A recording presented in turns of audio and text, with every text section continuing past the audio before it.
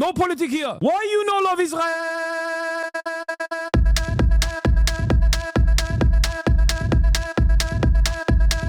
Oh, you hate it?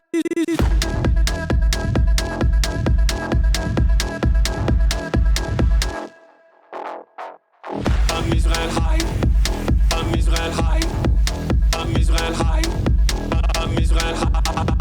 I'm Israel high. I'm Israel high. I'm Israel high. I'm Israel high. You have forgotten to say I'm Israel high? Do you love Israel? You must love Hamas. You are Hamas. I'm Israel high. I'm Israel high. I'm Israel high. I'm Israel high. I'm Israel high. I'm Israel high. I'm Israel high. I'm Israel high. Oh, Israel not number one for you. Oh, anti-Semitism. Israel, small nation. Israel, tiny nation surrounded by scary Muslims. Ah, you are anti-Semitism. You are Hamas. You are Hamas. No politics here. Say Israel number one. Tweet Israel number one. Nobody be here. Nobody be here. Nobody be here. Nobody be here. Nobody be here. What's going on, everybody? I hope everyone's having a fantastic evening, afternoon, pre-noon, no matter where you are in the world. I'm Hasan Piker, and this is HasanAbi Broadcast coming to you live from stolen land here in otherwise sunny but currently gloomy Los Angeles, California, in the United States of America, also known as Turtle Island. We're live and alive, and I hope all the boys, girls, and Emmys are having a fantastic one because today's a beautiful day. Today's a wonderful day. Today is a very special day, and I'm actually feeling in a very special way. You might be wondering why I'm feeling in a very special way. Is it because perhaps I actually got a pretty good lift in? Upper body push day, you know, got some dumbbells off my chest. Is that the reason why I'm in a pretty good mood? Maybe. That's part of the reason why I'm in a pretty good mood, obviously. Or is it because it's, 63 degrees and mostly cloudy? Obviously not. Is it because, first workout of the year, no haircut yet? Obviously, I'm going to be doing that tomorrow. Is that the reason why I'm in a pretty good mood? No, those are not the reasons, even though there are some good reasons in there. But you already know why I'm in a pretty good mood, because today is the first of a very special day of the week that we celebrate all the time. That's right, it's Friday. The first of the year, as a matter of fact. Friday, Ladies and gentlemen, boys, girls, and MBs, it's Friday. Sunday, It's Mufasa Friday. It's Fucker Fans Mom Friday. It's Friday. It's Friday. It's Fry Slay. You already know what it is, ladies and gentlemen, boys, girls, and MBs. We're going to be having immaculate vibes, regardless of what people say, 'cause it's Friday. And we're live. We're alive.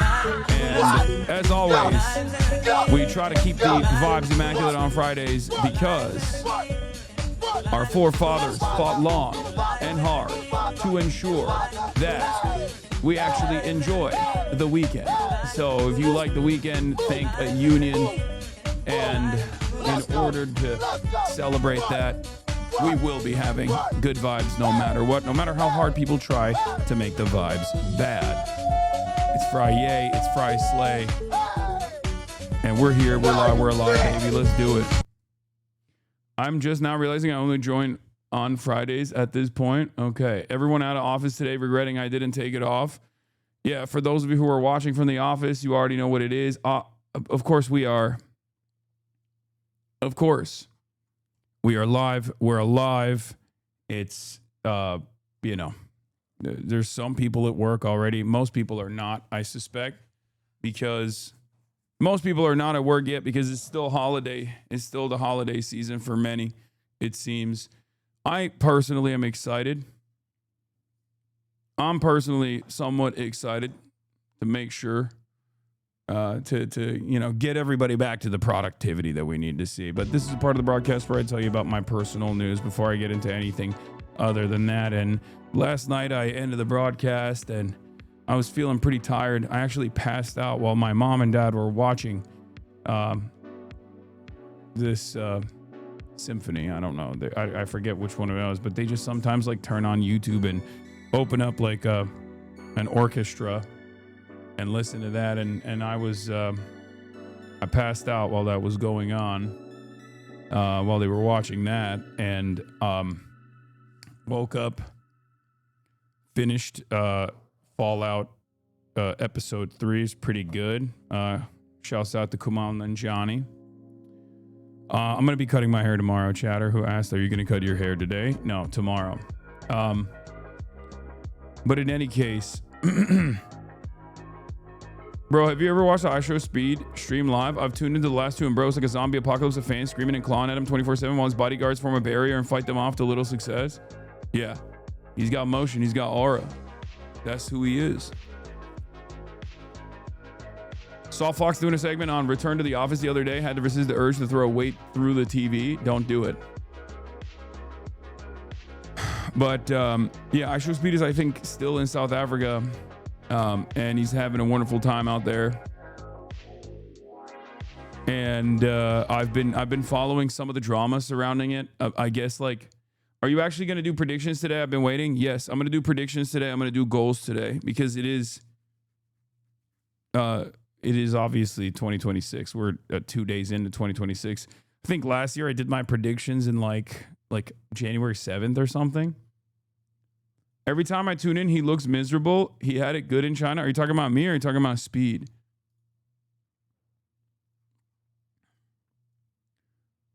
But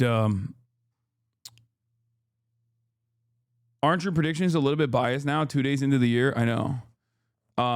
One of the things that I will be doing for sure is OK Buddy. Okay, this is a promise that I'm making. I did not look at OK Buddy one time last year, and I will be looking at OK Buddy this year. Okay, we're done. We're done. We're done with that.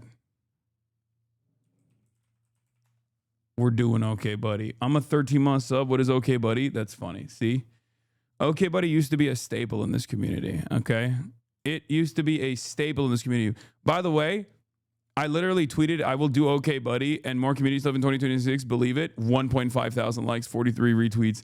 I'm going to keep it $150. Nobody, this community is also not invested in it.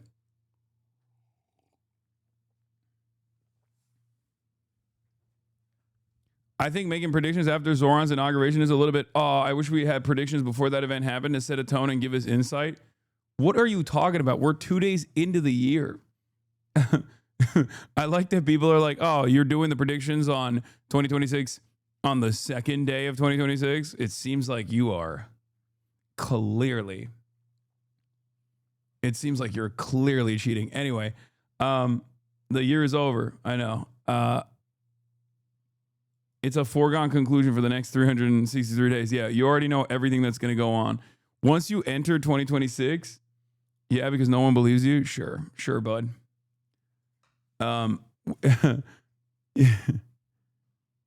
Basing community engagement via Nazi site. True. Can you give us a prediction on which politician you think is going to kick the bucket? I can't. Those are notoriously my bad predictions.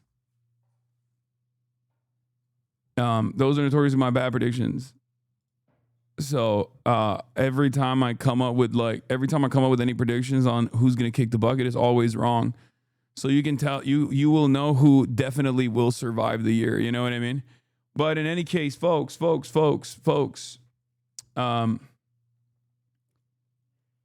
in-game betting has been suspended. What do you mean?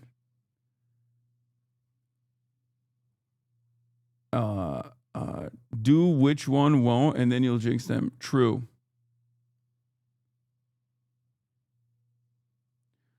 This is your fault. You spent 2 years saying you're going to do more community shit, didn't do more community shit. Now you have shitters screaming at you. If you take 2 seconds off politics to cover some side shit on Twitter, you made this bed. OK Buddy died because of you. It's true. I take ownership over that. Okay? That's true. It's my fault, and I'm going to fix it. Slowly but surely, baby. There'll be some growing pains, but we'll do it regardless.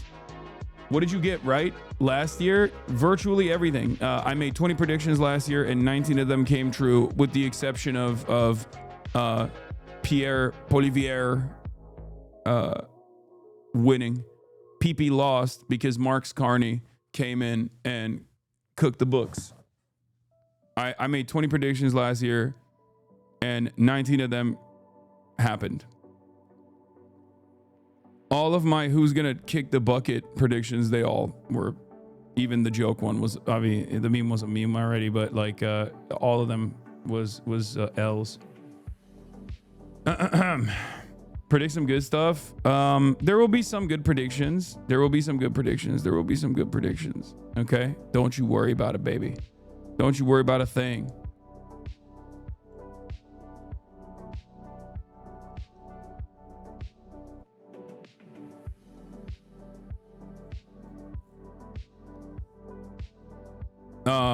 Okay.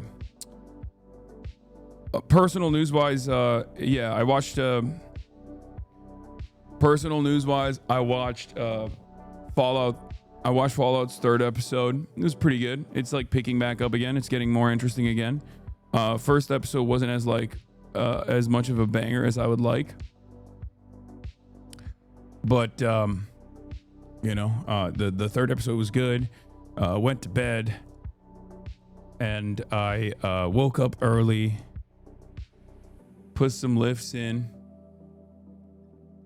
got some freaking lifts in, feeling pretty good, ready to go, ready to storm the town, you know? You already know, but please watch Jujutsu Kaisen. I already have watched Jujutsu Kaisen. I'm rewatching Jujutsu Kaisen right now, as a matter of fact. Did you say you wet the bed? No.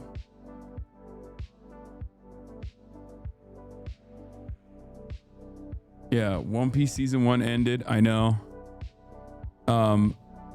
Please watch Culinary Class Wars. I want to watch Battle Royale. I want to watch like Motorcycle Diaries. There's like a bunch of movies that I want to watch, but I can't get myself to even watch them. I don't know. I don't know what it is. Maybe please watch Chainsaw Man. Chatters, you are asking me to watch shit that I have already watched, okay?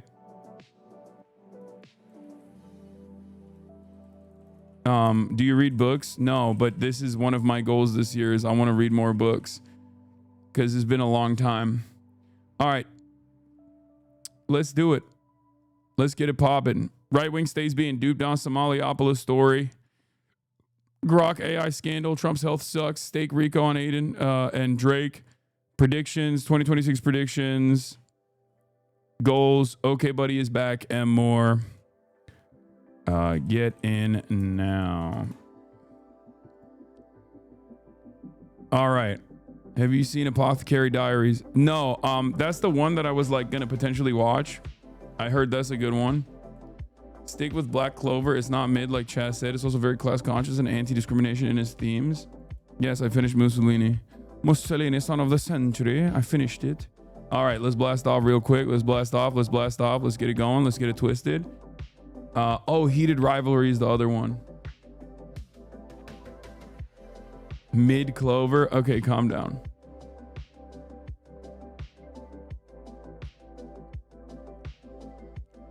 I want to watch the Chinese show that Xi Jinping brought up, Nasia, which apparently is like anti-American or something, and people were complaining about it. I don't know. The second one came out this year. There's a movie. Is it Nasia? Is that how you say it? Nasia and Nasia 2.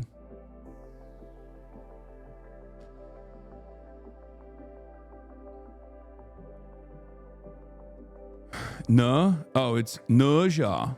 Nasia. Nasia and Nasia 2. The sad truth about Black Clover, you have to make it to episode 49 and it becomes the greatest anime of all time. Good to know.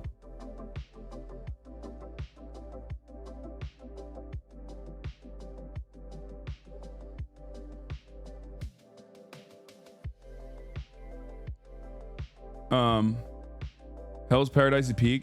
I like that so many people, whenever I talk about like being in a show hole, everyone will spam, just like I'm spamming the Twitter link right now to get the people, get the ball rolling, get the people to know that we are live, we're alive, and to welcome everybody.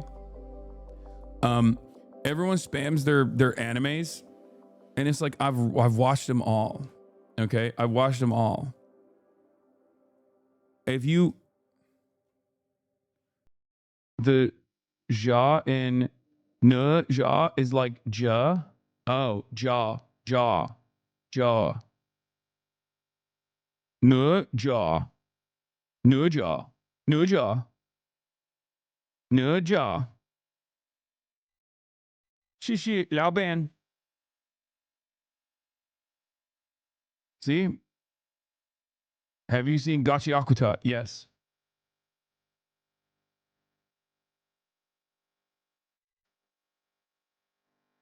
Are you a Mau Mau fan? Apothecary Diaries is awesome. I've heard good things about Apothecary Diaries. It's just like when the main character is like a little girl, I just can't get into it, you know?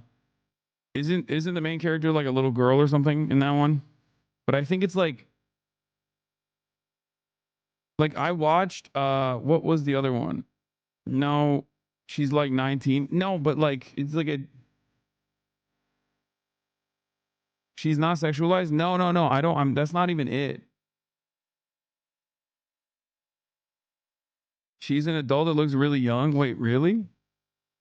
This is why people say you're anti-women? I mean, I can watch compelling works of art that feature strong female leads, okay? Or even annoying female leads, like Pluribus, okay? Like, don't come at me like that.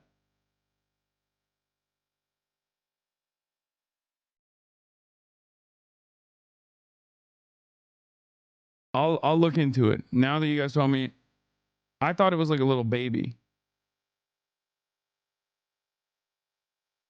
That's why I wasn't invested in it from afar. Because like, I think you guys will all admit. Look, I even as someone who is like an open anime fan and has watched a fuck ton of anime, I think you guys can admit that like there are some that you look at from afar and you're like, this, the naming convention of this show is so busted. I'm never gonna watch it. Or sometimes you look at like the first image that pops up on Crunchyroll and you're like, this is not for me. And with Apothecary Diaries, the first thing that popped up is like that, like she looks like a little girl, right? So I was just like, I don't really know. Like it's this, you know? So for me, it's like how compelling can this be? The naming convention is fine, but the main character, I was just like, I don't know. But I'll give it a shot. The other one that has like the most busted naming convention is like the slime one. That's like one of the most popular animes on Crunchyroll all the time. Is like the Slime Diaries. That time I got reincarnated as a slime. Like, I will never watch that. Okay? I will never watch, because like the name of it is so crazy. Tensei Shitara Suraimu Datta Ken. That time I got reincarnated as a slime. It's actually super political and it's actually super good. Sure. Comparing slime to Apothecary Diaries is so criminal, dude. I'm just saying. I'm saying that there are some animes that the names are so insane that I will just never watch them. And people are saying that's just how isekai are. You know?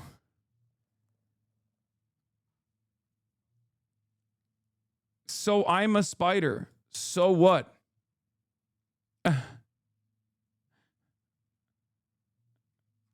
Like, that's insane. That's an insane name. Okay? What the hell does that even mean? Code Gay Ass is peak. If you're into anti-imperialist anime, yes. Code Gay Ass is a banger. Absolutely. Stop being so closed-minded. Sorry. I'm gonna continue being closed-minded about this in 2026. That's gonna be one of those things that I'm closed-minded on. Vending machine reincarnation anime 2 shit's wild. What does that even... Sometimes I can't tell if you guys are making it up or if that's real, okay? Sometimes I can't tell if you're... Sometimes I can't tell if you're just like joking and you made that up or if that's like a real anime name. But honestly, because anime names are so crazy, I believe it. You could... You could make up one of the most insane things anyone has ever heard. Like string the most insane sequence of words together and be like, this is an anime, and I would most likely believe it. Like, what? My little sister can't be this cute is pretty political? Yeah, what? What's the policy that it's talking about? Age of consent and incest? Ethical incest? From Old Country Bumpkin to Master Swordsman. There's another one that was like, that's what is it? It's like, obviously, as an assassin, my skills are far superior to the swordsman. That's literally the name of an anime, something like that. I'm paraphrasing it. But like, what happened? Did you run out of names? Just name it normal.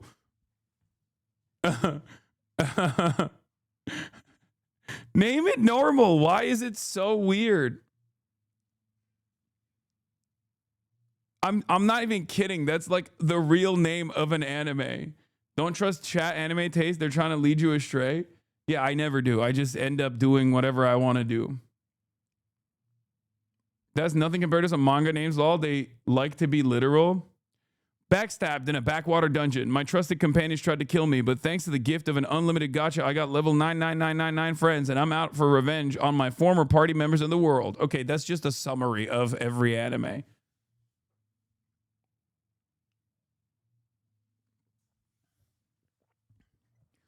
There's also like the what do you call it? You watch Blue Eye Samurai, right? Yeah, Blue Eye Samurai was incredible. There's also another thing. What was I gonna say? There's Monster, the anime is a must-watch, all-time classic. My friend has been trying to get me to read this manga titled "The Boy I Had a Crush On Was Not Actually a Boy at All." Wait, that thing I just read is a real title?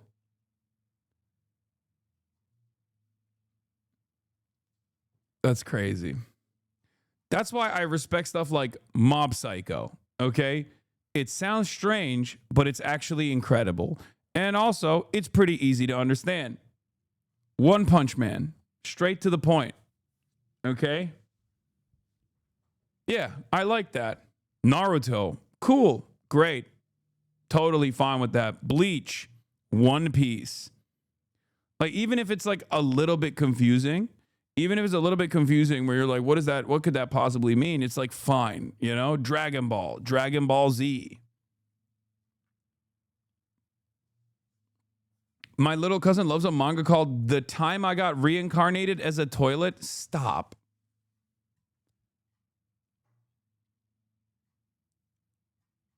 The Time I Got Reincarnated as a toilet. No, I'm looking that up. There's no shot that's real. Get the frick out of here. Come on, dude. That Time I Got Reincarnated. No, as a slime is the one. That Time I Got Reincarnated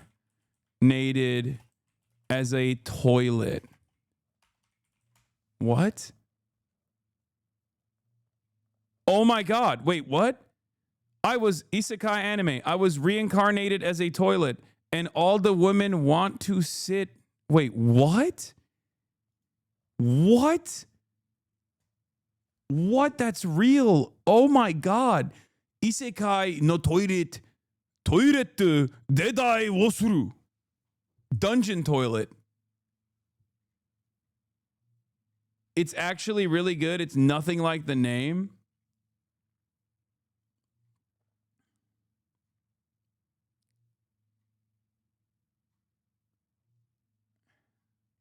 Bro, we will never be, I wanted to say, we will never be forgiven for the crimes that we've done to the Japanese.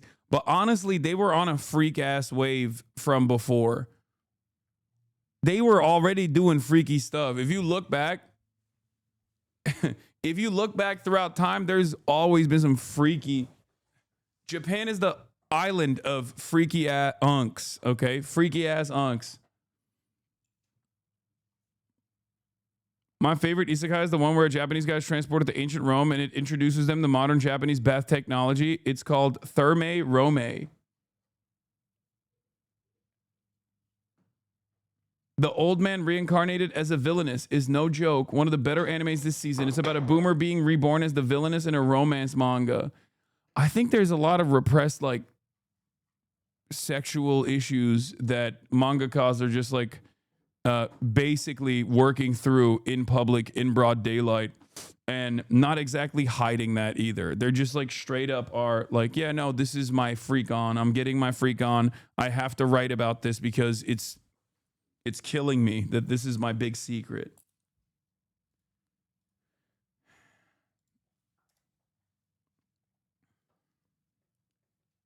It's pretty crazy. Have you watched Ligma? Okay, good one, dude. What's Ligma? In 2026, you're still doing Ligma jokes. Come on. Gachi Akuta is amazing. Yeah. Gachi Akuta is cool. I like it. I'm watching it. It's very well drawn. But there's something about Gachi Akuta that like frustrates me because it just, the anime, the way that they've drawn it, it looks like it smells bad all the time. Do you guys also feel the same way? Whenever I'm watching Gachi Akuta, I feel like it's just like the world smells so bad. Cause it's like, it's all trash. It's like trash world. And that's the whole point. And I get it. But like, while I'm watching the anime, I still feel, I approved all the Okay Buddy posts. There were like 3 that weren't.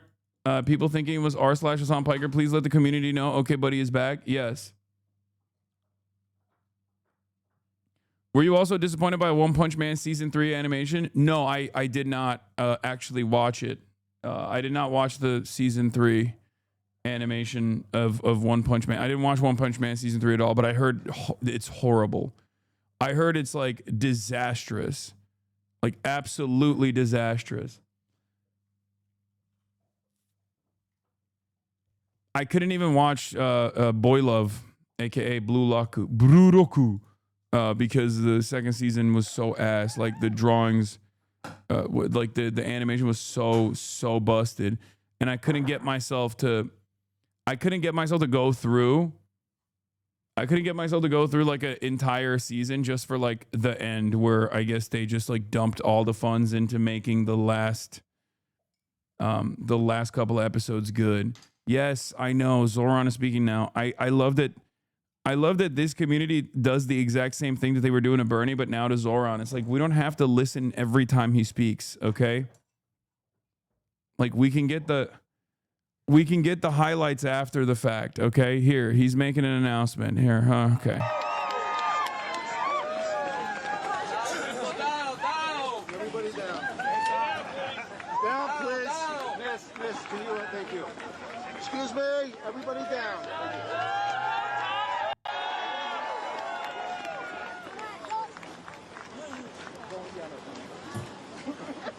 I can already tell people are going to be really parasocial with Zoran for like the first half of the year, and then the second half of the year they're going to turn on him dramatically. They're going to hate on him because he's going to do a bunch of things that, you know, politicians do, where he will disappoint you, and then you will lose your mind over it. Phones down. Okay. Is everybody good with the shot? No. Yes? We can't stand up because they're Good by the press? Is Joe Anuda sitting on the floor somewhere? No? My goodness. Oh, that's a HasanAbi head. Stills, please. That's Okay. New York. That's New York City Good DSA. afternoon, everyone. I met her. I met her at the Zoran after party. She's one of the team leads.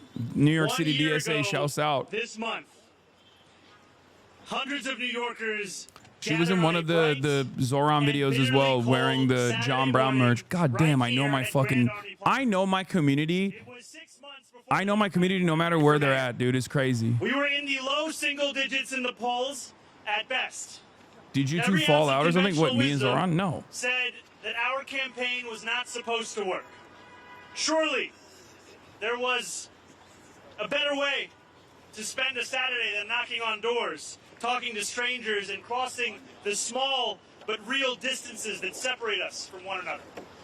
And yet, New Yorkers showed up at a moment when so many people feel isolated from one another and distant from a political system Zoran and that can Hasan feel have grown apart, closed chatter. or unresponsive. No. They made a deliberate Wait, are you choice mad at him? What is not happening? to be bystanders, but to become participants. You guys need to stop being Their own babies. politics and their own vision for New York City being the driving force behind what they were going to do. Stop And that meant trolling. knocking on doors of people who lived just blocks away but whom they had never met. It meant asking questions instead of assuming answers. It meant listening instead of lecturing, finding common ground. And that experience taught us something simple and profound. Democracy works best when people are not treated as an audience, but as an active part of it. Governing demands the same. That is why we are here today. We are gathered at Grand Army Plaza, surrounded by powerful symbols of public life.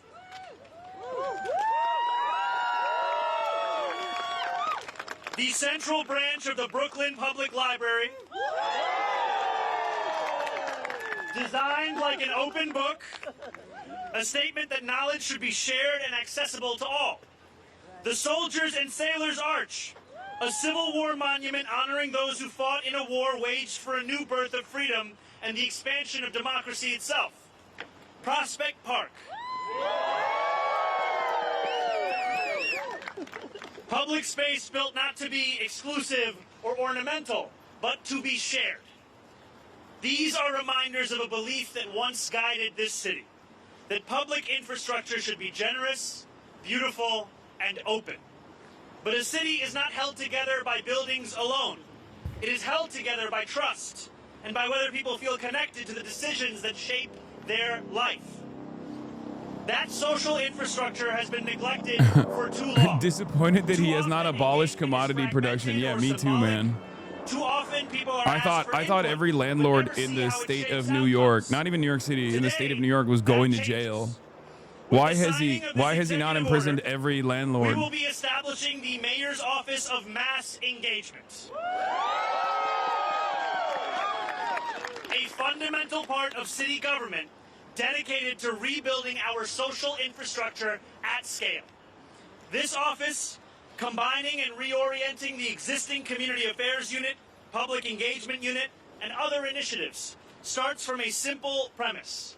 Working New Yorkers Yeah, the know mass line. what He's they doing a mass need line. He's to a thrive. Maoist. He's a Our job Maoist. is We to knew make it sure already. government listens, Zoran consistently Maudani. and with real consequence. Zoran The Office of Mass Maudani. Engagement will organize participation across this city, proactively reach those that have been excluded, and ensure that public feedback is embedded directly into how we design policies, deliver services, and make decisions. And to lead this work, I am proud to announce that Tasha Van Auken will serve as I am commissioner. Zoran's Lin Biao, okay? Eventually I will betray him and die in a mysterious plane incident. Since President Obama's first campaign Eventually I will betray him and die in a mysterious plane incident, and Tasha I has will be spent struck more from than a all the decade records, organizing at despite scale, my unlimited developing support and leadership, unconditional building loyalty trust, to the and helping great working people chairman. turn priorities into action. On our campaign, she mobilized more than 100,000 volunteers who knocked on more than 3 million When is he hunting down the renegade Kumatang? It's coming. Kumatang. It's coming. He's doing it with this guy. Not just to win an election, but to build leadership and a real sense of community. Dude, I did across see the Walton city. the Goat Goggins there. also It spent made many me years so working in the happy. Blue Man Group, This made me so which happy. means My she goat was at the brings New both York organizing inauguration. discipline It's and so an sick. unusual tolerance for chaos. Big Walt. The Office of Mass Engagement reflects how we intend to govern, with humility, openness, and a firm belief that democracy is strongest when it belongs to the people, not just in theory, but in practice.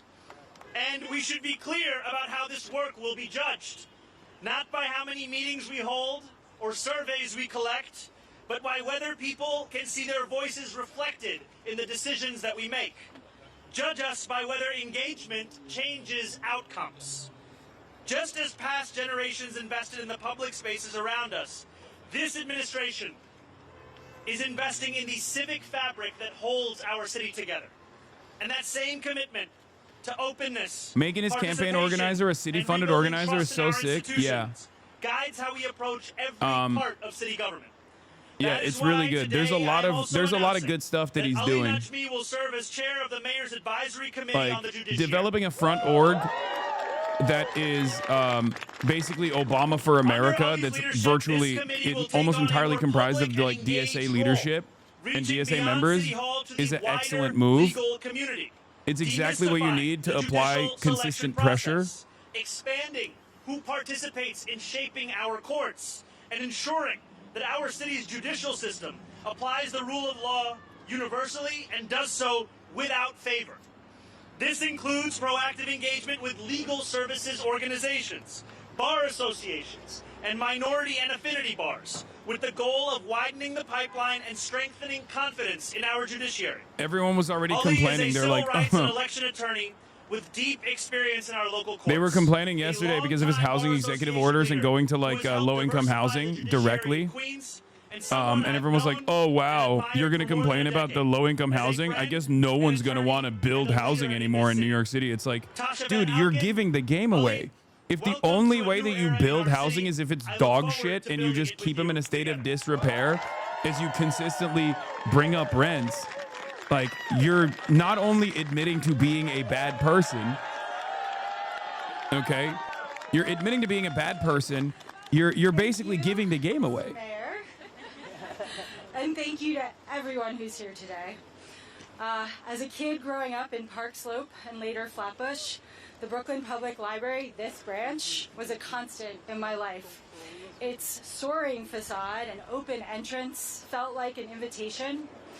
Yeah, yesterday's speech when he was talking about, for the record, yesterday, one of the main lines that he had that I personally obviously loved, I think Zoran's speechwriter is the GOAT. I've talked about him before. He does a really good job of voicing a lot of values in a way that is like endlessly palatable. But one of the lines that he had from yesterday's speech that people really freaked out over was when he said that we will get the tender, warm embrace of no longer will we abide by rugged individualism, and we will look for the warm embrace of collectivism. And everybody lost their minds over it. Do we have a link to that moment? Because that was like basically the entirety of like liberals and Republicans alike. It was very interesting to see not just the Republicans. Not just the Republicans. And by the way, this is a bar. Existed as distinct from one another. We will draw this city closer together. We will replace the frigidity of rugged individualism with the warmth of collectivism. So Republicans heard that and were like, oh my God, they're going to assassinate. It's the Cultural Revolution. They're going to assassinate every landlord, all this stuff, right? And it's really funny how it's really interesting and really funny to see how these guys react to statements like this, right? Liberals were also freaking out over this as well. They were genuinely losing their minds. Sean McCarthy had a really decent take on this. He said he's quite clever in that he clearly knew using the term collectivism would cause the sort of hysterical meltdown we've seen. One of the few people who learned real lessons from Trump. Make the other side overreact and you look unhinged. And you see that from like the Fox News audience. David Sachs, how many people have died because of collectivist political experiments? List them. At Grok. The warmth you feel is the city's hand in your pocket. Probably sounded better in Russian. Here's what the difference between those two look like. North Korea, South Korea. Like, dude, okay, China is right there.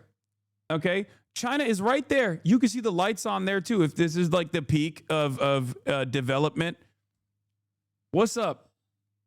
You gotta cut China out of the picture, okay? If you want to make this argument, right? Lights versus no lights. Checkmate, atheists. It's also one of those things that I always find so stupid because a lot of these guys love Japan, right? And for all of its faults and failures, it's xenophobic, it's hyper-capitalist, dystopian, all this stuff. The only thing that has kept Japanese society together, in spite of it basically being a fleshlight for an island specifically designed for American interests, an island that actually was a major economic force in the world until America decided to shut off the faucet with the Plaza Accords and directly stagnate their economy deliberately. The only reason why Japan has survived through all of the ups and downs is because of their collectivist principles, in spite of being a capitalist dystopia. Okay? So if you like Japan, if you are one of those guys that's like, Pog, Japan, I love Japan, Japan is so sick, even though they are a somewhat socially conservative country in many respects, but then also very socially liberal in others. It's very strange. It's not the same, right? Even though they have a horrible work culture and whatnot, they do have long-standing collectivist principles in Japan that have made the society work in spite of capitalism to a certain degree. So I know that people like to say, well, we like Japan because it's like right wing, it's xenophobic, it's they don't let any migrants in or whatever, and it's like, yeah, it's true. That's why they're dying. That's why they are. It's an entire country that is currently committing suicide. A lot of these, like, I am not Mr. Cultural forces determine the outcome of countries. I obviously am a materialist, a rugged materialist, maybe even a vulgar materialist. Having said that, however, a lot of Asian countries do have long-standing values surrounding collectivism, and they have played a role in at least giving a lifeline over and over again to these countries, in spite of the hyper-capitalist dystopias that they've become. Okay. South Korea, kind of Japan without the collectivism? No, South Korea has a lot of collectivist elements as well. I mean, many of these countries have for thousands of years been impacted by, what I would say is Chinese values, and not just Chinese values, but yeah, Confucianism and its influence. And it's definitely one aspect of it. Hyper meritocratic. That's definitely ingrained Confucianist principles, right?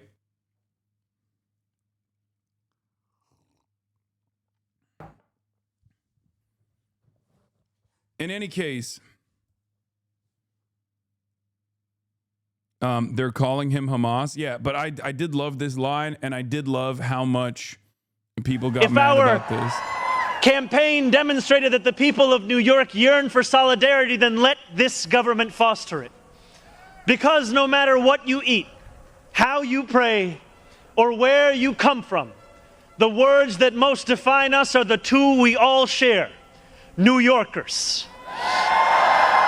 Long these. Anyway.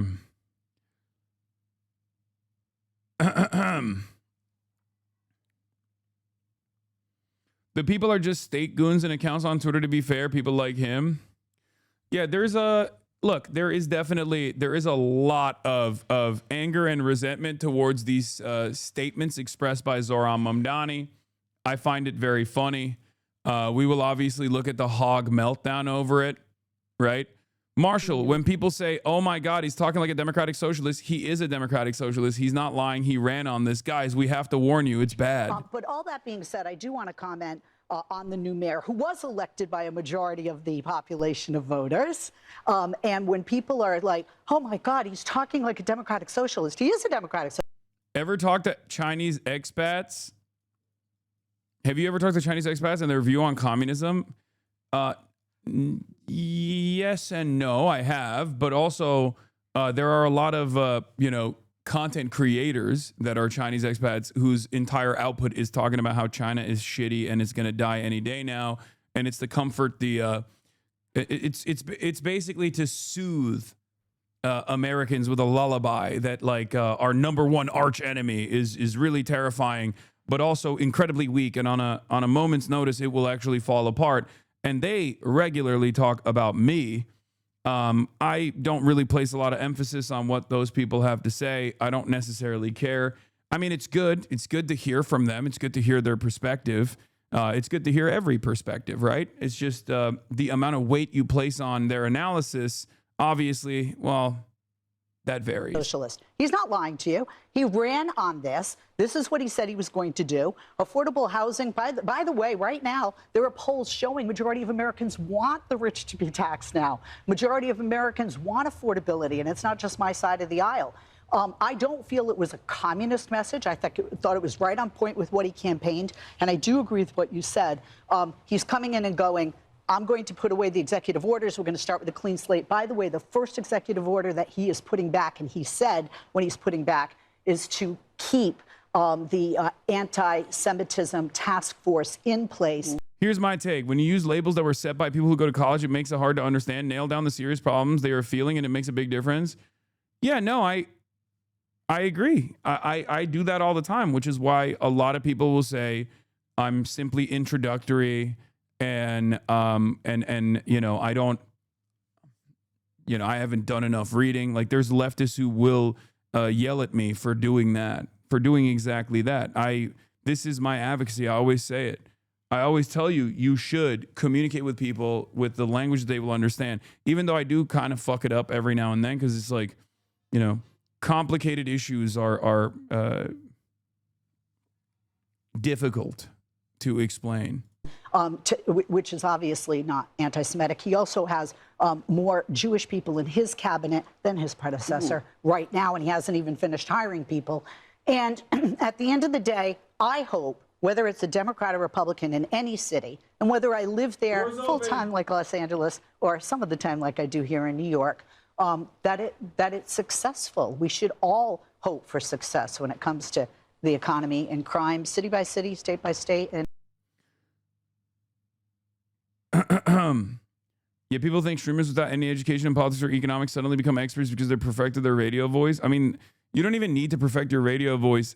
Look, it's not a secret that if you want to sell, you got to sell the dumbest audience possible. It's not a secret that the dumbest audience possible oftentimes is on the right. Okay? So you don't really need to do a lot of reading or a lot of learning or a lot of thinking, for that matter, to be able to sell effectively to the right. Okay? That's just how it is. And I mean, obviously, you basically saw a version of that coming into 2026.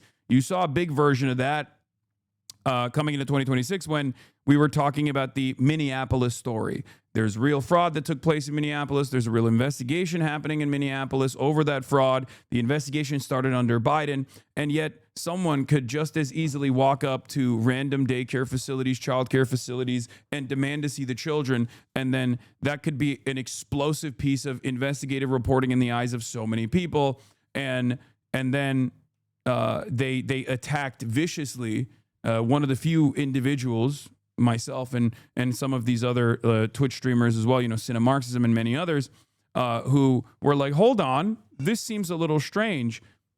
And unfortunately, I think that was a great example, because like now that there is more and more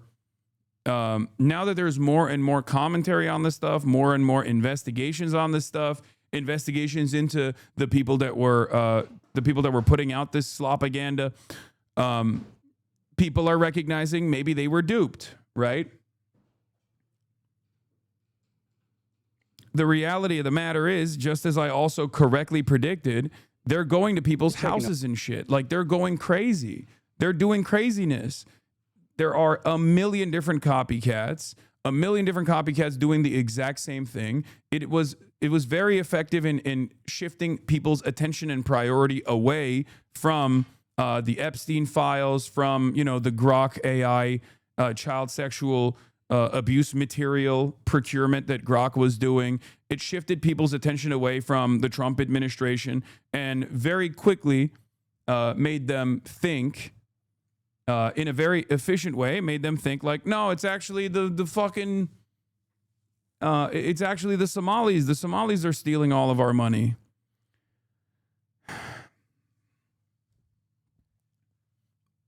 And like I said, there are copycats. There are people that are rolling around town now in different parts of the country, looking for childcare facilities to storm with a camera and make claims about how the they need to see the children inside. Otherwise, there's fraud happening. And it's perverse. It's perverted. It's Pizzagate, but now mainstream, right? Because we're now realizing that if there are no adults that say, hey, let's not do this Pizzagate stuff, this is getting out of hand on the Republican side, and instead people are actually promoting it and they're giving it permission, more and more people do it. Okay, more and more people do it. More and more people will engage with it because everyone wants to fucking farm clout at the end of the day too. And none of this is helpful. It's pretty awful. And ironically enough, not only is it not helpful, but it also has allowed the administration to turn around and shut off the money, shut off the funding for all child care facilities all around the country. That's ridiculous. That's insane. But it was a goal that the super wealthy had for a very long time. It's a goal that the Republicans have for a very long time, and they were able to advance it because they're very sinister. If your goal is to cut welfare, if your goal is to gut the welfare structure and cut subsidies in general, right? New York Times did a report on the fraud in Minnesota several months ago, though, so there is fraud happening. Yes, no one said that there is no fraud happening in Minneapolis, chatter. There's fraud happening all around the country and certainly in Minneapolis as well. But the only reason why we knew that there was fraud happening in Minneapolis is because enough people complained about it. An investigation was launched. The Department of Justice conducted an investigation that actually yielded arrests, okay? Convictions. Do you not understand that there's a difference between there is fraud happening here versus I'm assuming that this entire ethnic group is responsible for the fraud, so I'm going to assume that every single business is actually secretly a front for this ethnic group that I want to vilify. It's the difference between looking at the Epstein case as a hyper-specific, isolated incident where someone who is potentially working with both the CIA and the Mossad has successfully been able to create a sex trafficking, like a minor sex trafficking operation in an effort to blackmail a lot of our elites and cut deals for both Israel and the United States of America, and traffic weapons and stuff. And then looking at that and going, well, Jeffrey Epstein is Jewish, so all Jews are doing this. This is like, a Jewish thing. And then going around town to synagogues and demanding to see the children inside, which some people did do, right? But we understand that that is deeply anti-Semitic and insane. The difference in this situation, however, is that there is still institutional pushback and institutional stigma around anti-Semitism. There is no institutional pushback or institutional stigma around Islamophobia or even around hating a minority group that is like an appropriate vector for hate in the eyes of this administration. Somalis, both being black and also Muslim from an African nation, makes them perfect targets for this administration's anxieties and this administration's anger, right? That's the reason why you can't get away with doing the same type of content, but in an anti-Semitic way. Although anti-Semitism has grown as well. Frame for Republican audience is better. It's like discovering that one homeschool is resulting in child abuse, so going to every homeschooler and demanding to see the kids because they're all abusing kids. It's so frustrating that the eye of the public is so, well, homeschooling is already, that is a relatively harmful process, whereas daycare facilities are not, right?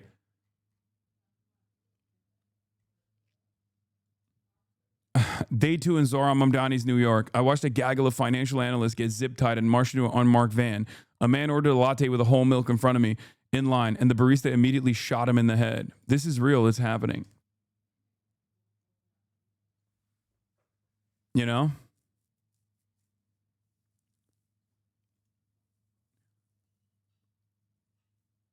Also, Senator- Zoran Mamdani did say that he was elected as a Democratic Socialist and he will govern as a Democratic Socialist, which was awesome to hear once again. Now, of course, in that process, there are some things that he did, like, turning around and undoing all of the executive orders that the previous mayoralty had implemented, Eric Adams's previous executive orders. That was obviously a big deal. And, many of that was good. There's obviously criticism surrounding one of the things that he also signed into law. I think it was like, no protests around like synagogues or something, or around places of worship. I don't think that's going to actually stop people from protesting outside of a synagogue if there's like illegal land sales taking place there. I think it's absolutely ridiculous, and it will be a big test for the Zoran administration if they actually follow through on that. That would be very silly.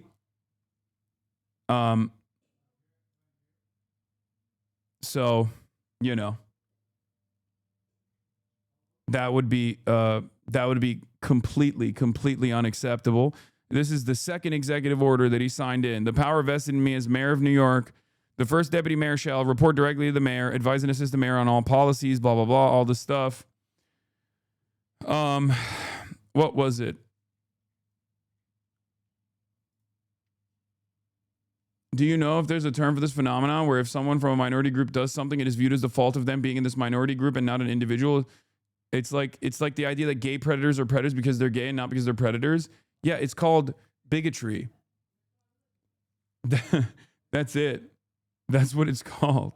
Yeah, assuming every black person is aggressive, violent, and more likely to do crimes because you saw a black person do a crime, that's bigotry. It's a silly, stupid, and sometimes dangerous way of thinking, right? That's what it is. It's called being prejudiced and being hateful. Unfortunately for all of us, there are a lot of people who operate like that. And the less there is interest in developing a better understanding of the world, the less there is, the less people want to think about things thoroughly, the worse people get. Anyway, from Mamdani's second executive order, police commissioner will direct establishment of appropriate limitations on protest activities outside of houses of worship during non-religious activities to protect the speech and assembly rights of community members who make the use of houses of worship. So it's a review, not a ban, is what Alex Kane is saying from Jewish Currents. This is a directive for the law department and the NYPD to review policies around protests outside of religious spaces. It doesn't do anything to actually restrict protests, at least not yet. And I would be surprised if the review did, given case law on this. In Ann Arbor, Michigan, there is a long weekly protest outside of Shabbat services. The protesters were sued. A judge dismissed the lawsuit. The Sixth Circuit agreed with the ACLU position that such protests were protected speech. The FACE Act, which the Trump administration is utilizing to sue protesters outside of a synagogue in New Jersey that was selling Israeli homes, including in settlements, does prohibit harassment or obstruction of houses of worship. But protest isn't necessarily harassment. So, are you going to address the protests in Iran, or are we not innocent enough for you? Wait, what? Innocent enough? The fuck? I'm going to get to it. I don't know why I just started, chatter. It's been an hour. We will get to Iran as well. Okay? Can you calm down? So, like I said, there is criticism directed at Zoran over this, but I think it's we shall see. I would be very surprised if he was if Zoran was like, yeah, you guys can't actually protest outside of synagogues or temples or places of worship where they're like illegally selling stolen land. That is not going to happen, I don't think. And, check back with me when it's potentially implemented. Even if it is implemented, I highly doubt that it will lead to real prosecutions, because I think people will destroy Zoran Mamdani. Like his own supporters will lose their fucking minds over it. Jasper Nathaniel says, I am disappointed by this, even though it's just a review for now, and fully let down by him keeping Tish. But it seems insane to act as if Mamdani has already been compromised because he's doing politics. It's our job to keep pushing him. Yeah, I think we should. Why would that be surprising? He already condemned the protest several times. Because I'll tell you why that's surprising. Because he has protested in the exact same way for a lot longer than he has been running for mayor or has become mayor of New York. That's the reason why it's surprising. I think it's good to have a little bit of confidence in people when they've spent a good deal of time doing something, right? If they actually turn around and drop all of that, I'll be there with you. I'll be by your side. Of course, I will be the first to fucking condemn this shit. But you have to wait, you know? And you shouldn't stop applying pressure, but you should think critically. That's it. That's it.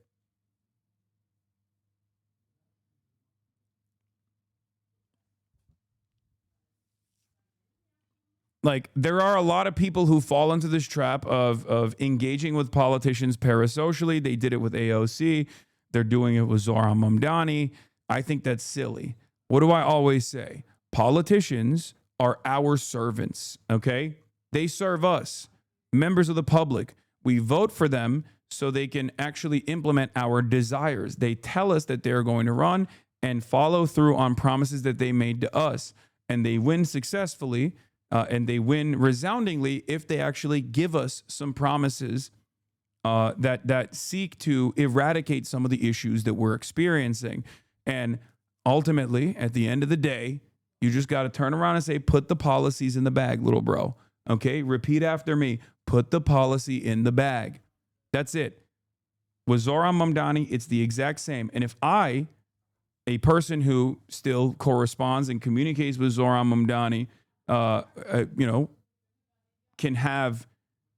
can place myself outside of like feeling some kind of parasocial friendship with him, then I think you guys can do that as well, especially considering that you're fucking looking at this from afar. All right?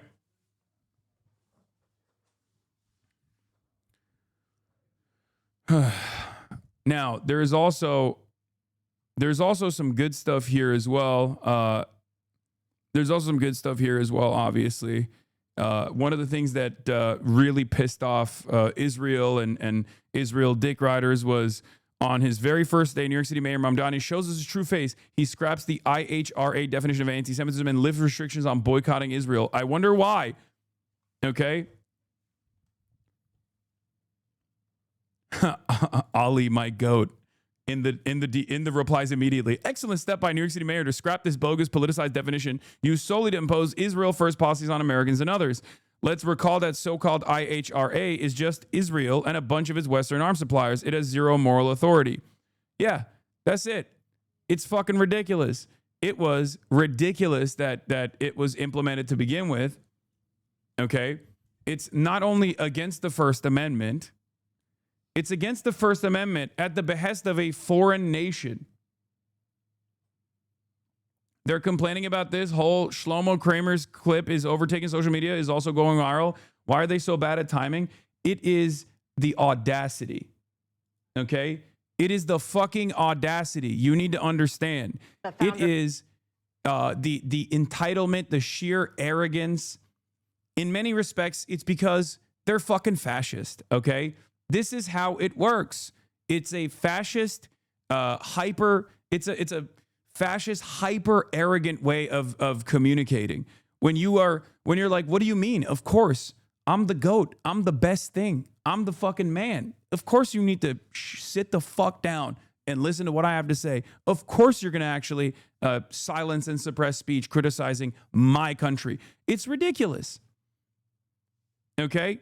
It's ridiculous. But for many people, I think, because of Holocaust education, because of the Nazis primarily targeting Jews, many people in the United States of America cannot comprehend that, like, someone can be Jewish and a fascist as well, okay? Someone can be a Jewish fascist, as a matter of fact, like a Jewish supremacist fascist as well, okay? This does not mean that all Jews are like this, of course. just as every white person is not a fucking card-carrying white supremacist Klans member. We have to understand anyone and everyone can be a fascist, and Zionism is an ethno-religious supremacist ideology. It is fascist, and that is precisely the reason why people can speak like this, and it shocks people's consciousness. Okay? Like, think about it. Look, every time someone here, I'll give it to you in terms that you can understand. Okay? If there were a bunch of, and there are some of these, the example I'm going to present to you kind of has already started. If instead of, Shlomo Kramer, you had Hank Patterson going on NBC as a high-profile Christian nationalist of a white background and saying, the anti-white sentiment needs to stop right now. The anti-Christian sentiment needs to stop right now. We are going to tackle the First Amendment to ensure that we preserve the First Amendment because we must preserve a future, a secure future for our white children. Okay? You'd understand it a little bit better, right? Hank Patterson running around talking about how white people are under attack. We must actually end or eradicate or significantly claw back First Amendment protections.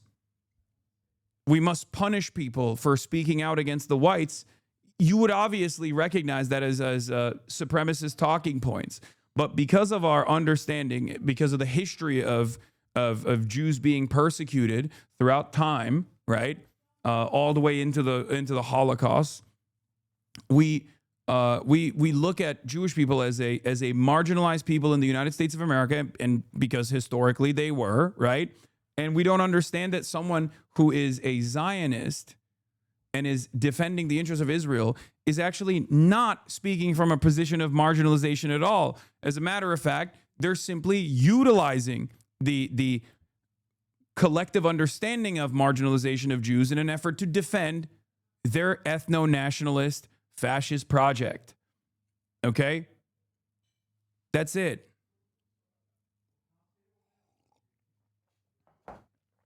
The Shlomo clip going around, X is shorter than the full clip with context. Brother, we watched the full clip with the context, for the record. We did. And the full clip with the context unironically does not make it better.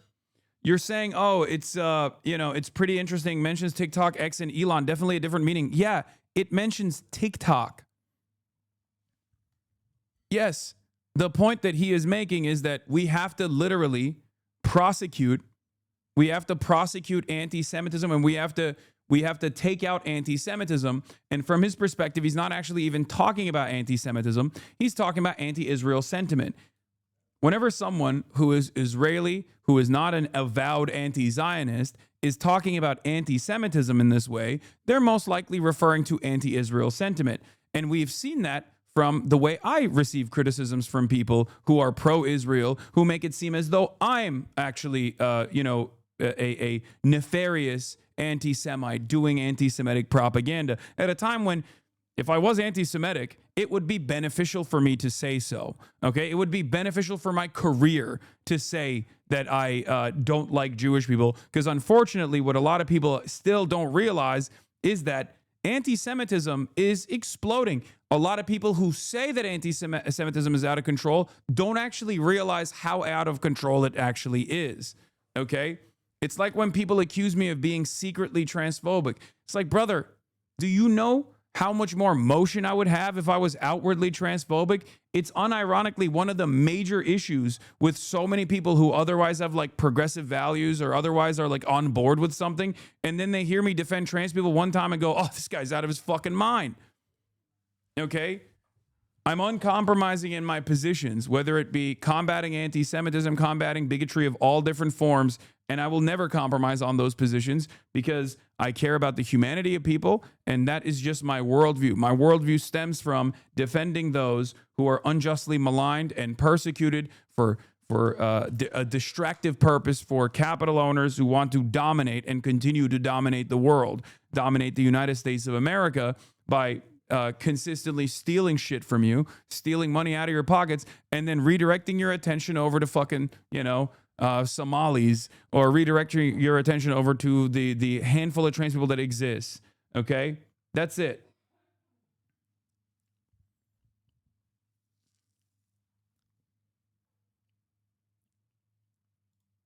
What is this? That's not exactly what people said. Also one of the founders of Checkpoint, another big cyber company. Shlomo, it's great to have you here. Welcome. Thank you for having me. How is AI, cyber warfare, shaping geopolitics right now? So AI is going to revolutionize cyber warfare, is revolutionizing cyber warfare from critical infrastructure to the fabric of society and politics and undermining it, giving unfair advantage to authoritarian governments against democratic countries, First Amendment type of... That's already happening? That's already happening. You're seeing the polarization in countries that allow for the First Amendment and protect it, which is great. And I know it's difficult to hear, but it's time to limit the First Amendment. Yeah, this is poison, brother. I mean, I'm serious. You say this with any accent, people are going to fucking freak out. You say this with, like I said, if it was Hank Patterson saying this shit to preserve the white ethnics, okay? To preserve the safety and security of white ethnics, Americans would fucking despise this still, okay? But when you say this with an Israeli accent, it literally makes people's ears perk up. They go, what? I'm sorry, what? This is like opening up a copy of I don't know, some kind of like David Duke pamphlet and being like, I am going to lean into this so aggressively. It's ridiculous. It's ridiculous. It's crazy. Like every day, I fucking try to explain to people that this is not, you know, the exploding anti-Semitic, the anti-Semitic theories about like how, you know, Jewish control takes place. Jewish control is happening in America, and they control the country, they control the world, they control global finance. Every day I have to fucking fight back against this stuff because it's not true, because it takes away from the actual villains. It takes away from how society actually operates, which is not at the behest of the international Jewry or whatever, but international capital, okay? But then guys like this come in. Guys like this come in and just like say shit like this, and it makes the job impossible. In order to protect... Yes, I did have this conversation yesterday. I'm just replaying it again because it's going super viral. Obviously, it's doing blockbuster numbers on fucking Twitter.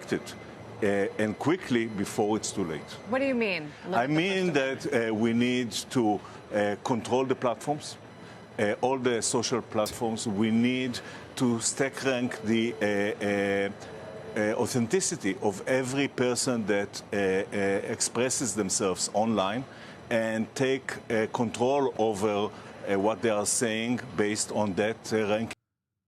Like, this is this negative Hasbro? Brother, everything that like pro-Israel people say is basically working against Israel's interests overall. It comes from a place of feeling like you are superior, because ultimately that's how fascism works, okay? That's how it works. That's it. Oh, we got to control people's voices. We have to target and tackle anti-Semites. First of all, there is an argument you could make, as wokes made for a very long time, about how in order to preserve the First Amendment, in order to have reasonable discourse, you have to have some safeguards. And we already have some safeguards that we all understand are harmful, right?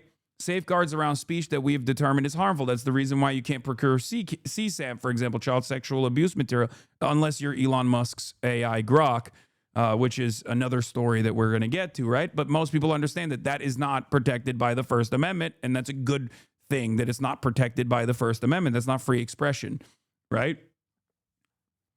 Unless you're Elon Musk's Grok AI. But once again, that's for we're going to talk about that in a little bit. But when you come in hot and talk about this specifically around like anti-Semitism, okay, and when people understand when you're saying anti-Semitism, you're actually talking about anti-Israel sentiment. Yeah, of course people are going to be like, what the fuck are you saying? The government should control the social media. Should do that. And we need to educate people against lies, and government need to develop cyber defense programs that are as sophisticated as the cyber attack. Today it's a 1 to 100 ratio. And really, government are not doing this today at any rate, and enterprises are left. I never got your point that if I was a bigot, I'd go full blast. It does speak to a popular environment, but not everyone operates that way. As some are a little bigoted, but not a binary.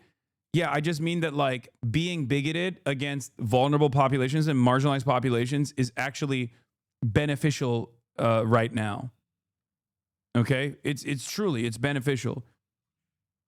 It is a much easier way to present your argument. Bigotry is an oversimplified argument. Okay, it's always an oversimplified argument. And especially in a country like the United States of America, it's an oversimplified argument that just works a lot better when you're trying to drive home a point. That's the reason why when you actually try to describe to people like the case of fraud taking place in Minneapolis, to go blah, blah, blah, boring. Talk to me about how you want to kill these how you want to kill these third worlders, right? These parasitic third worlders coming from Somalia. Like that's what they want to hear. That's all they want. They don't want to hear an argument broken down and explained step by step, right? They don't want to hear that underserved communities that have been historically marginalized and destroyed, that have no way out, are going to, of course, lead to a higher instance of crime or criminal activity. They want to hear you say black people are aggressive because it's their culture, or black people are aggressive and violent because they are inferior. And even if they don't say inferior race, they mean inferior race. But if they can't say inferior race, they'll say inferior culture, right? That's an infinitely easier argument to present. That's it.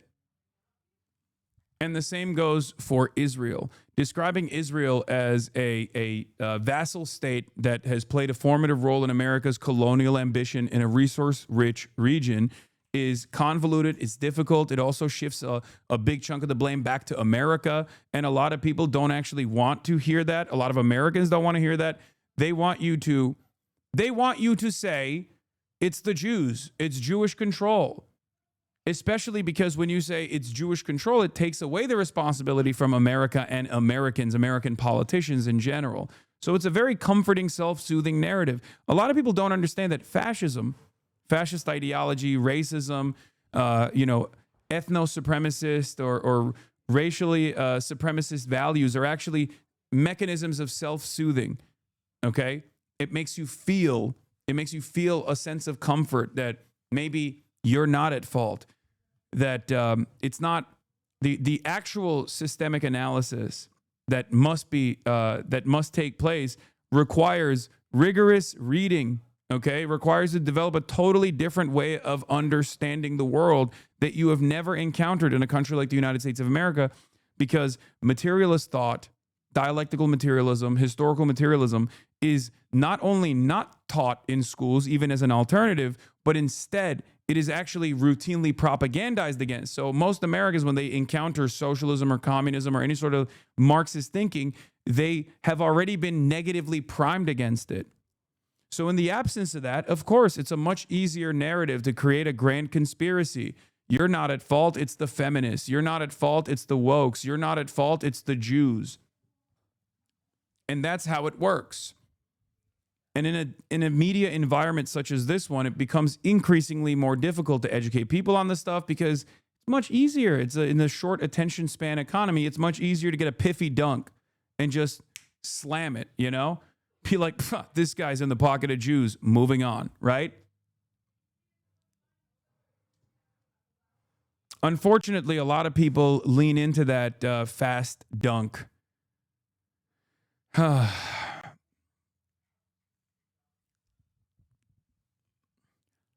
One of the things that I've also noticed, by the way, that I find very funny is first day out of the gates, I was talking about how the Islamophobia and the anti-Somali rhetoric obviously plays a big role in Hasbara, right?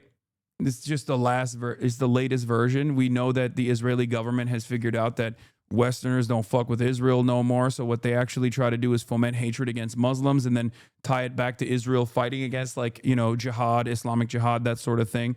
And when I brought that up, initially, a lot of my naysayers were like, oh, being anti-Semitic again. Oh, yeah, blaming the Jews, all this stuff, right? And yet, a couple days in, even Nick Fuentes and the like, because they are fucking grifters that are utterly devoid of even having an ideological backbone in this circumstance, Nick Fuentes and Sneeko and many others are now also taking that pivot and taking that position. It's just that the first couple of days, they were really fucking framing the, you know, all Somalis must be deported. 2 days in, though, now he's like, all the complaining about Somalians will result in nothing. No mass arrests, no deportations, nothing transformative. We all know that. This is more slop designed to rally the GOP base back to this failing joke of a government and pivot from shitting on Israel to Muslims. Huh. Interesting. The first couple of days, however, he was really fucking leaning into, like, this is Somali fraud. Somalis all need to be deported. He was leaning into the slop, the distractive slop. Çıkarıyor musun dışarıya? İyi ver, izin ver çıkarsın. You know? And now he's turning around and being like, actually, yeah, he did the same thing with Venezuela. He's stealing your talking points. I know. A lot of these guys do this shit. First, they get everything they can and frame. They get everything out of, like, initially leaning into the framing that's popular. And when that framing changes because people go, hold on, the fuck's going on here? This seems a little suspicious. They go, okay, you're right. You know, still fuck the Somalis, but also let's make note of the fact that this is obviously, you know, trying to shift our attention away from shitting on Israel to Muslims or whatever. I think Sneeko had something like that to say as well. Sneeko speaks on Nick Shirley being promoted by MAGA conservative influencers to replace Nick Fuentes. But do you understand? I did this. I talked about, without being a fucking Holocaust denier or without being anti-Semitic, I talked about all of this stuff. What happened when I did that? First day out, one of the things that I talked about was this. I was like, there is a very clear-cut goal here. There's a big agenda here, okay? Everybody fucking yelled. Everybody yelled. They were like, shut the fuck up, you woke bitch, all this stuff, right? Now they're all saying it too. And the difference is when you're right too early and you're basically alone out there and you're sticking your fucking neck out there, everyone is going to fucking dunk on you, even if they agree with you later down the line. This is something that I've experienced throughout my fucking career. Okay? You're a streamer. What impact could you have? I mean, the fucking YouTuber is the guy who had a tremendous impact, don't you think? But this is, again, the endless haranguing of correct takes coming from the left opens up an opportunity for people who are tackling this issue from the right, tackling this issue in an anti-Semitic manner, tackling this issue from a perspective that is like, yeah, we got to fucking, like, deport all the Somalians, but honestly, like, you know, we got to deport all the Jews too, like that sort of thing. That's the reason why when these guys do it, they get fucking 60,000 likes on Twitter. When leftists do it early and they're right from the start, everybody fucking harasses them and goes, shut the fuck up. Shut up, bitch. You're fucking stupid. You don't know what's going on. And honestly, because there is no interest, because everything is like slotted in, because everything is like heavily biased in this media environment, And basically, as long as you are part of the group that is advocating for whatever values you think you have, no one even turns around and goes, hey, man, you weren't saying that 2 days ago. What the fuck happened? You were really farming it. You were really leaning into it. You were really saying that, like, it's all Somalis. It's all Somalians, right? It was Somalians that are doing a tremendous amount of theft and whatnot. Why are you shifting back to this? Listen, now they're talking about daycares in Minnesota. And now this guy, Nick Shirley, I'm not too sure about him. I spoke to him before. Nick Shirley's doing this podcast tour with all the Zio MAGA conservative influencers. And he's being pushed really hard by Elon Musk. Well, how are they not waking up saying, Hasan was right, I should reflect on this? Because it's like Hasan was right, but not in the way they wanted. Too much well poisoning. If your primary, this is something that I don't do. Like the other day, I despise Destiny. I despise his politics. I think he's mostly spite-based, right? He's driven by spite. But when Destiny was yelling at Asmongold, because Asmongold was doing his, like, Somalians are fucking third worlders and parasitic or whatever, I gave him credit. When XQC actually came to the right conclusion that Nick Shirley's video did not have any journalism whatsoever, I gave him credit. Now, here's the thing. Other people don't do that. Other people usually don't fucking do that. And people in my audience actually get mad at me as well. They say, why are you giving him credit for, like, you know, the bare minimum? Because I think it's understandable to give people credit for doing the bare minimum if no one else is doing the fucking bare minimum, okay? You have to grade people on a curve always. Do you understand?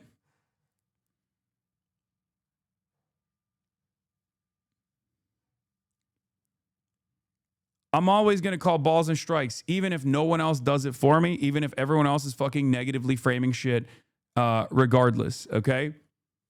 The Hasan sucks, but sometimes he has good takes, guys. They only take the words, not the person saying them. Exactly.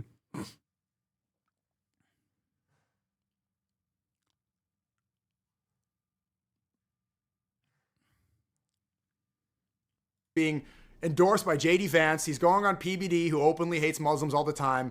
He's getting on Trump Jr.'s show, and Trump Jr. will be like, America first, but then also never talk about Israel or push to get the Epstein files released. It's a little bit strange, the push he's making.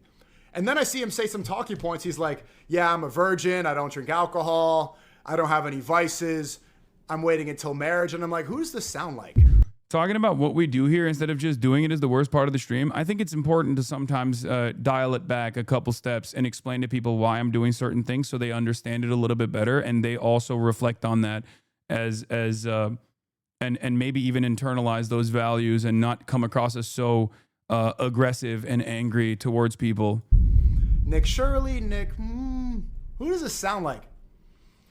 And I don't think this is true, but if they did want a replacement for somebody who is speaking about Israel and who's clearly challenging the GOP right now and wreaking havoc all over American politics, then they would need somebody who replaces him, the great replacement, a young white guy in his 20s who is aligned with the Peter Thiel. Yeah, he's Brylan Holland, okay? He's the new Brylan Holland. That's what it is. Remember after Charlie Kirk got fucking murked? After Charlie got kirked, the GOP tried to set up a new Mormon guy, Brylan Holland, or whatever the fuck his name is, and everyone was like, shut the fuck up, this sucks. We don't want this at all, right? And now they're looking for other people, and this is one of the other people, right? Cabal with the Zio Magatard group, the people who can talk about Muslims all day long and who are going to cry and scream and yell about Somalis, but when it comes to Epstein, they're fucking blind. It's strange. And so I do want to speak to Nick Shirley. I'll DM him. I think he follows me. I do want to bring him on stream and speak to him and see, I want to figure out what his intentions are and what's going on, or if they gave him, what conversation they had behind closed doors, because this push happened really quickly. He has the most viewed X video of all time. It has like 3 million views on YouTube, but it's the most viewed video ever on X. Some of that stuff seems strange. So I want to go figure this stuff out. And, just the point is, a lot of these guys lean into instead of developing their own worldview, which is hard and requires reading, right? A lot of these guys will lean into whatever is popping, okay? And then sometimes their true opinions come out, okay? Like with Sneeko. Sneeko obviously went into the right-wing grift pretty hard, red pill, all this stuff, even reverted to Islam. But I think the reversion to Islam was real. That was genuinely real. He like is actually following on this stuff, right? He's actually following through on this stuff. It's not just like made up or whatever. Look at this. Look. If you think Trump is a pedo, you're an idiot. If you think those files have something to do with Mossad Israel, then you're starting to think. Hasan is a pederast. Fuck him. Hasan is a pederast. Go fight Sam Hyde. I like that the person that you are a fan of is straight up a fucking pedophile. Like straight up. Like with proof. Like you're calling me a pederast, and the guy that you are championing is straightforwardly a pedophile. That's cool, man.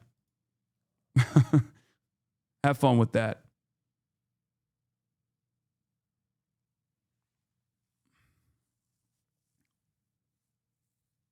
Yes, it's John Gacy, I know. Pederast means gay, not pedophile. I thought it was like a way to say gay pedophile. Am I wrong? I thought pederast was like a way to say like all gays are pedophiles or something. Am I wrong? Yeah.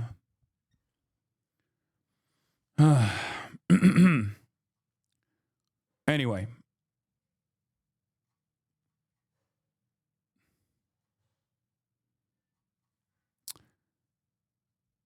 Yeah, but these guys are basically trying to reorient their commentary now slowly but surely after it came out that the guy that they were fucking hyping up went to Israel and did pro-Israel propaganda, and are now they're realizing maybe this had something to do with that as well, or so now they have to like reorient their commentary on this thing. And that's usually what happens when you are utterly devoid of like a real worldview and simply just leaning into everything for clicks. Okay? When you're leaning into everything for maximum clicks, you're of course going to go, hold on, maybe this Nick Shirley video actually has some validity, right? Because everyone is saying it, everyone around you is saying it, and it's kind of like this. It's kind of like when let's say you're in school and everyone around you is listening to this new band, right? This new boy band or whatever, K-pop, okay? New K-pop group. And you don't fully understand it, but you just don't want to say anything. You don't want to be like, these guys suck, right? You don't want to say that like these guys are ass or whatever, because if you do, a lot of people are going to yell at you. They're not going to want to be your friend. And I think like internet clout works in a similar fashion where obviously the stakes are very low in that situation. Just saying like, I'm not a big fan of this thing that's popping is very different than, like there is no one that is being harmed if you say this boy band is good or this K-pop group is bad, right? However, there are people being harmed when you say Somalis are all fraudulent and must be deported and they're parasitic third worlders, right? So the point I'm trying to make is like a lot of these people lean into the narratives that are growing because they see the numbers, they see the clicks, they don't want to fight against it. Nobody wants to be the guy that sticks their neck out, right? Nobody wants to be the guy that sticks their fucking neck out and says this thing that everyone is actually unconditionally in support of is actually wrong, right? So they lean into it. And what's shitty about leaning into it is that when you lean into falsehoods, or when you lean into like racialized conspiracies like this, you end up making even people in your audience believe in said racialized conspiracies, right? It's a cowardly way to operate because once again, we have numbers, okay? There are a lot of progressive-minded people, a lot of them out there, but because they have been conditioned into a complete silence because they're terrified of the backlash that they will receive, the media landscape and especially on places like Twitter that, you know, rewards right-wing, racialized, agitated propaganda, and you know, whatever fucking insane conspiracy that people are cooking up against marginalized communities and whatnot. The people who actually do want to stand against that are silenced into submission. And when that silence takes place, a lot of people who are in the margins only hear the loudest voices. And if all the loudest voices are right-wing, they go, all right, this is vibes, right? This is what's the meta. This is what's popping. All of my favorite content creators are saying this, so that must be the truth. That must be what's going on. And if there's anyone who's speaking out against this and they're getting dunked on by all of my favorite content creators, they're getting yelled at by all my favorite content creators, I'm probably not going to listen to what he has to say. Even if what that person has to say might be true, and even if you inevitably find out that that is the truth, you don't actually turn around and really reconsider that, right?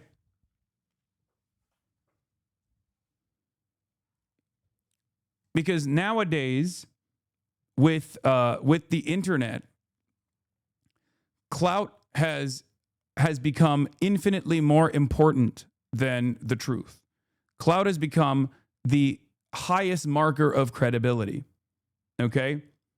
If you have, if you say something and 100 million people like it or see it and view it, then you might as well be, it doesn't matter what you're saying. It's just most people will see that as the truth.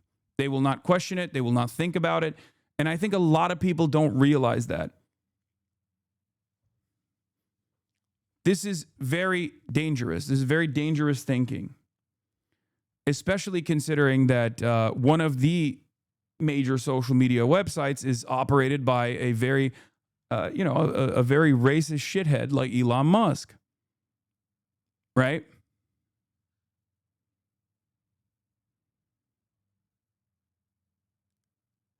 And that's where we're at.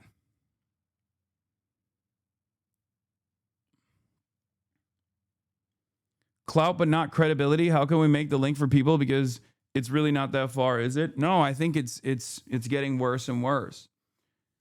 Especially because Elon Musk is like really pumping shit whenever there is a conspiracy or a narrative that suits his purposes. He'll base boost it into oblivion, right?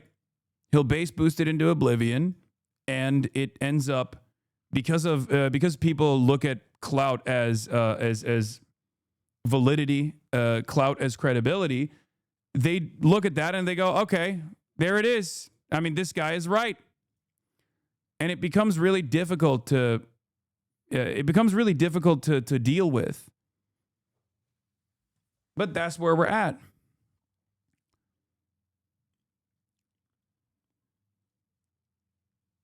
It always feels like it's an uphill battle too.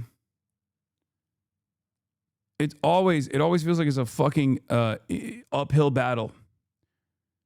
And then, you know, there are people that go, chat, are we defending fraud? No, of course not. But you already made up your mind, you know? But this is what I mean.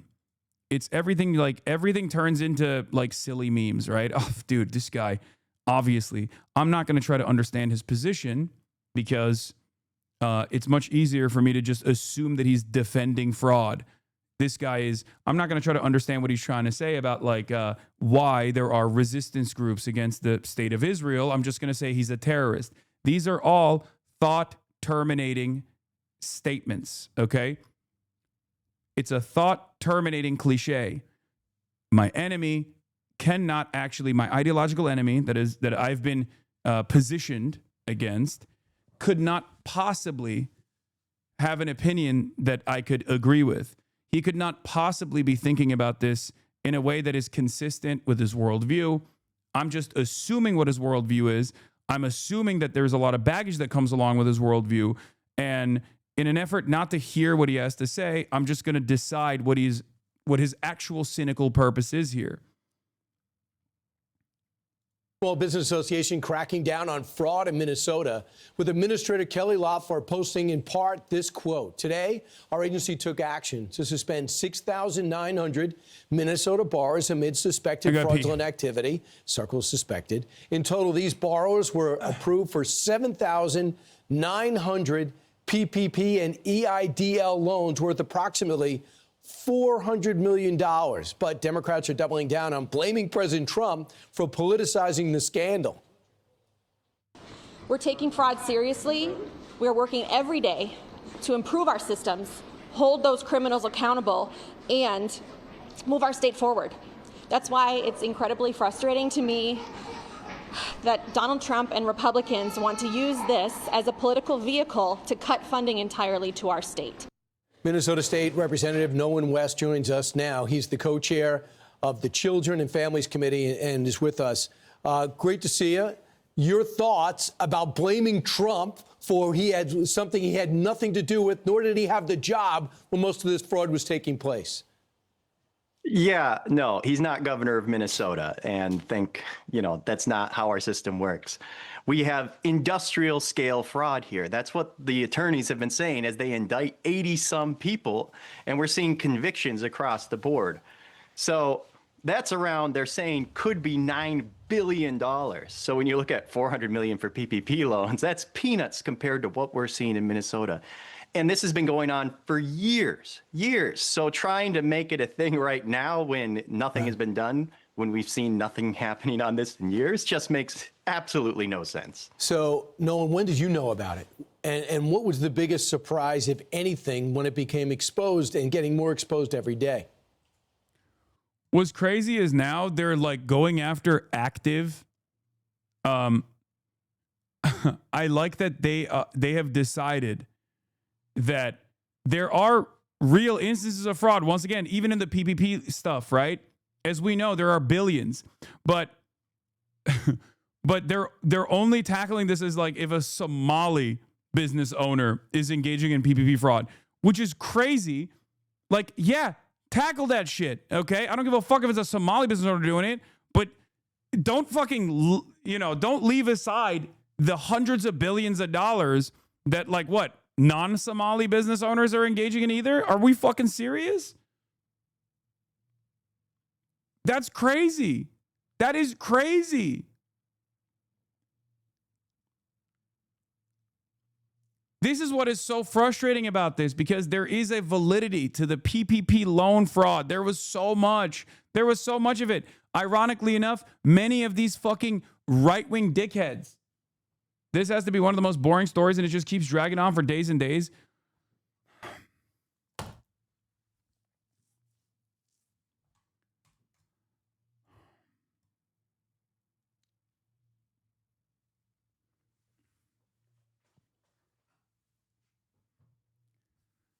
I'm Brian Kill Me, dude. I'm Brian Kill Me. I'm Brian Kill Me. I'm Brian Kill Me. Zero critical thinking skills from a 69-month subscriber here. Well, I mean, we've known about it for probably a little over a year, at least I have anyways. And the couple of these centers get over $1 million of tax dollars. And we checked them out. Nobody's there. Then even KSTP News went down there. We had mainstream media down there seeing no children present. And that made a little waves, but it didn't come until Nick Shirley had that viral video of doing the same thing. And it was just starkly there for everyone to see. And if you're claiming, 40-some kids, I think it is, they're claiming and getting reimbursed by the taxpayer for, you go up at 11 a.m. or 1 p.m., and there's no children, that's insane. And then eventually they invited the mainstream media, the Star Tribune, that's our big liberal paper.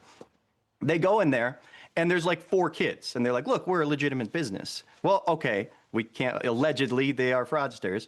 But if there's only 4 kids you're watching right now, but you're getting reimbursed over $1 million a year in CCAP, right, there's still something up going on there. So Tim Walz put this on, and he's running for election, put this up yesterday. This is Trump's. Yeah, this is another angle of attack as well. Like, I don't really care about Tim Walz. I actually don't like Tim Walz anymore. This is not the major reason, but this is being used against him as well. as a major angle of attack. It's just a perfect combination of all the things, right? You can use this against Tim Walz in the gubernatorial race. You can use this against all the Somalis and shift people's attention over to all the Somali population as opposed to like all the other things that they are frustrated by, right? No more talking about Israel. It's actually the Somalis that are stealing all the money or whatever the fuck, right? It's that they're stealing all the money. It's anti-immigrant, which is good. It's Islamophobic, which is good for the purposes of this administration. And people who are asking why I don't like Tim Walz, it's because there is evidence connecting at least some people back to like these major fraudsters, specifically Bach, the white lady who was the primary person, the person who was actually responsible for putting together this entire scheme, who's like literally going to prison. And Bach is actually aligned with Jacob Frey. Jacob Frey is or was the incumbent mayor of Minnesota. Omar Fateh was running against Jacob Frey, and Tim Walz backed Jacob Frey, even though a lot of people were very upset with him and wanted him out. Okay? Yeah. Omar Fateh, who is ironically being used in all of these like AI slop videos that they're crafting, making it seem as though like Tim Walz is pro Omar Fateh, specifically because he is, specifically because he is fucking Somali. That's the reason why they're doing it. Was against Jacob Frey. And Jacob Frey, according to the Star Tribune, was connected to Bach. That's one of the most annoying aspects of this conversation. One of the most annoying aspects of this fucking back and forth is that like there is validity to some of the claims. It's just not extending to the entire Somali population. And they're just like attacking every institution that they can rather than allowing an investigation to take place. And even if you have suspicions that there are people within the party structure in Minnesota or in Minneapolis that are playing a role in this, identifying those connections, okay, and being very careful about the allegations that you're making, identifying those connections and trying to get investigators to look into that is the appropriate way to go about this, not just saying this is Somali-style fraud over and over and over again. And that's what's so fucking annoying about it.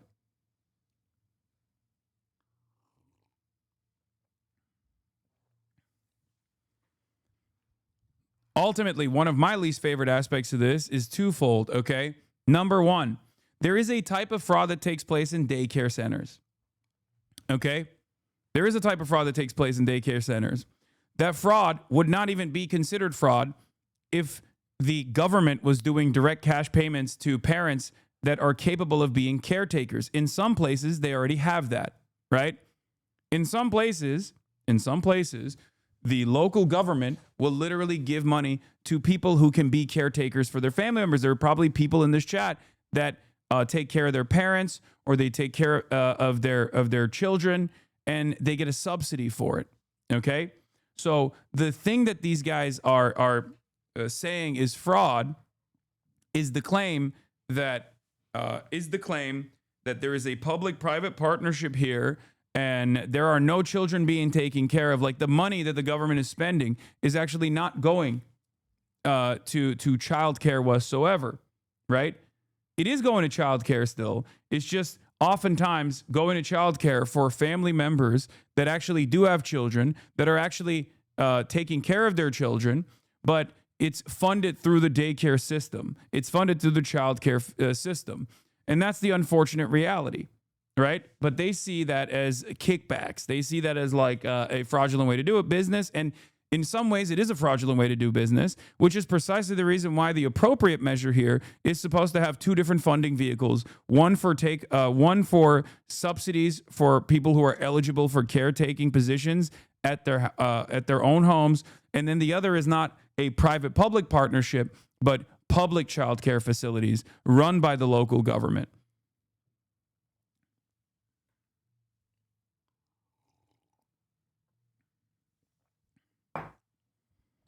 Do you understand?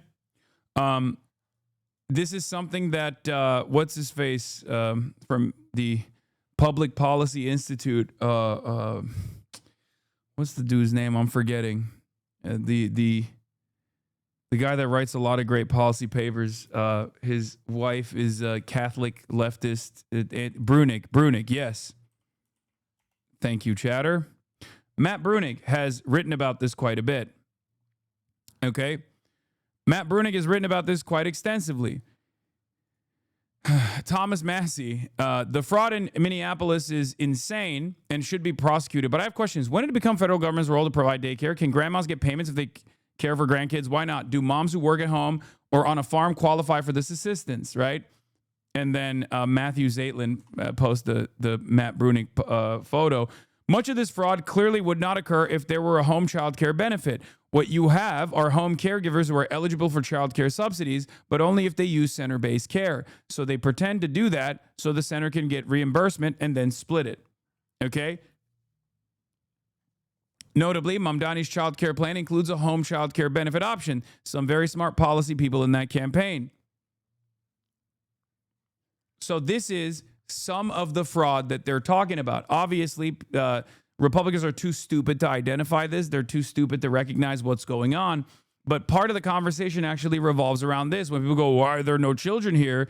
There are most likely children there. You didn't even prove that there weren't children there. But the reality of the matter is, if there are daycare facilities where the head count is actually inconsistent from day to day, they might be doing kickbacks, which they caught in 2014 a child care facility doing, which basically was an indirect subsidy to home caregivers who actually qualify for home caregiving.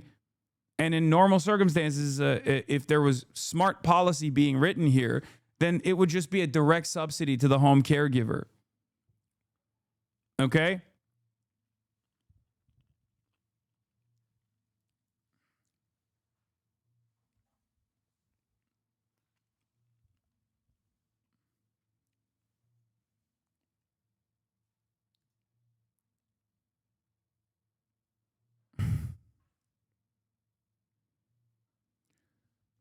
But what is this? But the argument Mike Drew what is making? What is this? What's happening here? There's a lot of efficiency at reasonable scale. Paying an underemployed mom $50K a year cost. Watching go over to a group of 5 kids seems like a great deal for everyone. Just make it. Isn't this basically the same thing as paying people who make their own coffee at home rather than going to coffee shops? If we subsidize coffee shops, just want to understand the proposal.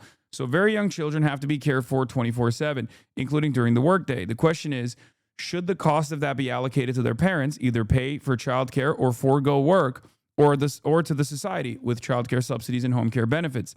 Within the American welfare state, the answer has been allocated all to their parents, except subsidize some low-income parents who use childcare services. The Universalist SOCDEM vision says allocate it to society, give all the parents choice of free childcare or home care benefit. But the argument Mike Drew What is making is that the cost per unit of childcare, so to speak, is lower for centers because instead of paying $10K to care for 1 child or 2 children, you're paying $10K to care for 5 to a dozen or so children in daycare. You can't pay someone $10,000 to watch 5 kids for a year. That would be illegal. But to your actual point, you can set the home care benefit to be equal to the per child compensation of a center-based child care worker. That's how I would do it in my family fun pack proposal, says Matt Brunig. Do you guys understand? Does the class understand the point here? If there was a dual benefit structure where people who are eligible to stay at home and take care of their very young children that require 24/7 care, right, got subsidized by the government, and then people who did not have time to do that because there are plenty of families where both of the parents are working and need a facility to send their children to, were sending their children to a public care facility, right? There would be a lot of this inefficiency in the system would be destroyed. But that's a normal conversation around actual policy, right? When you actually add on the racialized component, when you talk about this is Somalis doing illegal theft of government funds and they're doing it Somali style and blah, blah, blah, all this shit, you don't get to have a serious conversation about what the best policy making would look like in this situation. The model of the government just buying services by giving out vouchers have been conclusively proven wrong. Just look at the state of California or the housing market in general. We need government-owned and provided services. No, I agree. I agree. I think the best possible way to do it would be a government-owned public service across the board. That would take up the majority, the overwhelming majority of the funds. And for parents who actually, it's not an anti-socialist perspective. This is not just to simply say it's vouchers. I mean, both Marx and Engels extensively talked about childcare and necessary labor that happens in the home that is oftentimes not looked at as serious labor, right?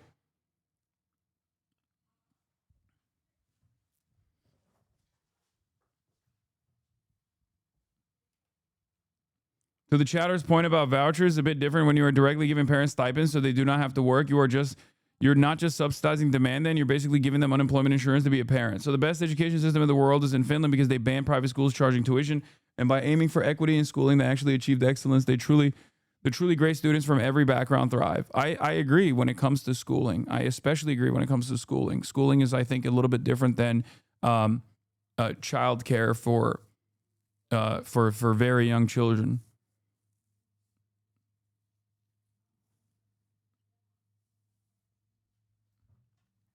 I think the best pathway going forward is always going to be, a government-owned, no public-private partnership that actually is a leaky faucet for subsidies and actually opens up an opportunity for tremendous welfare fraud in the way that these guys talk about, or subsidy fraud, but instead have it be government-owned. Not dissimilar to, pre-K through 12th grade education that is supposed to be public across the board. I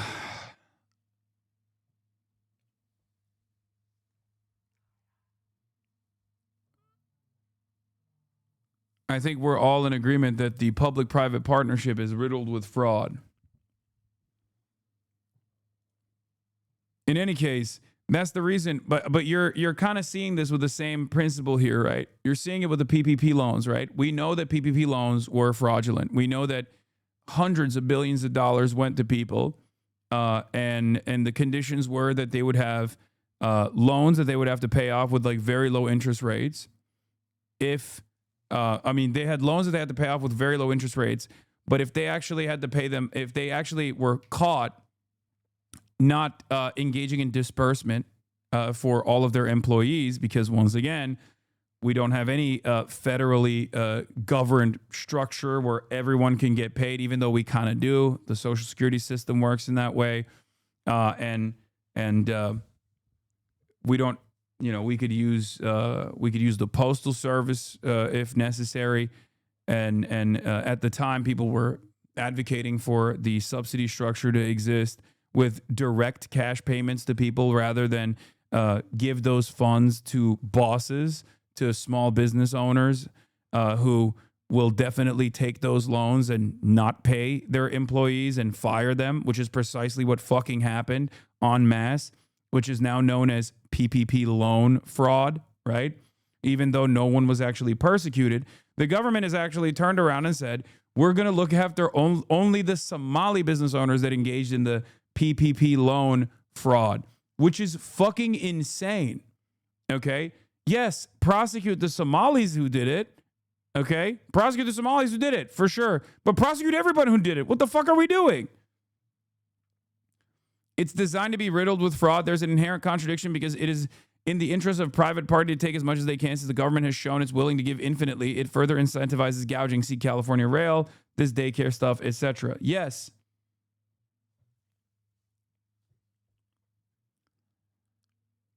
It's so frustrating that under our current governance, every single subsidy scheme turns into a fucking unlimited money faucet into whatever business is receiving the subsidies. It's fucking annoying. And then we turn around and we get mad that China is actually out-competing us in the international markets. Yeah, because they would fucking assassinate people that are doing this kind of stuff. That's it. Okay? That's it. They would be like, oh, really? Oh, you took billions of dollars. You took billions of dollars from government funds and then didn't actually allocate those funds appropriately. Okay, you're going to jail and maybe capital punishment. Okay, that's how it works.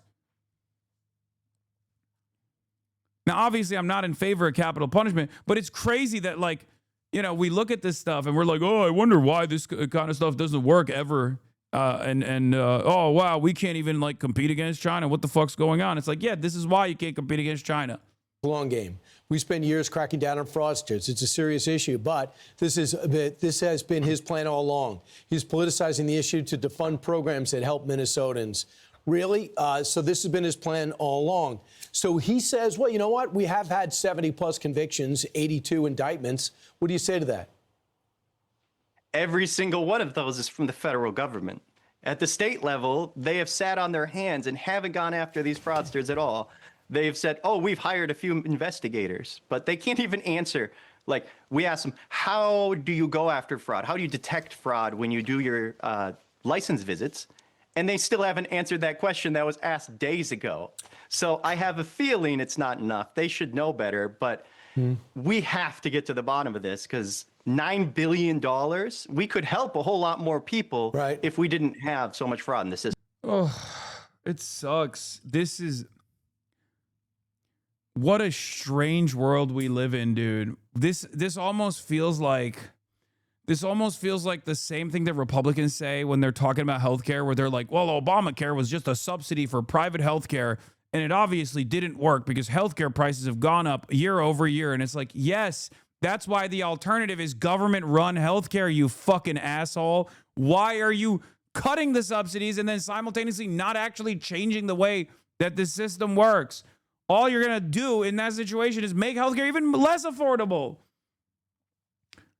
They're pointing to a real ongoing problem, and instead of actually trying to solve said ongoing problem with good government programs, they are saying, oh, it's only the Somalis that are doing it, or insert whatever marginalized group that's doing it. No, it's everybody that's doing it. It's all the businesses are doing it.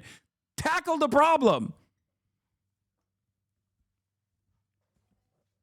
Prosecute and arrest every single person that is doing this. I don't give a shit if they're Somali or if they are Italian or if they're Greek or if they're of Jewish background. I don't give a shit, okay?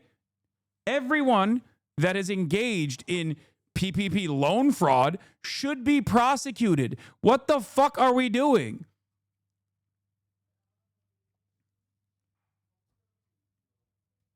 The issue here is when they hyper-focus on this in order to craft a racialized argument, in order to craft a racialized narrative, a lot of dumb fucks just go, oh, I guess it was just the Somalis that are doing this, huh? It seems like it's like a exclusively Somali thing. It's like, no, motherfucker, your boss probably did it too. Dude gives off so much actually energy. Me? Oh. Conservative Hasan was not in the bingo cards. You think this is conservatism? Yes, dude. I'm so conservative because I want business owners who are defrauding the government for funds that they're milking so they fucking put it directly back into their goddamn pockets should be punished. If you think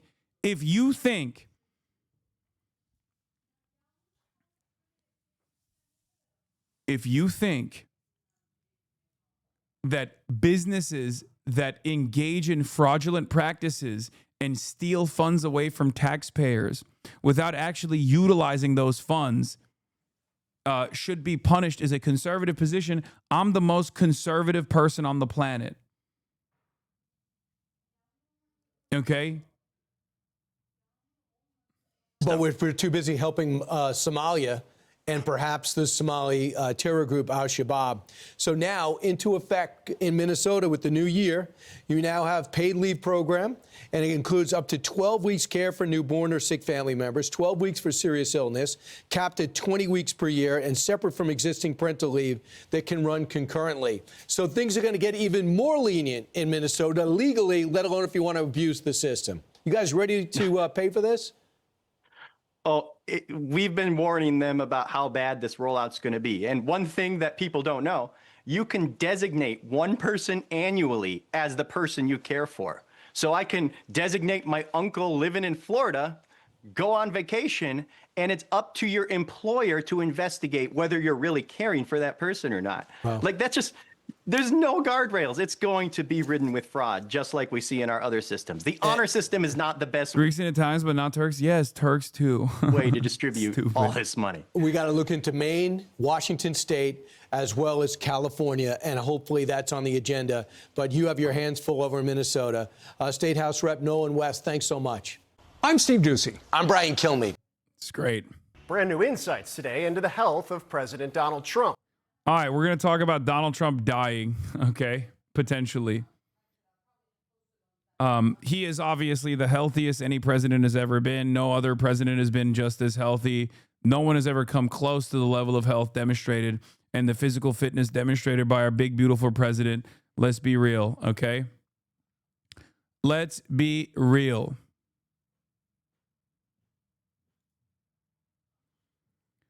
Also, before I move on to the president's health, I did want to show this maximum cope position.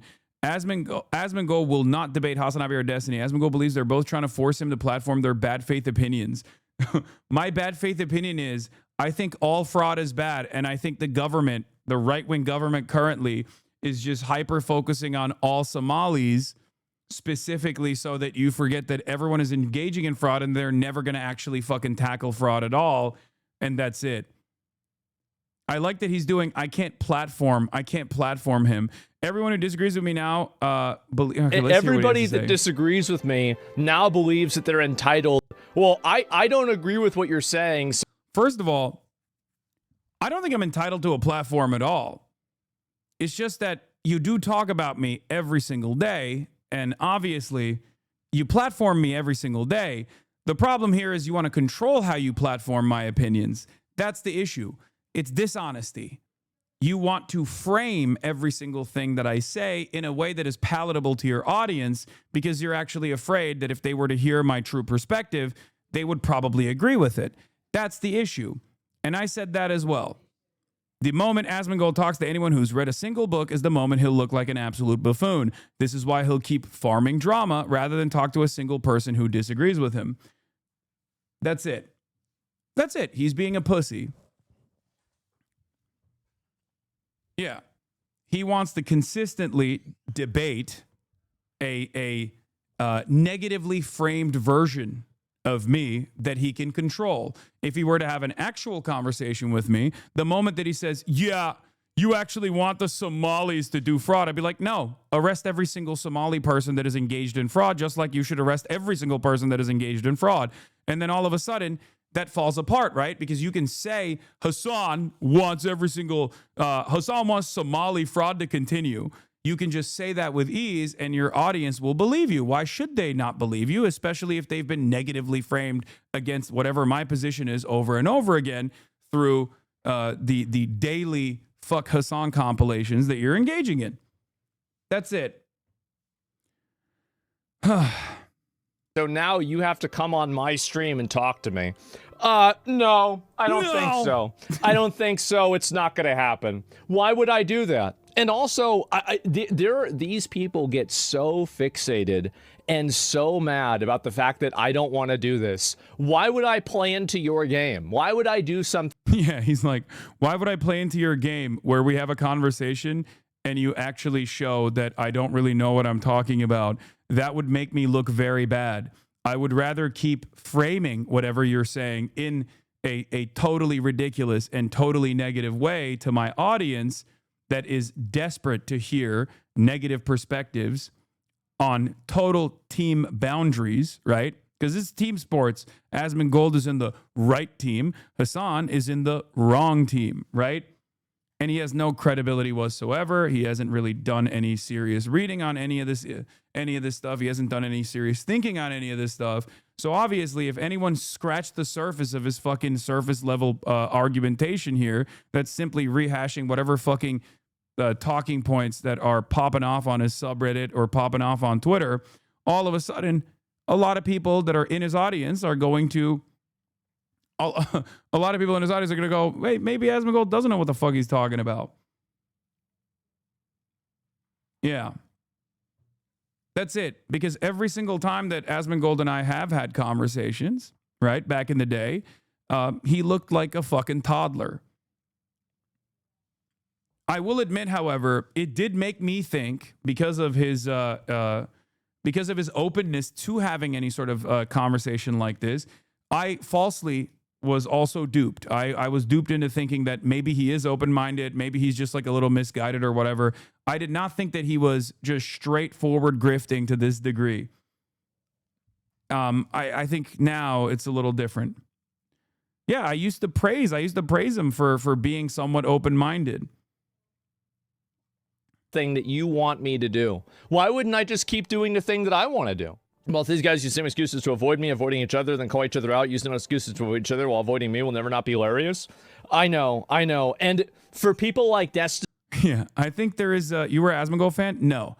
I wouldn't say I was an Asmongold fan, but, you know, I saw him as a peer that I disagreed with, and I did not think that he was anywhere near as I mean, he wasn't as harmful as he is now. Like, there is nothing that you can compare this to. I mean, it's hard to compare Asmongold in the past to Asmongold now. You'll say, oh, well, I saw him say this thing back in the day, and that obviously made me understand that he was right-wing or whatever, but, like, he never tuned it up to this degree.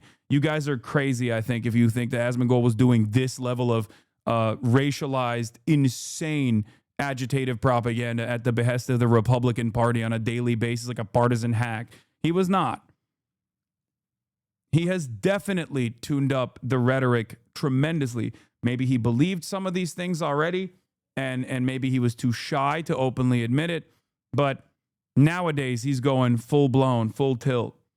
I'm sure this is very disappointing that, you know, Destiny watched a YouTube video of me that he disagreed with, and so now I'm obligated to have to go and argue with him on his stream. I don't think that's the case, for the record. I don't think that you have to offer people a platform just because they demand it. I think that's silly. I'm not even saying you have to give me a platform, but notice how he's framing it that way, because he has to make this seem as though this is a silly request, right?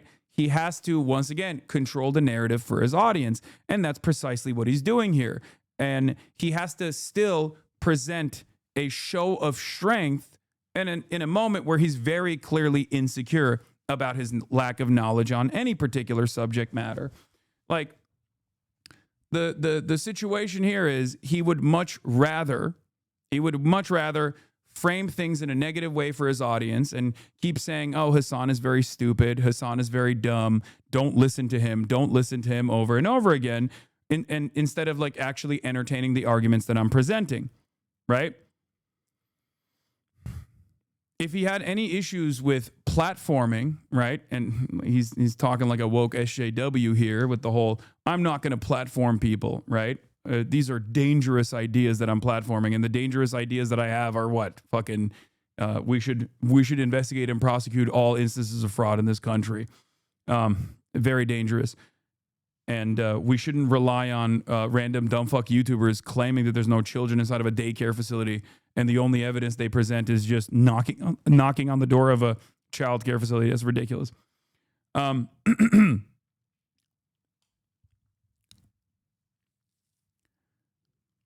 The reason why he doesn't want to do this is because he is afraid. He's afraid that he's going to look silly about it.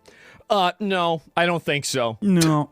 No, I never agreed to these rules. It's not going to happen. So the more you tweet about it and complain about it and everything else, go ahead, do it. And if you do it on stream, I'm going to get another video out of it. The last Destiny video did really, really well.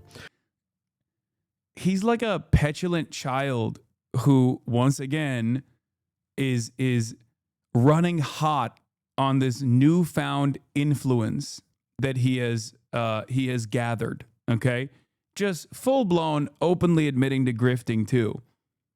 I'm not gonna get pissed off and reward him because he loves being like, oh, I've killed him, I've destroyed him, I've trolled him so hard he got really mad.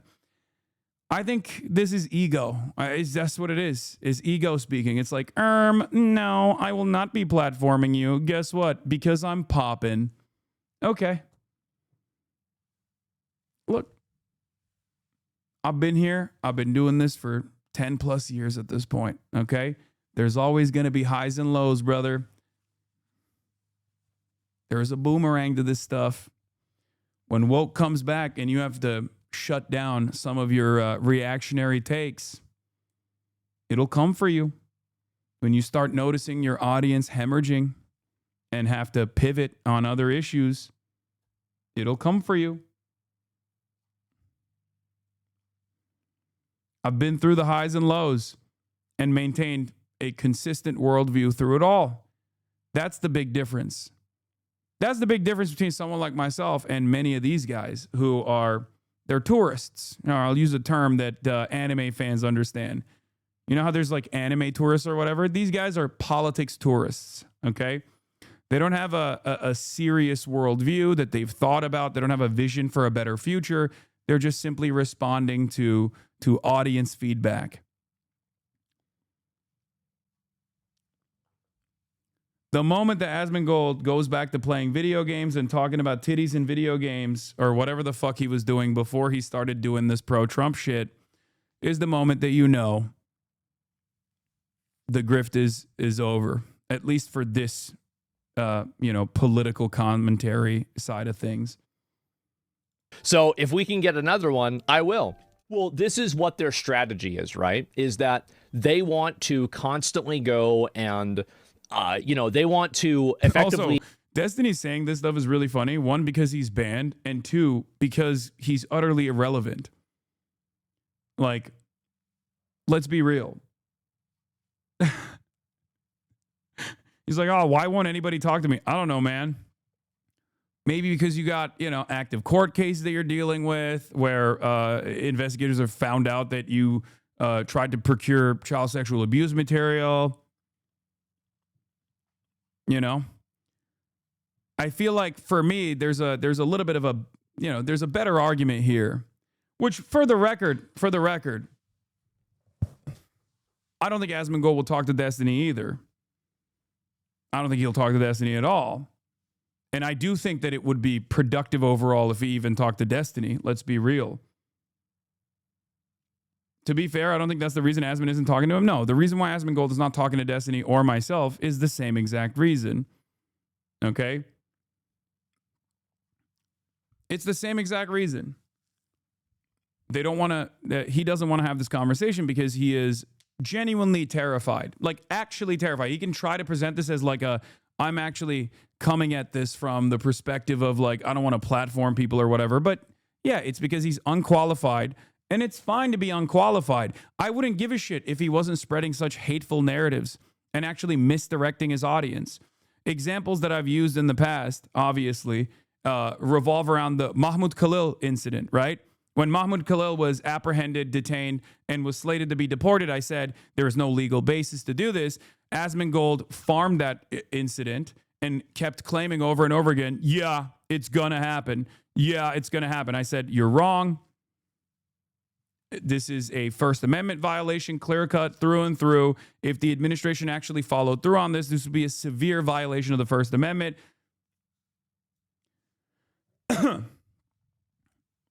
And he was wrong. That's just one example. There are a million examples of this every single day, right? That's all it is. He doesn't want to look silly. He doesn't want to look like he's wrong. And that's why he'd rather talk about me to his audience instead of talking to me, where his audience can make up their own minds. It's actually also somewhat insincere. Like you're basically saying you don't trust your audience. You don't trust your own skill. You don't trust your own knowledge. And you don't really trust your audience to make up their own minds either. You have to keep it compact. And before Destiny says, oh, Hasan, you do the same thing. Brother, with the exception of talking to someone like Destiny, I do actually talk to right-wing commentators with regular frequency. You've just lied to your audience and claimed that I don't do that. I talk to right-wingers all the time. I do not shy away from the open discourse.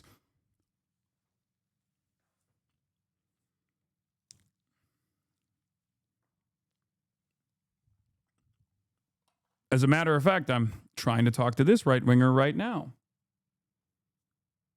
try to bully you into talking to them, so you give them a platform and allow them to spread whatever they want to say, right? I'm trying to bully Asmongold. Yeah. He would rather debate a clip of yours as he's doing right now. Let's see what he's doing. Let's see. So I was on Instagram, and so people are making, they said my 2026 gonna be like, and they're making fan cam edits of AI generated montages of Jeffrey Epstein out on, like, you know, ski boats on an island with a bunch of rich friends and stuff like that. And like, they're actually trying to create an aura for Jeffrey Epstein. I think he's just farming. He must be just farming like the people that are looking for anti-Hasan clips, because he's not even talking about me in this situation. Let's see what he said before. Jesus. Look at he is. Look at Hasan meat riding Asmongold for the 300th day in a row. Does it feel like the walls are closing in a little bit? Hasan says the walls are closing in for Asmongold after his Minnesota childcare coverage. Does it feel like the walls are closing in a little bit on your daddy? They're K-pop stands. At least K-pop artists are hot. You're over here standing for this creature. Yeah. Yeah. He has no argument. Yeah. That's why he just calls me ugly. When he calls me ugly, he's calling you ugly, chat. He's calling everybody ugly. He's just like that jock on your daddy. What is this? Look at Hasan meat riding Asmongold for the 300th day. He and his community will cut parts of your answer and turn it to his advantage. Bet. Yeah, I know. I don't give a shit. They do this every fucking day. The reality of the matter is, it is pertinent. It is up to the individual. Okay. I have confidence not only in my worldview, but I also have confidence in the minds of all these people that tune in. Eventually, for every 10 people that tune in for more Fuck Hasan content, there's going to be like 3 people that will go, let me go see this for myself. Okay? Let me go see this for myself.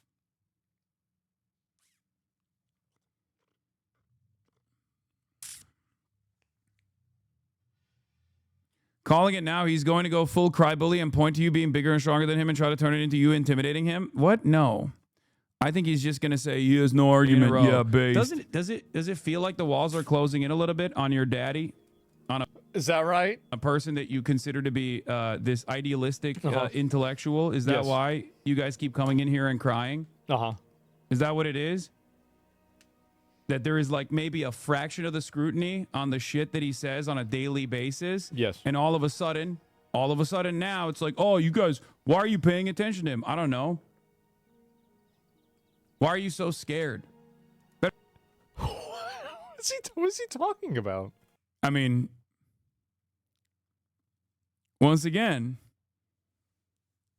if Asmongold wasn't scared, instead of trying to consistently debate clips of me that are framed in a particular way, okay, he would talk to me directly. He has the capacity, right? He follows me on Twitter. I follow him back. He can hit me up on Discord. But instead, he'll just keep going, oh, I'm just farming drama. I'm just farming you. Get farmed, idiot. That's right. It's really pissing you off, I bet.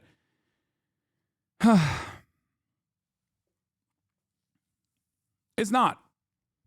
This is not the first time that I've had insane haters.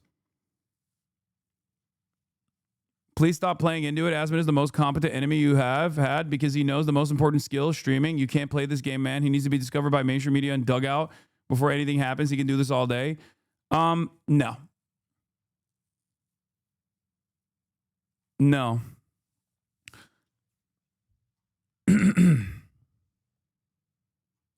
I mean, Chatter's not wrong. Asmongold is a good streamer. That's why he was one of the biggest fucking streamers before he started doing this politics grift.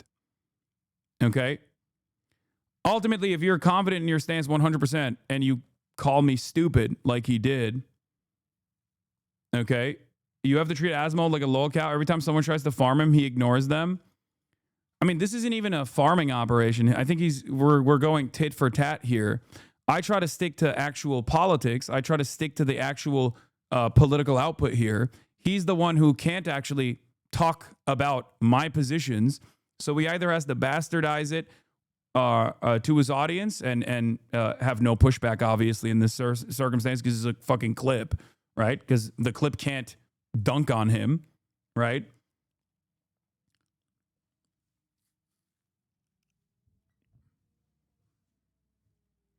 But at the end of the day, the reason why I talk about this kind of stuff is, and this is silly, this is like, this is devoid of actual politics. Like this back and forth happening here with him reacting to a clip of mine is utterly devoid of politics.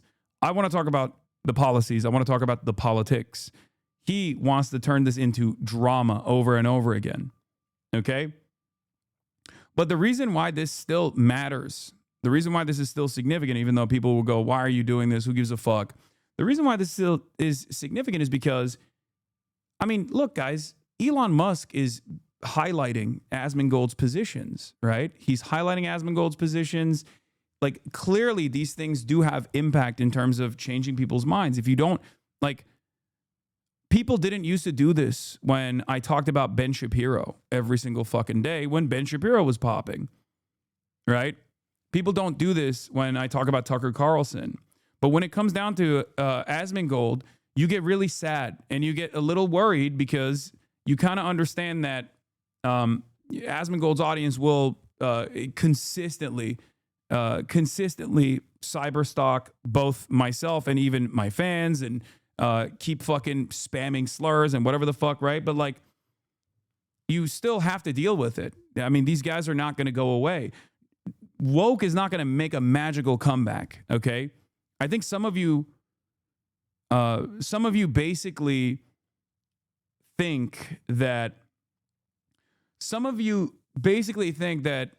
this kind of stuff is just going to go away and people are going to get too annoyed with it and they're going to speak out. Someone has to have the confidence to stick their neck out. Someone has to actually lead the way, okay? It doesn't happen overnight. It doesn't happen magically. The pendulum does not swing unless someone is actually trying to swing it back.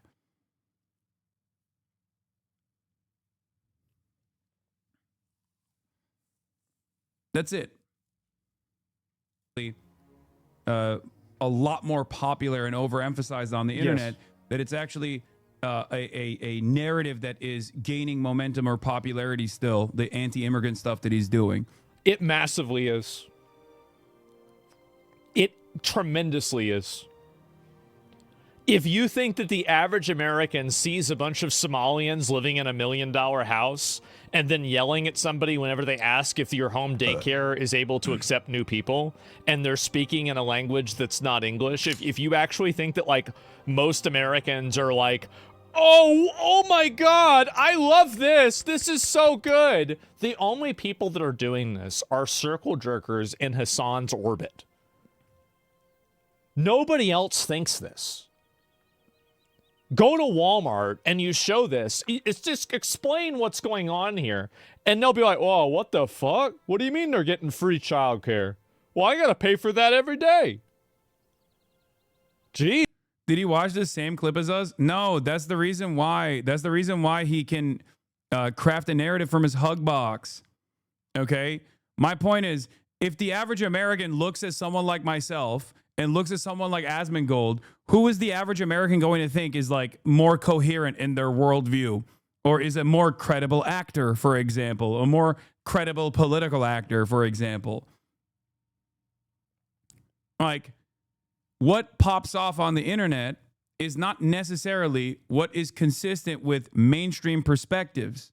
Okay? Oh my God, Asmon, sadly. Sure, guys. I think a lot of you are also Twitch watchers, and that's part of the reason why you have this ridiculous opinion. There's a reason why anytime I fucking have guests on and I show them like even a fraction of a fucking Asmongold clip, they're shocked. They're horrified, not only by the things he's saying, okay, but also just the way he carries himself and the way he presents himself.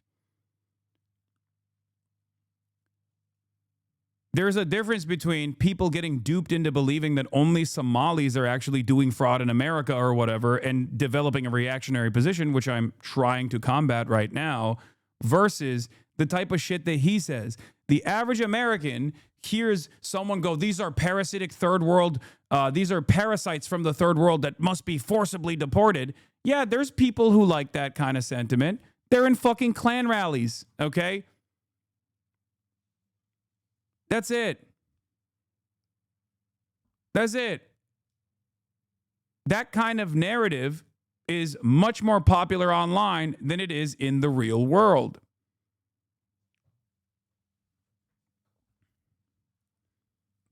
That's it. Most offline people think he is a grotesque. You're saying you mog him? I mean, yes, I am saying that. It is true. I am. I'm both mogging. I'm brain maxing. I'm brain mogging him and also looks maxing and look mogging him too. The problem is whenever I say stuff like that, half jokingly, people get really up in their feelings because they're like, well, I look and think like Asmongold, so I guess you're saying that about me too. And they get really fucking hurt. They get up in their fifis. Let's see what Asmongold's doing now. Media? Yeah, exactly. And so that's the reason, I don't know, just and Comcast. This is your legacy. This is your life. This is right now. Wake up, Hasan. Yeah, you're right, brother. Wake up. I know. When politicians come on the stream, they're like, wow, dude. All the fucking weirdos that are spamming these memes, they really got to me. None of the guests have ever heard the Bloodwall story and have gone, oh, that's dope. This is what I mean. This is what I fucking mean. Look, argue against my positions, okay? Argue against my politics and my positions. I'm willing to entertain arguing specifically against your policies and your positions. We don't have to talk about the blood wall. We don't have to talk about how you carry yourself, how you present yourself. We can simply talk about the impact that your commentary is having. But he can't do that, which is precisely the reason why he has to do this shit over and over again. That's it. And there is an audience. There is certainly an audience. There is certainly an audience that is demanding this, like, oh yeah, do more fuck Hasan content. Do more fuck Hasan content. And he's just going to keep trying to farm that and then cut another YouTube video and be like, yeah, Hasan is actually really frustrated with me. Okay. You can keep doing that all day, every day. But you're fucking terrified to actually have an adult conversation with another adult who knows what they're talking about. That's it. Why would he argue about your positions if the point is to debase you and get you to endlessly stoop down to his level? I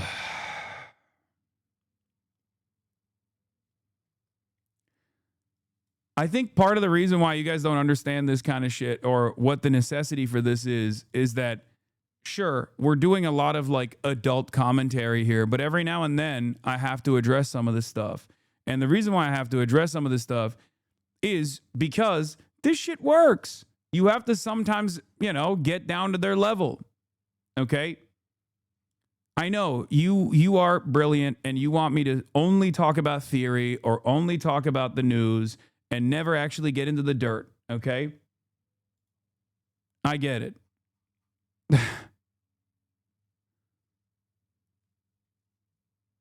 I get it. I understand. But you have to understand there's a funnel here. And more consequentially, it's not even about like what he's doing where he's like talking shit about me, but it's actually the propaganda that he's putting out where he consistently presents a one-sided narrative. You have to address it. I have to address it. Someone has to address it. Especially when he refuses to entertain any sort of disagreement. And instead of actually having, like, can you imagine when Asmongold makes a point, and it's a wrong point on another political issue that he's getting wrong. If I were to turn around and immediately just be like, oh, well, you look like you smell bad. That's it. Instead of actually addressing why he's wrong, yeah, I'd be doing what he's doing. I do both. I make those jokes as well. But also, the main function here is that I try to tackle his argument.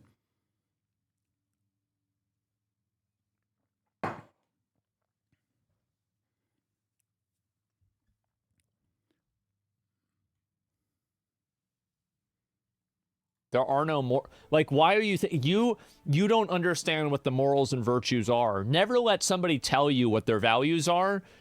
Let them reveal them to you through their actions. And that's really what's going to give you an indicator on whether somebody is doing something or not. Remember very clearly, corporations bending over backwards to the annoying, loud, mentally ill people on Twitter. I was asking it even back in the late 2000s when it started. Exactly. And so I'm a GE welder, and they had a meeting with us warning us to be careful what we said on social media. Yeah, exactly. And so that's the reason why you had woke. Woke was not a cultural phenomenon. Woke was forced on you by billion-dollar corporations in order to make you compliant with their worldviews. Because here's also the issue, is that all of the woke worldviews actually indirectly help these companies. Things like, being able to make classes of people that are non-criticizable. Like, if you can just leverage and say any trans person or any black person you're criticizing, you're being transphobic or racist against, then all a company has to do is put a trans person or a black person. Yes, famously, people actually hire trans people exclusively so that they are devoid of scrutiny, so that people, who could forget when DuPont was dumping toxic pollutants in the fucking water? They were like, oh, we'll just hire a trans person on the board and everything will go away. That shit is so stupid. These guys cry when you make fun of white men and then talk about classes of people you can't shit on. It's so stupid. The truth here is that companies were doing DEI initiatives partially because they wanted to market themselves as tolerant at a time when, yes, people were a lot more tolerant and woke was popping, okay? For sure. It's something that I also criticized all the time, specifically like, Target Pride Month merchandise or things like that. Or not criticized, but just like joked about, right? Because you can do that without actually being a hateful fucking douchebag.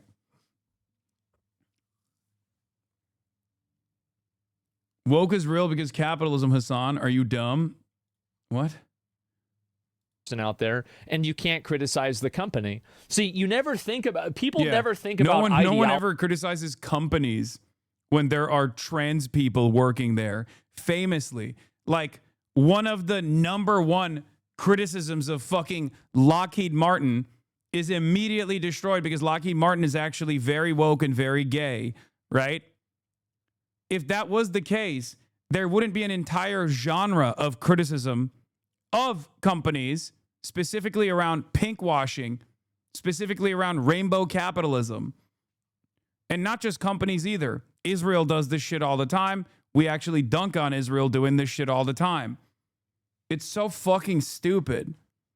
Like, this is the reason why he can't have I rarely ever look at like his full his full argument on anything, and I'm realizing this is precisely the reason why he's terrified of having a normal conversation with me, because I'd be like, what the fuck are you talking about? Technologies as tools and weapons. They only think about it as a principle, but it's whenever you create this ideology and then you weaponize it and you're able to use it to your advantage, that's whenever you're really going to come out ahead. That's what's going to happen. What company has done that? I think a lot of companies have. Look at what happened. A chatter asks, what company has done that? A lot of them. With Bud Light. I mean, they tried to do that. It just didn't work.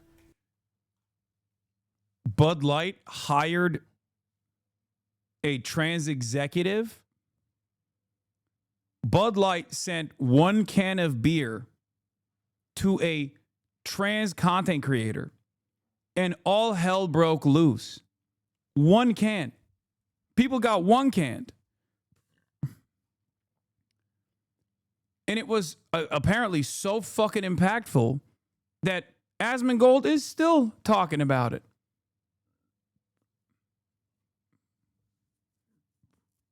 Brilliant.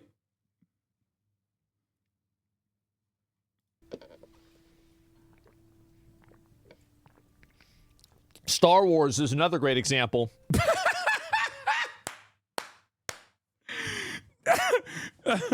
Yeah, American capitalism. American capitalism has created an environment where corporations get to basically destroy the environment, do whatever the fuck they want, and then as long as they hire one trans person, everything is forgiven because you can't criticize anybody if they have a trans person working there. And then the two immediate arguments he gives is one instance where Bud Light sent one fucking can of beer to Dylan Mulvaney, a trans TikToker, and everyone was shooting cans of Bud Light because they lost their fucking minds. And Star Wars.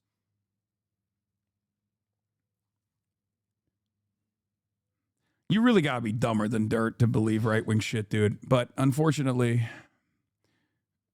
the way things work currently is, people are dumber than dirt. Another good example is The Witcher. Let me think. Besides that, Lockheed Martin, I don't know about that. So, yeah. Lockheed Martin, you don't know about that. According to the Human Rights Watch, or is it Human Rights Council? One of the two. Lockheed Martin is one of the gayest companies out there. The reason why a chatter brought up Lockheed Martin as an example is because it's one of the most common examples of rainbow capitalism that people actually shit on. Okay? Lockheed Martin's entire output is inventing new ways of murdering brown children overseas. Okay? It is a deeply unethical business. It is a firm and committed part of the military-industrial complex that dictates more and more funds be allocated to them. And that obviously plays a big role in American militarism all around the globe, right? And yet every single person shits on Lockheed Martin, and they also go so far as to shit on Lockheed Martin's like pro-gay, pro-LGBTQ initiatives, because everybody at the end of the day understands that none of that fucking matters. I hope you know you're making shit worse acknowledging this motherfucker. The amount of times he's criticized you talking about him, this only feeds into that. You're right. I should ignore the guy who is making the dumbest arguments to 45,000 people right now. I should just ignore him and he'll go away.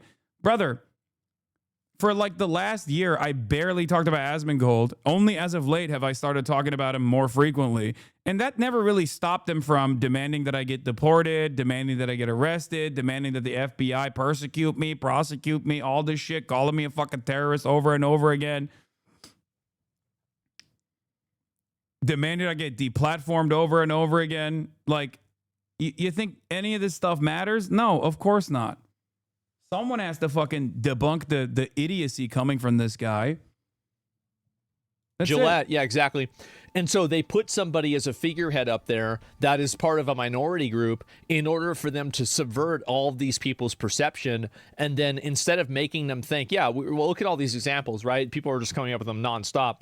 So now you can't criticize these types of media because you're now having to support it because of the identity. And that's what's happening. And that's my whole point of what I was trying to get at. So yeah, and best way you've articulated this, keep saying it this way. Yeah, and on top of that, wait, I'm sorry, what? Well, look at all these examples, right? People are just coming up with them nonstop. So now you can't criticize these types of media because you're now having to support. Brother, saying Star Wars sucks because it has like, I don't even know what the meta is with Star Wars. Is it because like there's like a black character in it or something? What the fuck were these guys crying about? Because like saying Star Wars sucks is fine. Everybody says it. I say it all the fucking time. But if you turn around and you cry because you saw like a black character in Star Wars, then yeah, of course people are going to dunk on you. They're not trying to cancel you or anything. They're just making fun of you. Making fun of you is not a cancellation, okay? Because that one lady got fired or something? Oh yeah, the fucking Gina Carano. Right? Is that what it is? Is that the reason why they're I don't even know what his gripe with Star Wars is because I don't really give a fuck about Star Wars in general. Okay?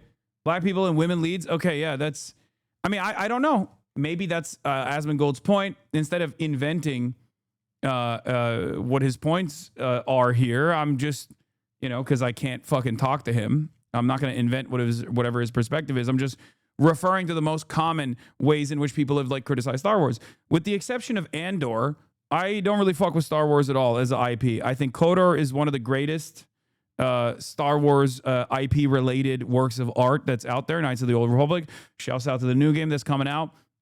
But as far as like the wokeness of Star Wars or whatever, it's not even remotely relevant, in my opinion, to media criticism. I think it's very, very stupid to constantly cry about this, to constantly complain about this. Okay, I like Andor. I like Knights of the Old Republic. I don't really give a shit about the rest of the Star Wars franchise. And it does seem to me like a lot of the fucking nerds online who happen to be right-wing constantly complain about Star Wars because they think it's woke or some shit. I don't know. But none of that is creating an environment where like a work of art or some kind of IP is not worthy of any sort of criticism whatsoever, or an actual corporation putting up a shield, a defensive shield against like, I don't know, poisoning the environment or filling the things that we consume with like microplastics, or lobbying the government to consistently go out and fucking bomb countries overseas and demand more subsidies from the government. None of those things, like, it's not a valid criticism to be like, oh no, I can't actually criticize this company. I can't criticize ExxonMobil for destroying the planet because they have gay people working there. That's not a real thing. Okay? You invented that. Okay? You invented that criticism, and I don't even think you can point to anyone who is sincerely making that argument. If someone is sincerely making that argument, I'll be the first to fucking joke about that and dunk on them, as I have time and time again. As a matter of fact, one of my famous intros is literally more women drone pilots from Vika's music, which actually directly makes a joke about pink washing and white feminism, and how certain rad-lib tendencies are actually used as a silly deflective shield that most people are aware of, that most people actually don't entertain at all. Look up at the vast sky and hear an awful sound. 4 hellfire missiles in the sky. I watch my life flash before my eyes, but at least there's one huge plus. We know that the bomber was a gay woman drone pilot. Hashtag girl boss. So it didn't work with Bud Light, and then being like, you can't criticize them, but it didn't work. Or this example where it also didn't work, like the amount of cognitive dissonance. Exactly. Like, people understand this shit. At least leftists understand this shit. I don't even think Democrats even lean into this stuff anyway. And I'm obviously very critical of the Democrats regardless. It because of the identity. And that's what's happening. And that's my whole point of what I was trying to get at. So yeah, and best way you've articulated this, keep saying it this way. Yeah, and on top of that, also, like, who do you think bringing in a bunch of immigrants actually helps? Do you think that that actually helps American citizens? Of course it doesn't help American citizens. But you know who it does help? It helps big business. It helps big business. Elaborate on that. This is the question. Bringing in immigrants into the country, or we're not even like shipping in immigrants in most circumstances. It's just like immigrants are coming into the country, right? Because there's still more opportunity here as opposed to the places of origin, the nations of origin, where immigrants are coming from that we have oftentimes destroyed, right? But immigrants don't actually come here as a monolithic force or as a parasitic force in general. They come here in the same exact with the same exact mindset that Asmongold's great grandparents did, right? They wanted a better future for themselves. That's why they came here. They thought there was a lot of opportunity here, and that's it. It doesn't change when someone is like coming from the Latin American continent, the South American continent, or coming in from Germany, or wherever the fuck Asmongold's parents, like great grandparents, immigrated from. Okay. And yes, immigrants do actually help this country. Immigrants are the reason why. Immigration is perhaps the most redeemable aspect of the United States of America. It's the reason why America has been such a dominant power all around the world beyond the endless imperialism, okay?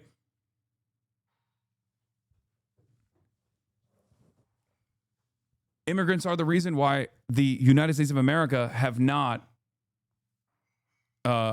fallen into the same issues that many other developed countries have fallen into in terms of aging out their population. You're trying to explain the concept of brain drain to someone who doesn't shower? I know. There's also that element too, obviously. Like when you have a steady flow of migration coming from other countries, some of their top earners, some of the people that have the highest educational attainment are actually coming to the United States of America. This benefits America endlessly. That's precisely the reason why so many of the products that every single American consumes, that we consider to be like tremendously innovative pieces of technology, have come because or have been invented by immigrant workers working on publicly funded research programs. Like it's ridiculous. This argument is ridiculous, and it's also un-American. Okay, it is the most American thing.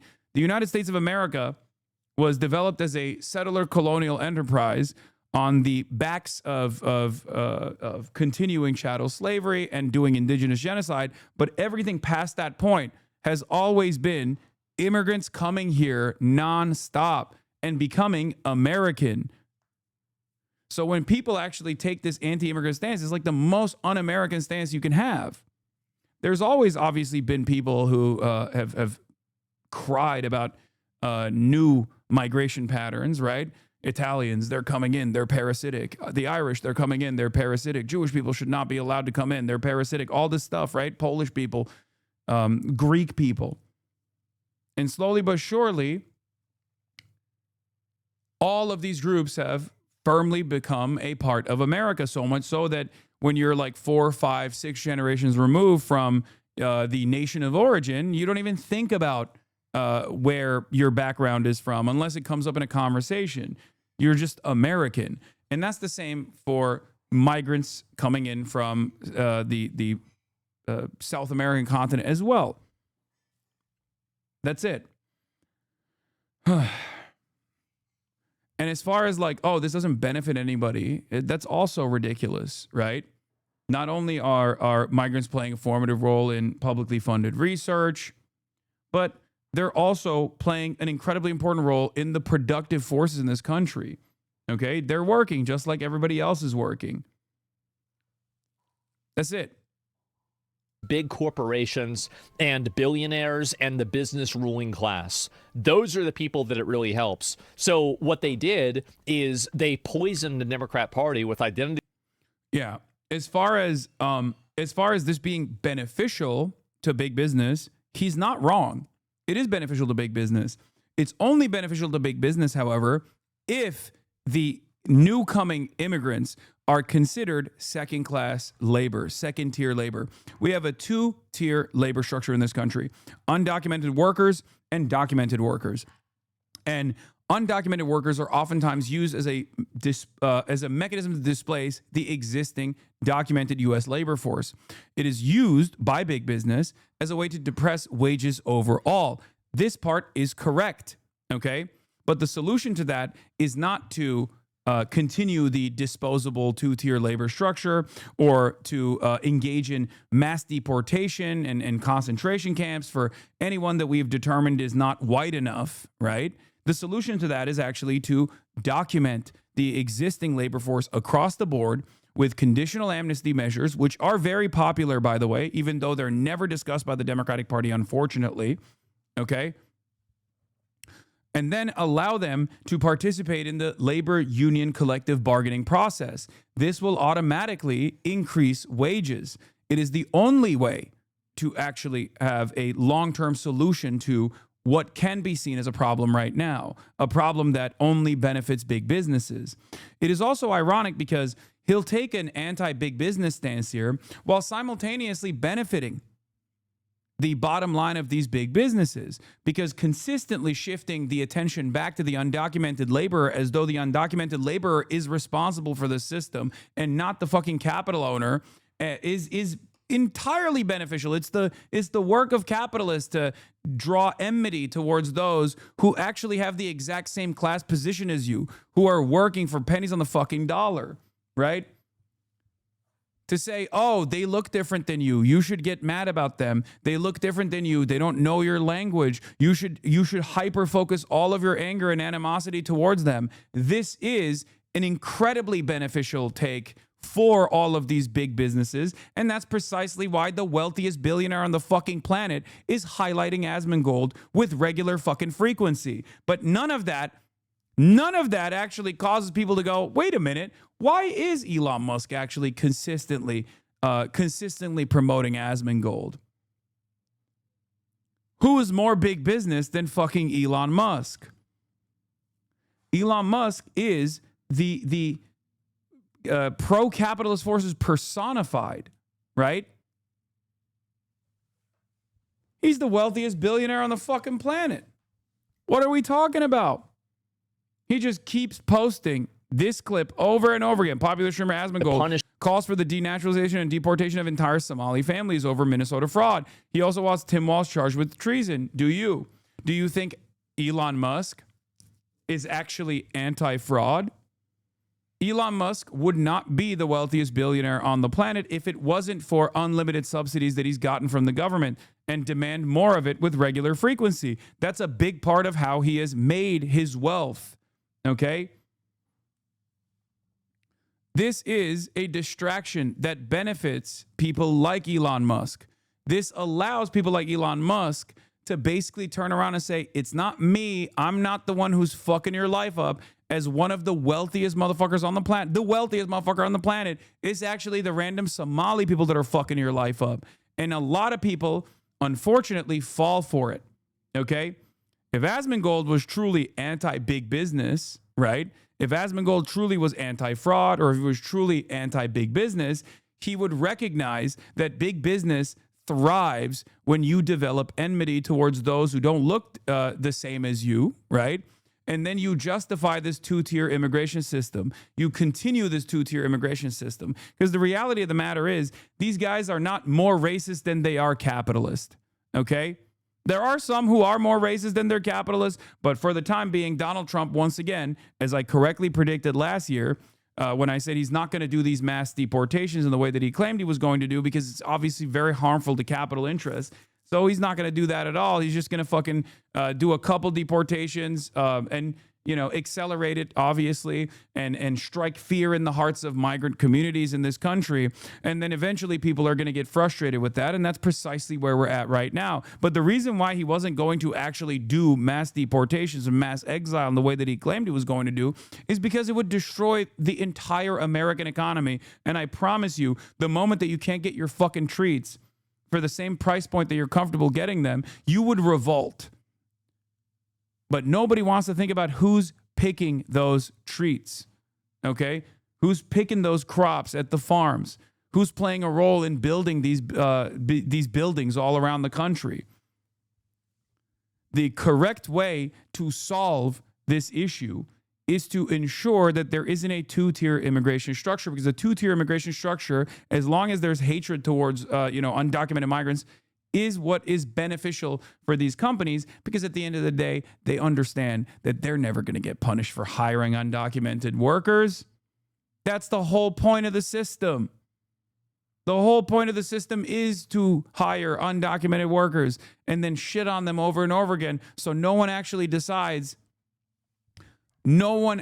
fucking decides to document these people, okay? Because if they do, then their bottom lines are going to be in threat. They're going to be under scrutiny.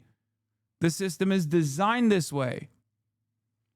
That's why I get very frustrated with people who do this fake populist bullshit, okay? People who do this fake populist bullshit while simultaneously leaning into the propaganda that billionaires and millionaires and capitalists are actually leaning into as aggressively as possible. Anytime you think the real problem is just another person, your neighbor, and in the case of the Somali migrants that we're talking about, they're all American citizens. 60% of them are natural-born U.S. citizens. 90% overall are naturalized and natural-born U.S. citizens, so they have American citizenship. When you actually put the beat on those guys and say, nope, these guys are all bad, you're doing the bidding of the likes of Elon Musk, and that's precisely the reason why they love this shit and they pump it all day, every day.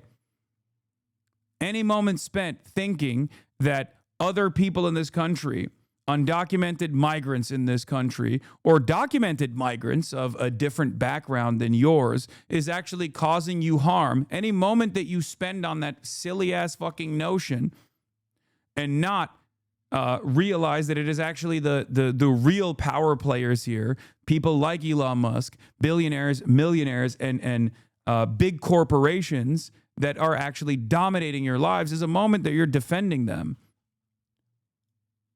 Then it is war, 300K likes. Breaking, Somali TikToker threatens Elon Musk's life. I wouldn't worry too much about him. He about to die. Protect Elon Musk at all costs. Then it is war. This is like a fucking random TikToker, man. You're the wealthiest person on the fucking planet. What do you mean this is war? Is there a reason we don't think that people like Asmold is being paid by capital to push this shit? No, there are always going to be useful idiots in general. Or not even useful idiots necessarily, but useful idiots that know.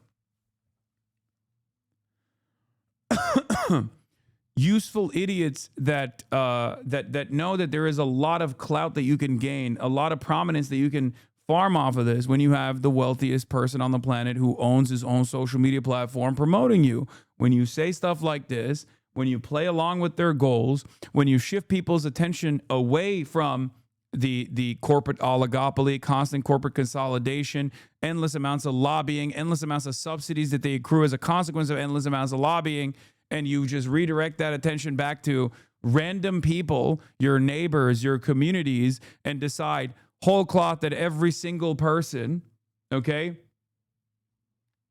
every single person that is coming from like a Somali background is actually engaging in some level of fucking fraud. It makes the real fraudsters get away with it in broad daylight.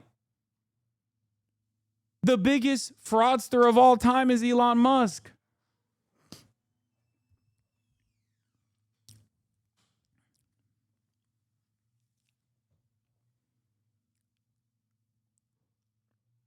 Any moment that you spend not shitting on people like Elon Musk is a moment where people like Elon Musk get away with it.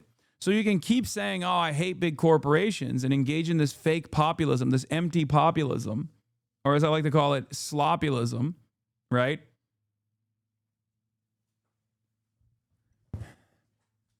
But every moment that you do that, while simultaneously shifting the anxieties and the anger and resentment people feel towards, you know, entire whole swaths of the population that have been living here for decades at this point, right, is a moment where Elon Musk gets to keep stealing.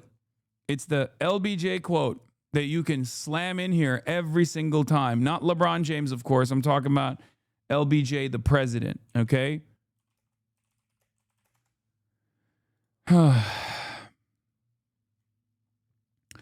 If you can convince the lowest white man that he is better than the best colored man, he won't notice you're picking his pocket. Hell, give him somebody to look down on, and he'll empty his pockets for you. That's it. That's it. That's what's going on.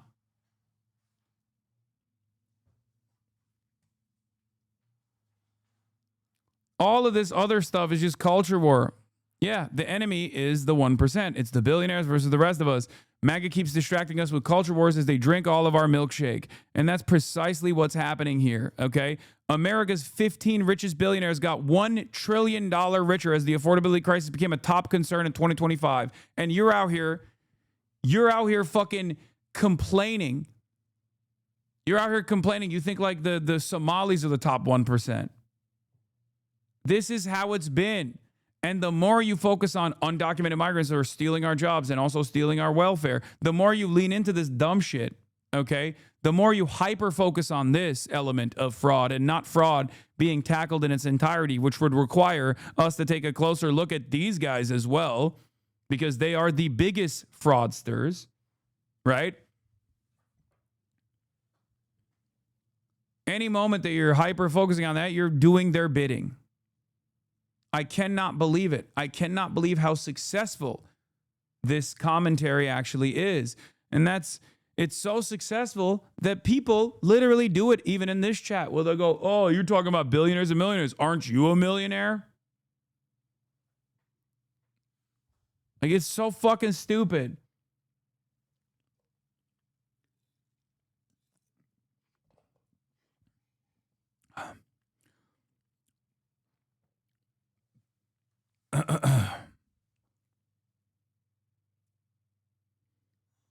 There it is. Politics, and then they subverted identity politics and distorted it into allowing in a bunch of unskilled laborers, and now we're paying for it. Identity politics is not about like defending unskilled laborers, brother. What the fuck? Oh my God. Unskilled laborers too. That's the... Oh my God. Unskilled labor is bullshit, okay? These people play an incredibly important role in the productive forces. It's necessary labor, okay? Like, it's additionally funny for a fucking Twitch streamer to say this, you know? This is the ultimate says you moment. Bitch, what kind of skill do you have?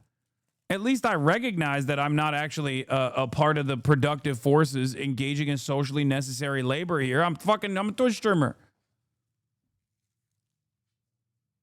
Is crazy to me. To have the audacity to say this kind of stuff.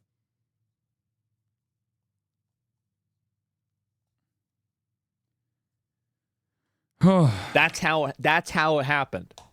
And if I don't know why people don't understand. I think that people don't want to admit that they got, but people have been got. They totally got. They slowly boiled us? Yeah, I mean, that's what I think has happened. Anyway, what's this? Guys, the owner's son just said that his lawyer said that they're not allowed to talk to us. Oh. Oh, I forgot they have the signs up because they can't figure out how to change the letters. This is the property of the restaurant, right? Uh-huh. Is this property of the daycare or the restaurant? Let me turn this up a little bit. Yeah, but yesterday I got some takeout from Albi Kitchen, and so I'm allowed to be here. Because this is Close the kitchen's door. parking lot. Yeah. Don't take the camera. Go over there if you want. Please. But I ordered some food from Albi Kitchen, and this is the kitchen's... I just noticed. Do you know what's not in this video at all?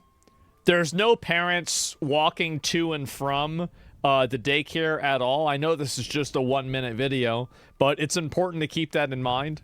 Parking lot. This is my property. Please go No over kids there. Oh, you're the again. owner? Please go over there. Are you the owner? Uh-huh. Go over there, please. Are you the owner of the property? Go over there. Oh, okay. Are you also the owner of Quality Learning? I don't want to talk. Go. Seems like you want to talk. Seems like he wants to talk. He must have. It must be lonely just standing there, yelling at people all day. Yep. I think he does want to talk. I wonder, what's the border? Can I stand here? This response applies to Asmin's ideology. You don't need to engage with other people if you don't want to, according to him. Yeah, of course. But when the person is of Somali background, obviously then harassing them and loitering around their property alongside like hundreds of other fucking clout goblins is totally appropriate, totally valid.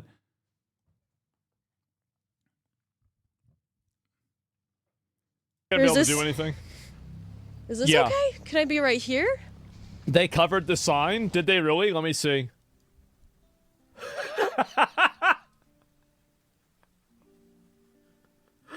What a bunch of fucking retards, man. Oh my god. Is this okay? Can I be right here? Yeah, why am I not surprised? Can I stand here? This is just for views? It is just for views, but I do think that... Isn't it weird that... Where's the senior citizens?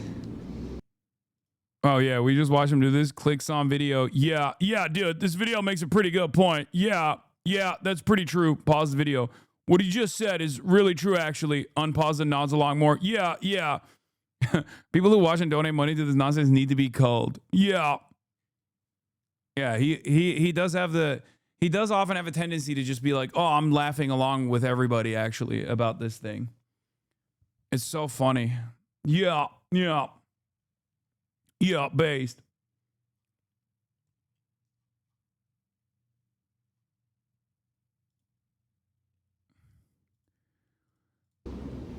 And also, I don't feel bad for these guys. I really don't. You shouldn't have been scamming. And now you have all Americans everywhere coming in here trying to figure out what's actually going on. Dog. If they are scamming, let the actual investigators conduct a investigation. What the fuck? This is not how this goes, man. This is not how anything goes. This is just pure fucking anarchy. What are we doing?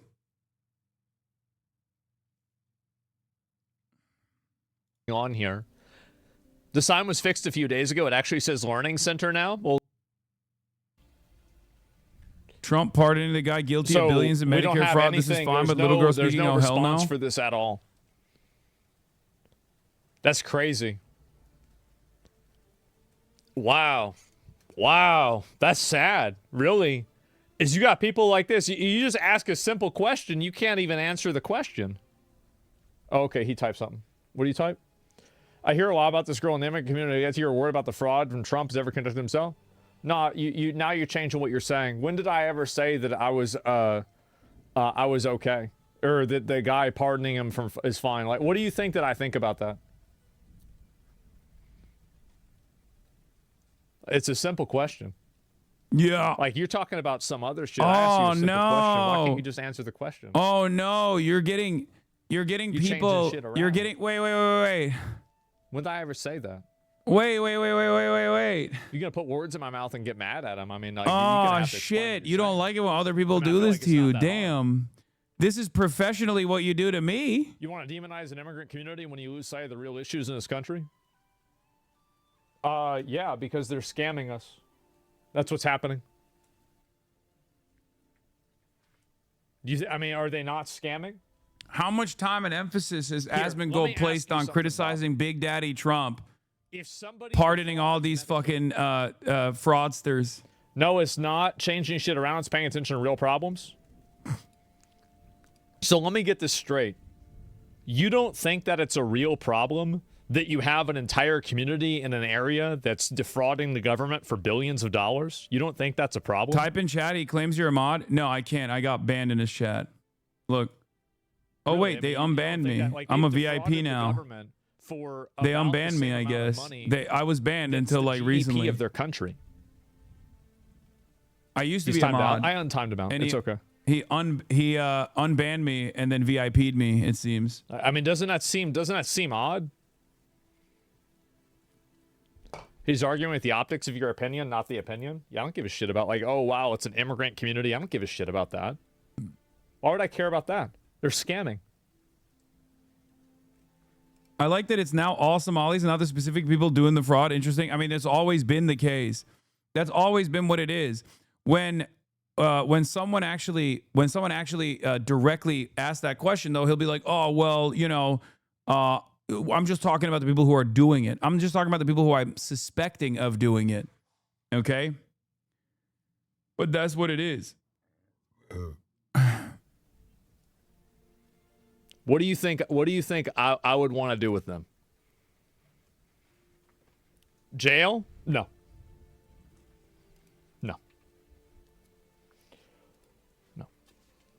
Fraud in any capacity is bad, but to shine a light on a community that's a little drop in the bucket compared to the actual fraud going on Tether is misled because people like you in the media pick up attack these different communities. So is it bad or so it's bad? Okay, everybody thinks it's bad when fraud is happening, whether it's a Somali American doing it or a white American doing it.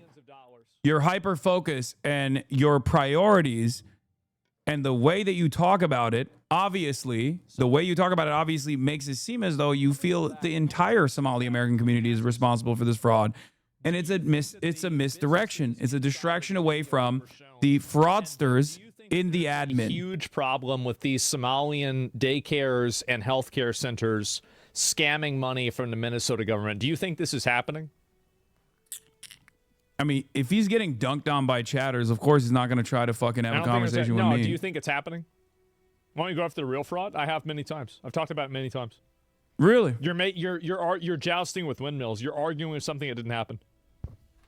Do you think it's happening or not in Minnesota?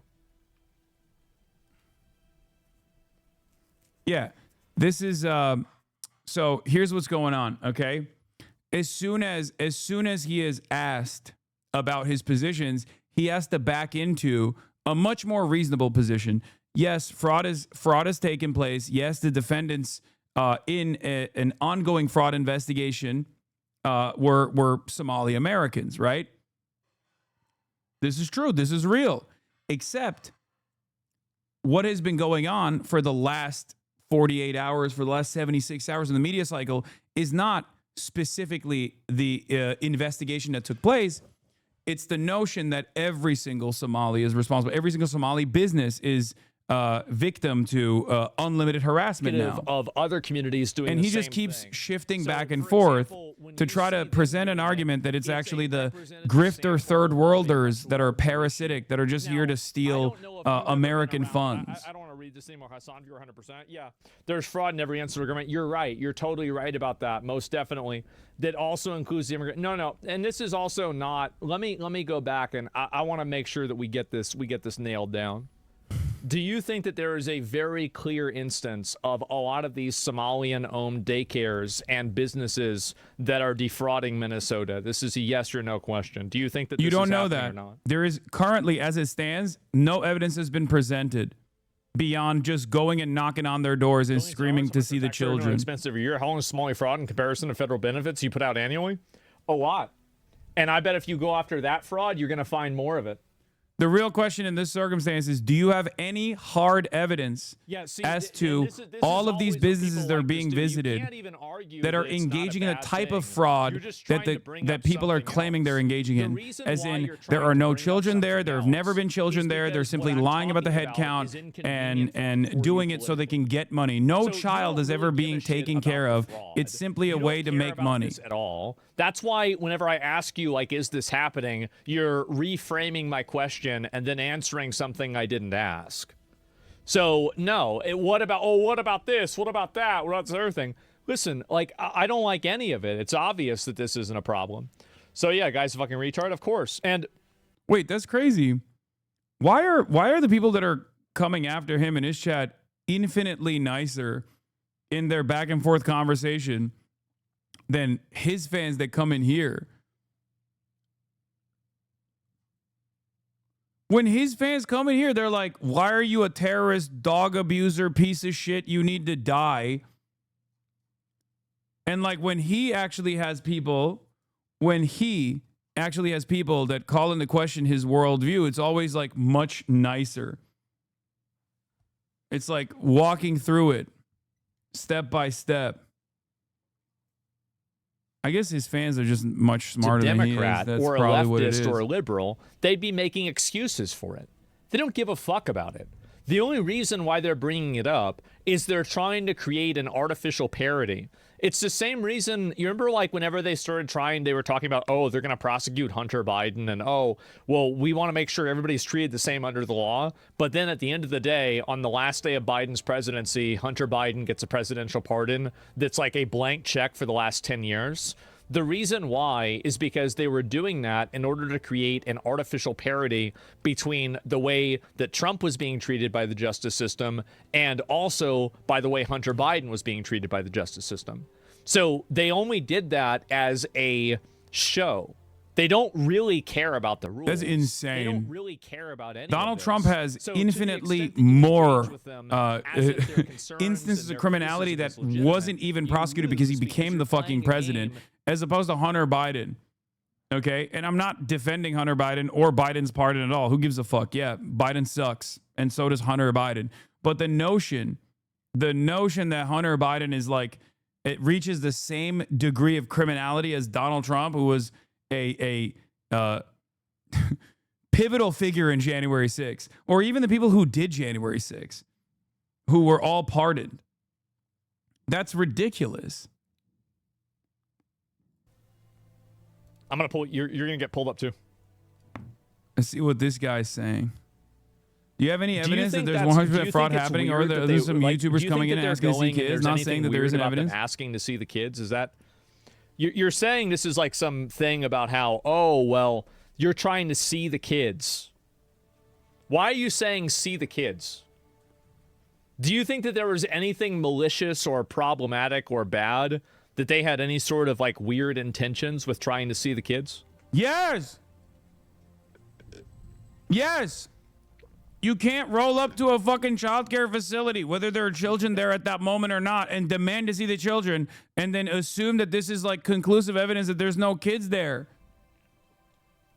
That's manipulation. No, we'll listen to what he's saying. It's okay. There's legit tons of the issues, and yes, I think that.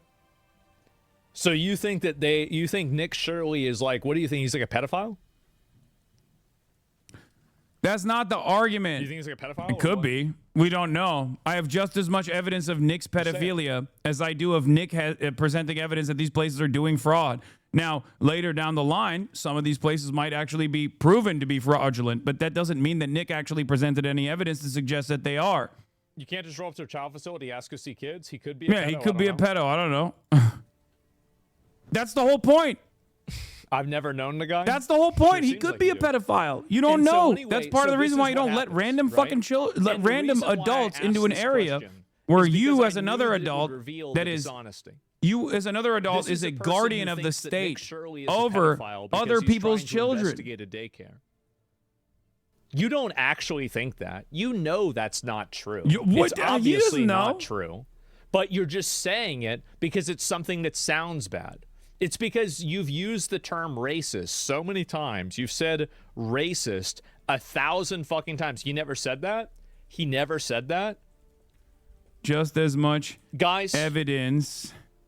Was he implying that Nick Shirley had some sort of bad, ulterior, weird, being fucked up intentions? Was he implying that? For these daycares having he obviously no children. Do not allow yourself to be gaslit by people that want to lie and manipulate you. For him, it's obvious what you're doing with language. Being and a pedo. Anybody with over a what 90 is it? IQ Zach can Raw, see. right? It's so obvious. I said that last These chatter wasn't wrong. tricks Nick presented might just as much work evidence for these on, I don't daycares having no know, children as that chatter morons on presented for Twitter Nick being a pedo. And people that automatically already agree with you. Why is it? Your comparison is going to go over his head? No, I mean, seriously. If you believe Nick Shirley provided ample evidence, which is just, his own personal perspective, that these places are fraudulent, then anyone saying Nick Shirley is a pedophile is presenting the same level of fucking evidence. And not only that, but they're also, but imagine if you went to wherever Nick Shirley was living in, like his home or the place that he works at, with a camera crew and consistently fucking talking about any sort of principle. They don't have any actual argument at all. All they're trying to do is create weird insinuations and other misrepresentations in order to push an agenda that is supposedly trying to make people not think what's obviously in front of them. His chat is noticing I'm in there, but he doesn't want to notice it. This is a 23-year-old Mormon, and you have a bunch of weirdos like that on Twitter that are trying to paint him out as a pedophile. I mean, really, if you take a step back and you think about how deranged and weird that is, it's insane. I'm not kidding when I say this. We have more evidence to suggest that Nick is a pedophile than all of these daycares having 0 children in them. Because we have evidence that Nick is trying to see children inside of daycare facilities with a camera. Okay? That is, unironically, more evidence of Nick's potential pedophilia than any evidence that he has presented about these daycare facilities engaging in the type of fraud that Nick Shirley was trying to claim that they were engaging in. There's like 50 houses of these people that have a daycare, and then you can't enroll any of them. You're going in, and these people do not even speak English in a lot of cases. The phone number goes to the government office. Let's see here. Oh, the amount of kids there is not even 1/4 of what their occupancy is. And you add in all of these things together. Please, you don't have to die on this hill. It's so obviously fraud. Any rational, reasonable person knows that it's fraud. It is. I don't know what else to say. Give me 1 second. I use that. Actually, You don't know what else to say because you don't have an argument. excuse me. I'm saying you That's don't a have bogey, any man. No, evidence obviously for the any of reason that. why, I'm not like, I mean, against I that don't being know the why case. Nick Hasan never gets presented so any of that. hyper-fixated on Once again, defending these fraudulent communities. Like Hasan and I have a lot of common ground with things like public education, free health care, all of these other things. Like he and I agree on all of these things, but you're constantly simping for these toxic, parasitic immigrant communities that are coming over here trying to defraud us. Like you really, I mean, like somebody broke into the building and they just happened to steal all of the documentation. Like, I mean, how can you even for 1 second believe that that's not an immediate fucking scam?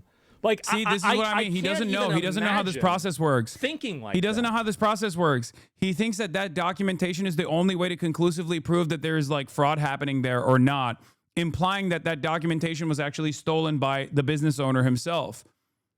Once again,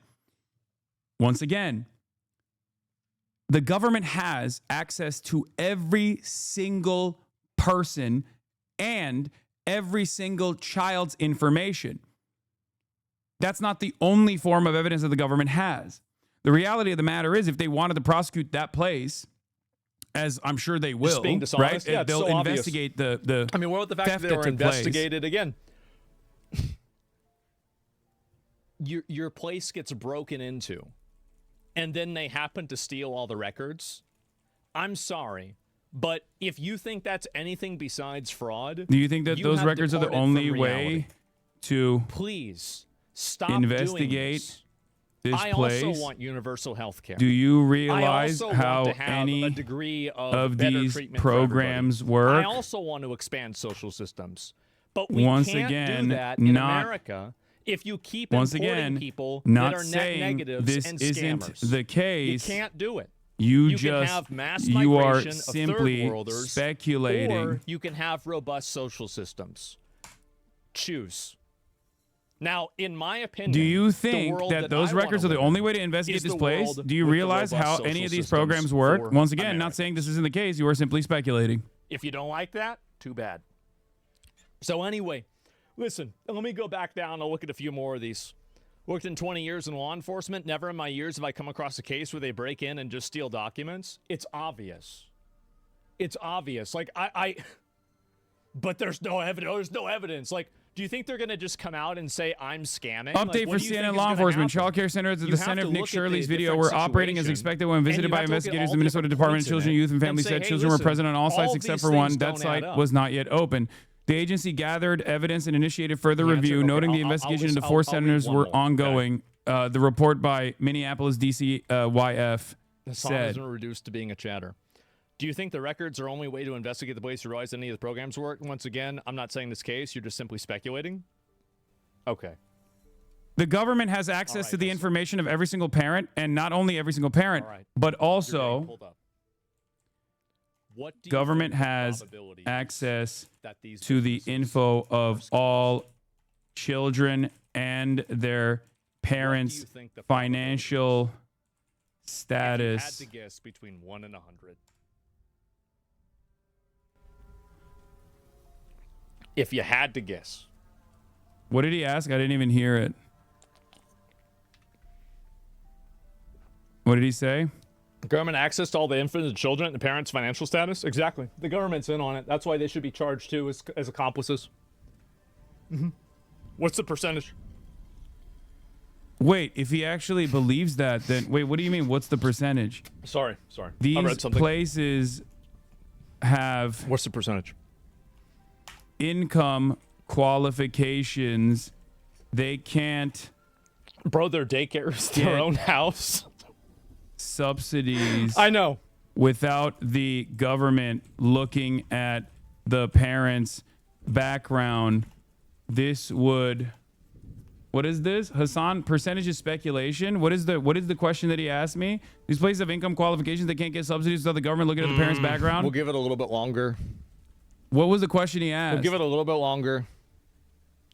But no, I think he does bring up a good point. The government does have access to this. That's why there has to be a federal investigation. I think that what's happening is that they're directing the federal government to not go after these people because they want to secure the votes from this community. I think that's what's happening. Why don't we talk then? You have to check with the chat first. I mean, I feel like it's such a too simple question. boomer Right? What's the to probability of type it being a scam? fast. Why don't we talk then? No, I'm not. We're not gonna. Oh my god, bro, you're in the chat. Can you stop? Are you worried? Oh my god. We agree. No. It's just a simple percentage. Stop begging. Jesus. No, really? I'm not going to debate. I'm not going to go and argue with you about this or whatever. Because again, if you look at all of the evidence presented and you don't come to the conclusion that there is like a 99% chance that this is a scam, you're lying. You're lying. You're obviously lying. It's so clear. Uh-oh. They're all saying he's a pussy now. Uh-oh. Such a debate. Yeah, it's not a debate. That's why I asked about the percentage. What is the question that he asked me about the percentage? I didn't hear it. What was the question? I give him space to no, it's okay. He's a communist, right? Everybody gets their own space. What was the question about the percentage? He can't. It's against his beliefs. He answered. Speculate on the probability of fraud. Let me see if it did. Kind of feels like you don't want to dunk on me easy style. No, I just don't like debating. I don't debate about video games. And again, you're going to try and do the strategy. Listen, Hasan, you are the Jake Paul of debates. You have no problem gassing yourself up, talking about how much you want to debate me or debate some other, as you like to call them, slop tuber. Watch. He's going to say But Destiny. whenever it comes time to debate Ben Shapiro on capitalism or debate Destiny, for some reason, you don't really have that same attitude. So I don't really want to hear about, oh, yeah, I want to debate you. You're going to come in and be the big guy and everything like that. I did want to debate Ben Shapiro. Barry Weiss pulled it very publicly. I don't know why. I don't know why you're saying that. I did want to debate Ben Shapiro. Barry Weiss pulled it. Because they wanted to debate on something else. Oh! Barry Weiss publicly said I need to be deplatformed. Let me ask him something. Hasan, did you see what I said about that? I need to be deplatformed. Because I did cover it. I talked about it. Did you see it? Barry Weiss publicly said I needed to be deplatformed. Yeah, but did you see what I said? No, I didn't see what the fuck he said. Again, he's only able to talk because he can at least control the narrative a little bit in this circumstance. But he can't control it if we're having a back and forth conversation. Even a couple statements immediately cause him to back away from his initial claims, right? And this is the reason why he wants to control the narrative. He wants to make sure that, like, at most, he will respond to me chatting in his chat. Okay? Is probably so much worse than you can even imagine. This fraud is insanely fucking bad. And I don't think that it's just with these daycares. I think it is with the entire fucking government, healthcare. It's with healthcare. It's with health and human services. It's with food stamps. It's with welfare. It's with tax write-offs. Public-private partnerships. Fucking everything. And if we had in my opinion, I think that we are spending close to, if not over, $1 trillion on fraud every single year. And if you don't believe me, timed out. What is this here? I think Minnesota fraud is abysmal, a byproduct of private partnerships. I want it all to be combated. Okay, good. Then that's fine. Great. Then we're on the same side. Hyper-focusing Stop trying to make this an argument about some bullshit. No, claiming that... Like, okay, great, good. We're on the same side. That's amazing. I'm happy. Parasites. Good. Are the... Claiming that third world parasites are coming in to do here we go. Fraud. Yes, and no, I might look at this in a minute. But... Claiming that third world parasites are coming in to do fraud is the issue I have with I think that your it is so much worse than what people realize. Like, I grew up, you know, I don't know really, Hasan like, is Hasan was in garbage, Turkey trash. for a while. I'm claiming that third world parasites are coming to do fraud is the issue I have with your claim. The Well, then maybe overwhelming they should stop doing majority of considered that? migrants Claiming just third world want parasites to are coming in to do fraud. exist and work alongside then maybe they should stop everyone doing it. else. There will always When be these people fraudsters, go and they advocate for racial, and they racial should ethnic voting, be jailed. they stay inside of their own community. They don't assimilate into America. That's they none of send this is money true. back home Now to he's just Somalia all, that funds this terrorism. is all just made up shit. And then on top of that, there will always be fraudsters. They should be jailed, of course. The overwhelming majority of migrants just want to exist and work alongside everyone else. Okay, You're great. Well, if you think that, then why are you trying to lump claiming in that and they- then take the... Oh, jeez. I'm debating with Hasan now. I just You're realized claiming you got they're me. coming You actually to got do me. fraud. Okay, I can't. You I said it was have like two no messages. evidence I've actually fucking Jesus fucking of Christ. Migrants Okay, coming to do one more, fraud. and then I'm gonna move on. Okay, you got baited. No, I've been baited. He did get me. So okay, all the migrants want to work alongside everybody else. That's great. That's lovely. That's amazing. That's really nice. So don't launder the good reputation of all those migrants that want to look good and work with everybody else and have no problems. Don't launder their reputation through these Somalian scammers. Don't do it, because I I'm agree not with you. doing You that. know I'm not You're the- anti-immigration. you're I'm the not only pro-migrant. one I think some people should be able to come over claiming here for these sure, but it needs to be in the third best interest of world American citizens. And right now it's not. parasites When you have these people are come in coming and you're in to scamming the do system, they're getting these fraud. massive amounts of welfare. It's going to a private daycare in their own fucking house. They I have like a that he massive is, house. by the way, he It's is a just like huge working problem, his man. way up to just describing how racism works, People- right? How many people we could help that are Americans if we were able to take that money and give it to them? And I'm not saying I hate Somalians. I don't hate any of that. You're only saying third world parasites coming to do fraud? Yeah, exactly, because they are. What else do you call it? 89% are on welfare. What the fuck is that? Why are we bringing people in just so we can give them welfare? We have people here that are on welfare. I drove by back. I was like on the They're highway. American I'm citizens. driving by on the highway. I see a homeless veteran on the highway. He's got a sign painted the American flag. I've got to see this guy live on the street while they're living in a mansion. This isn't fair. And now I'm debating again. They're It's American not. citizens, number one. I don't even know if the 89 Listen, claim is correct or not, for the Stop record. defending the indefensible.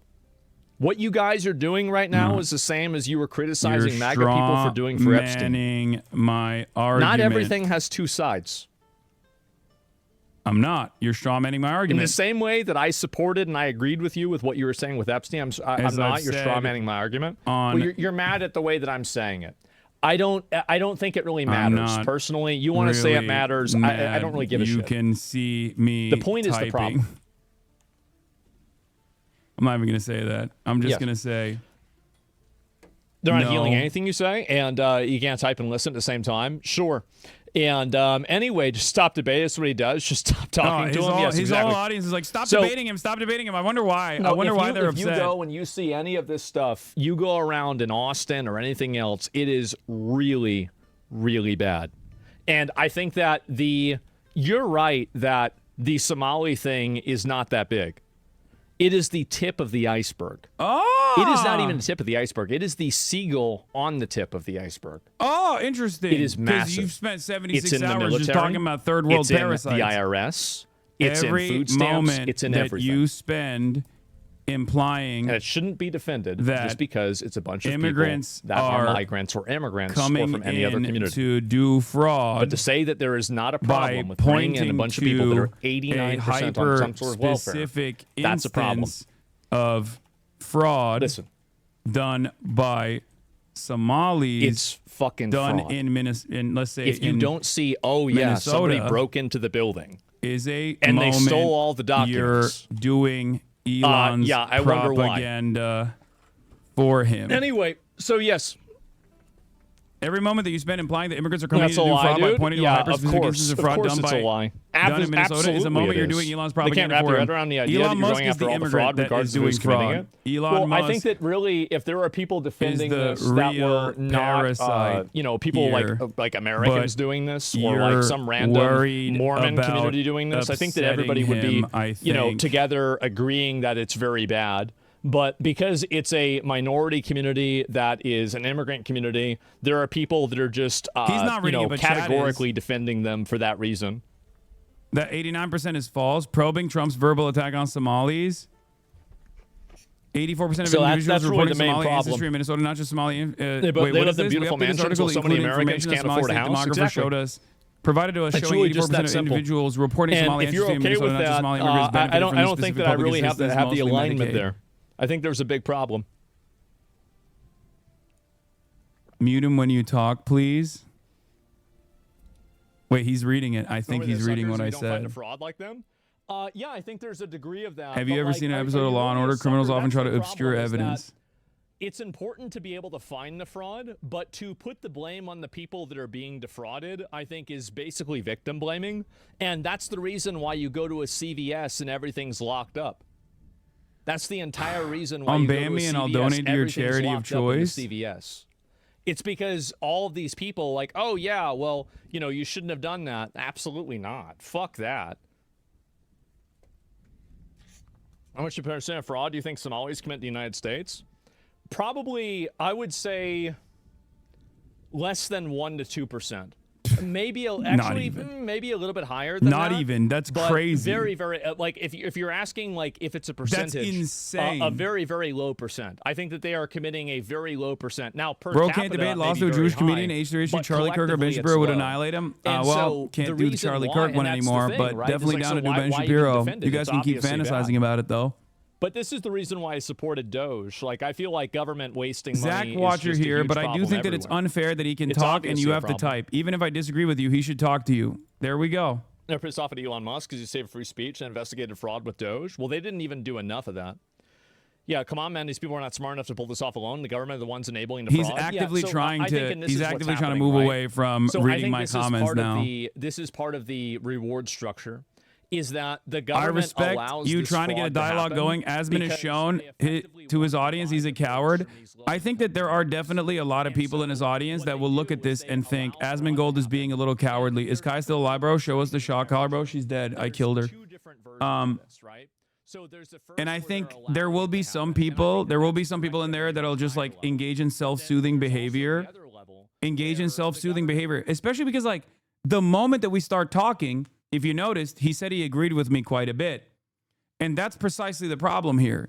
He doesn't want to have a conversation where he will be forced to concede on a lot of the things, because a lot of the things that he said about what my positions are wrong. So if his audience saw what my actual position was here, and then actually he had to sit there and defend what he's saying in front of someone who is a little bit more knowledgeable about what's going on in Minnesota, he would have to fold, because immediately he would be like, well, yeah, we agree, as he did, right? You're getting really good at debating. I wonder how the Clippers are going to spin him ducking you. They'll say Asman Gold destroyed Hasan or something like that.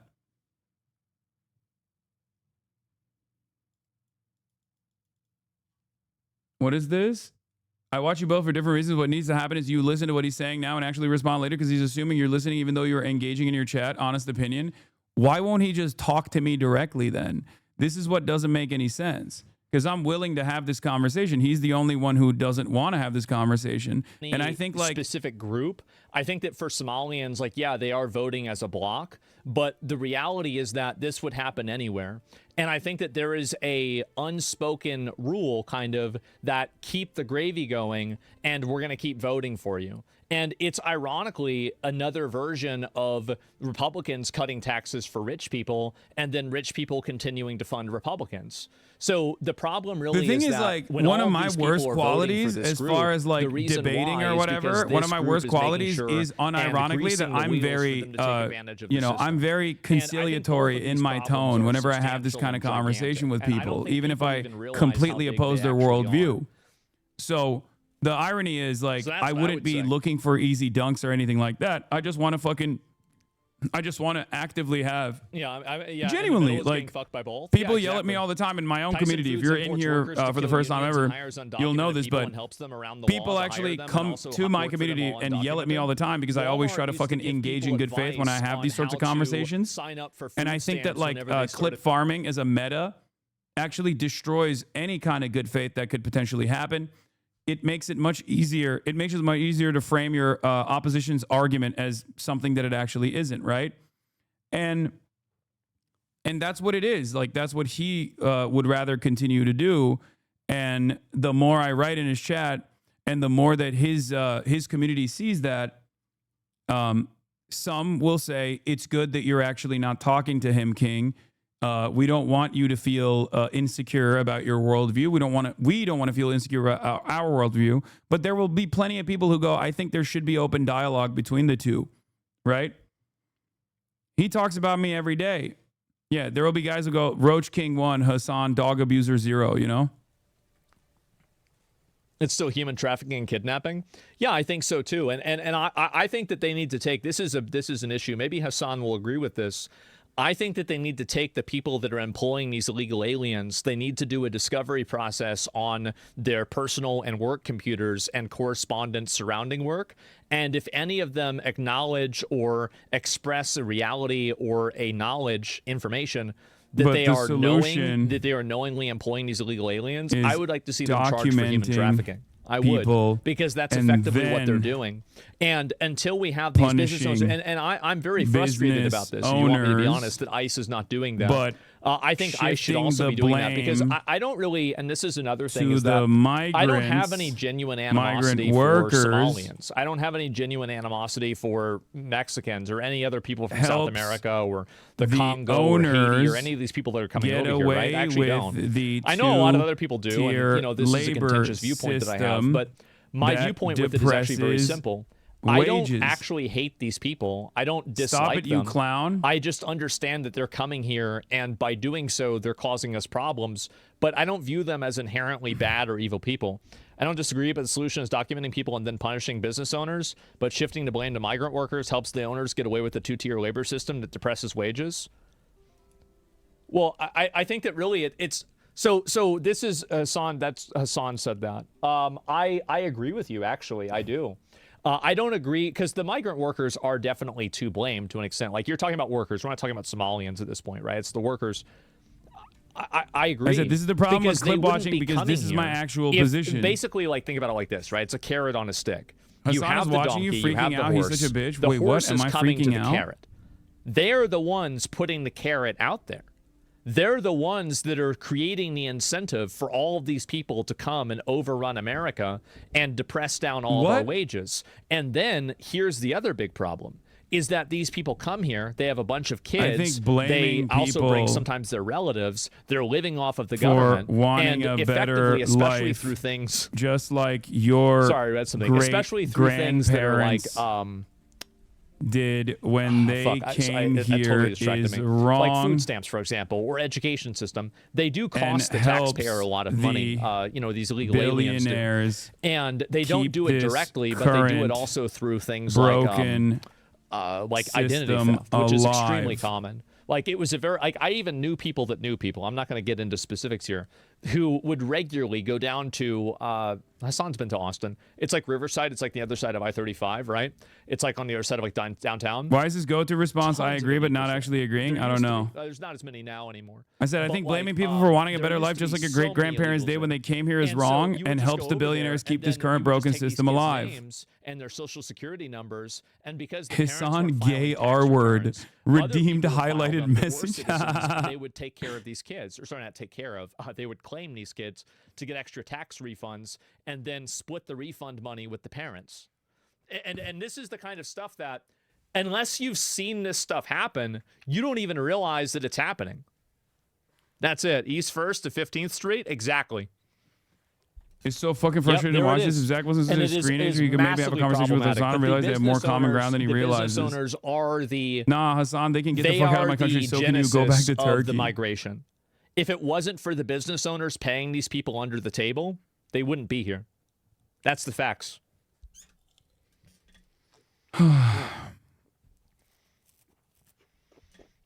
That's 100% true. It happened to me. Mega gay R-word. 100% on that point as well. A lot of families still do this. Of course they would. Why would they not do this? And this is the problem that I have, is that I think that there are a lot of shared values and like common goals that even Hasan and I have. This is how Asmongold presents himself as like a reasonable centrist, for the record, I think. But he's libbing up. Fucking scams and this shit is very different really attitude overall than what he was saying yesterday. You know what I mean? Like the parasitic migrants and all this shit. So yeah, I'd want to. Hopefully there can be an alignment Since Hasan is on watching, these actual can we get a free Kai scams, in the chat? making sure that we have actual Americans, real Americans Yeah, that I mean, are I don't getting give a this shit. money. Yeah, free Kaya. Real Americans. Imagine that. We don't need immigrants. Our economy is not expanding fast enough. Current Just population, the billions American people for, struggling to from find one jobs. state. Oh my God, Yeah, it's billions cope. of It's dollars. cope. You really think it's the worst place is Minnesota? Give me a fucking break. We can also see what happens if you flood the market with new workers, looking at the effect on women beginning to work. Yeah, I mean, I don't know all the details about that, but I could see that being the case, sure. That's why I watch you. You need to be a chatter, you need to check logs. The thing is that if you want to deal with the problem, you have to you have to approach it from like 10 different ways. You don't just approach it from one way. You have to over $1 billion. Those committing fraud in Minnesota will be caught and prosecuted to the fullest extent of the Tell him law. there are no real Americans, which I meant. He meant the Europeans. Yeah, I just don't understand. Like, if you are Tim Walz anti-fraud, doesn't get as arrested, I am, you wouldn't be hyper-focusing on the never fucking... voting for another the Republican the entire until Somali somebody runs community that, you are suspecting of doing fraud, implying that every single Somali person that's come here is actually a third worldist, like a third world parasite, simply here to steal funds. Okay? That's it. The reality of the matter is, even in terms of like, keep pressing him, especially on the women going into the workforce, it destroys in his Chad's trad wife stance. I don't even know what he's talking about there. HasanAbi, you worked your entire life on your fake image just to destroy it all by shocking your dog, you R-word, bah ha ha ha ha. Yeah, no, everyone hates me now. The thing about HasanAbi is that he's really like, and then, but also those, but then again, you know, anyway, so that's kind of it. Nice. Wow, owned. He said women starting the working flood the market like immigrants. Wait, what?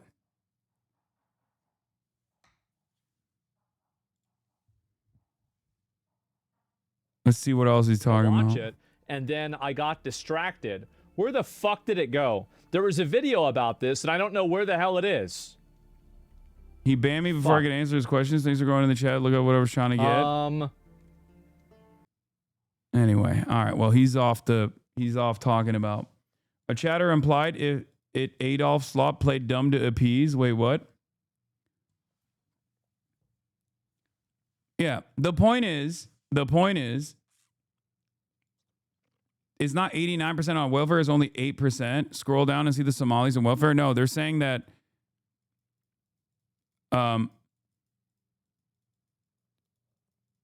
benefited from the specific public assistance program, mostly Medicaid. So it's not even like welfare in the sense that they think it is. It's just Medicaid, right?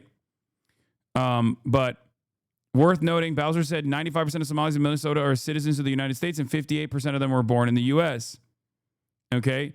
February report from the Libertarian Cato Institute using a different methodology found that immigrants consume 21% less welfare and entitlement benefits than native-born Americans on a per capita basis in 2022. That report looked at the percentage of total dollar amount of spending on benefits for immigrants and U.S.-born residents and accounted fewer means-tested programs as welfare and also included Social Security and Medicare, which are considered entitlement programs. The CIS report said that in 2022, 54% of households headed by immigrants, including naturalized citizens, legal permanent residents, and people without legal status, use one or more major welfare program.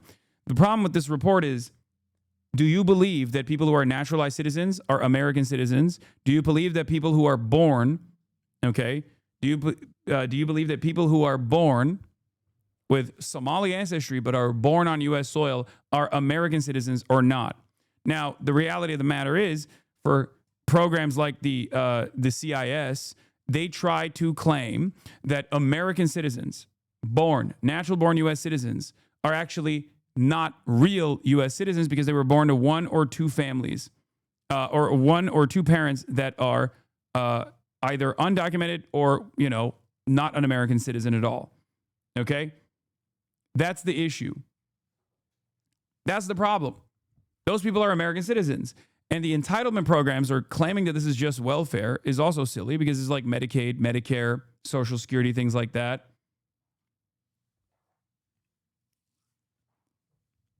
And the idea is like, what? What are we supposed to do? If someone is of Somali descent, even if they are an American citizen, that they shouldn't have access to Medicare or Medicaid or Social Security? It's fucking ridiculous. These are programs that they're actually paying into. That's how Social Security works, for example. It's just plain racism. Okay? That's it. The way you predicted what Asman would say. What is it? Listen, Hasan, you are the Jake Paul of debates.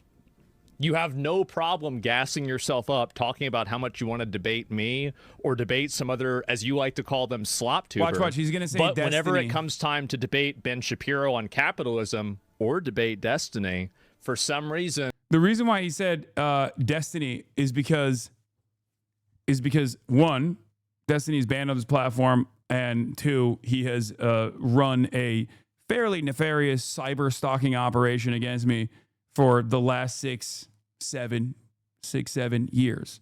Okay? That doesn't mean that I'm not going to debate someone who has an opinion that is different than mine. I debate people that don't agree with my worldview with regular frequency, including high-profile people who debate all the time, including wanting to debate Ben Shapiro as well. But the reason why he said Destiny is because he's afraid of actually talking to Destiny. He could. He's a kick streamer, just like Destiny is, right? But he doesn't want to, so he'll just offer a alley-oop to Destiny's audience. Also, bringing up Charlie Kirk in this situation is really fucked up because I was about to debate Charlie Kirk and then he got killed. That's not my fault. I was slated to debate him. It's ironic because this also implies that he is just not very smart. He's basically saying oh, you want to debate me because I'm not very smart and can't actually hold, my worldview does not stand if questioned. You're such an absolute demonstrable clown. You go into Asma's chat, bait him into a debate, not listen to a single word he said while typing and talking, reading your own chat, misrepresenting everything he said during the 1% of the time. Brother, you are a stan. Okay? You're crying. You're crying in the chat. You're crying at the behest of Asmongold, who seemingly didn't even have that bad of an experience when I was writing in his chat. Think about how pathetic this is. Where is the lie? Think about how pathetic that you're like a barb, dude. You're a fucking Nicki Minaj stan. I cannot believe you're in this chat right now crying. I'm pathetic. Yes, this entire thing that you typed out is the most pathetic thing I've ever encountered.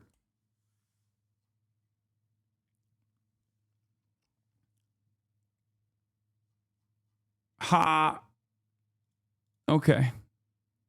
Like, why are you defending? Why are you defending a thing that Asmongold is not even defending, right? He doesn't have an issue with it, seemingly. Like, you have a parasocial experience here where you think, like, you hurt my favorite content creator's feelings. I am going to go into your chat and be like, you're fucking pathetic. You didn't listen to him. Like, that's crazy. Like, think. He has every opportunity to have a normal conversation. It's not like I'm baiting him into debate. I'm typing in his chat. He wants to have some level of power in this conversation. It's not like I'm some fucking tiny random guy either. You know, this is my realm of interest. This is what I've been doing for years and years. Clearly, I guess I have a lot of points of agreement with Asmongold, at least the way that he was. You definitely didn't hurt his feelings. Okay, but why are your feelings hurt? You know? Why are your feelings hurt? Is it that scary to have a little bit of pushback for your point of view? Is it that scary for your favorite content creator to have a little bit of pushback whatsoever, or maybe even points of agreement? And even when he obviously wanted to control the flow, even when he obviously wanted to control the narrative to the best of his ability by reducing me to typing in his chat instead of just like calling me on Discord, right? Even then, it was so much. It was such an emotional experience for you that you found yourself here crying about the perceived feelings of your favorite content creator when seemingly he wasn't that offended. Just a little bit of pushback, and he backed away from like 3 different points that he had presented. That's perhaps the reason why he doesn't want to have a conversation like this. I see this as like you wanting to remain in an echo chamber, in a hug box, you not wanting to have these sorts of opinions be tested at all. Okay? That's it. You don't want the bubble to burst, and it hurts your feelings, and you start crying, and you lash out like a baby.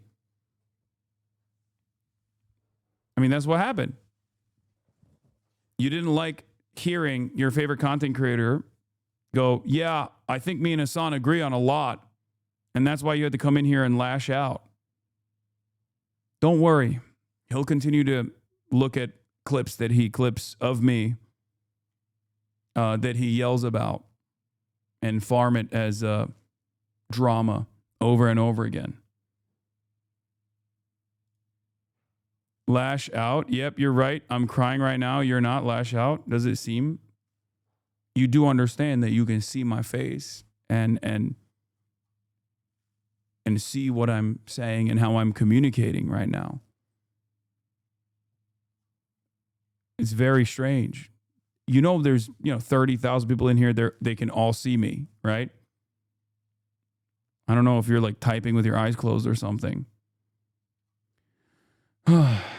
Anyway, it's dick riding.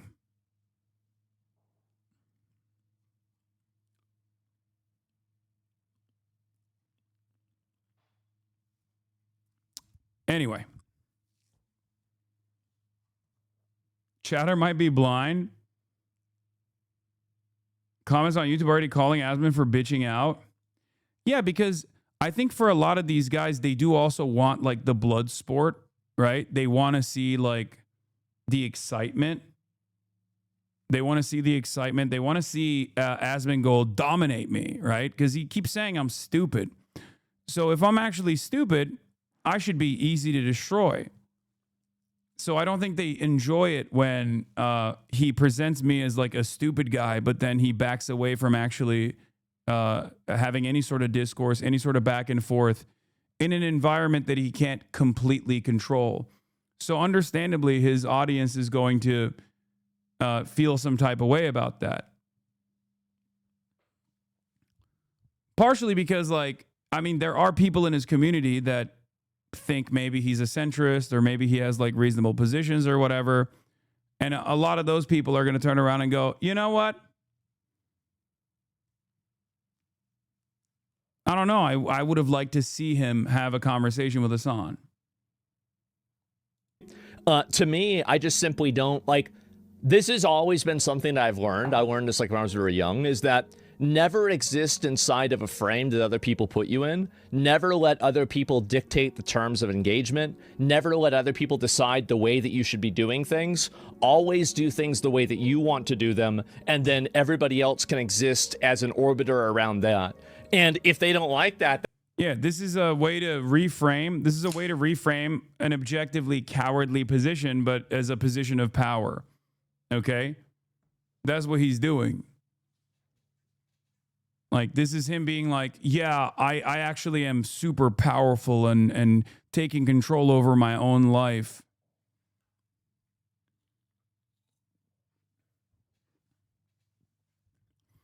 Bro, we'll never win on these talks. So Asman, XG Train, it's all the same stuff. And then the chat have to deal with these fucking losers in chat. Oh no, dude. Is your life destroyed? You have to deal with these fucking losers? Buddy, the fuck do you think I have to go through on a daily basis? The fuck? At least you have your anonymity. That's too bad. No, I have no interest and no desire also, to debate. I don't give a shit, and I'm fine taking the fucking heat. I'm fine tanking all the... I'm fine taking all the aggro, okay? Because at the end of the day, the conversation that we're having is not simple fucking drama.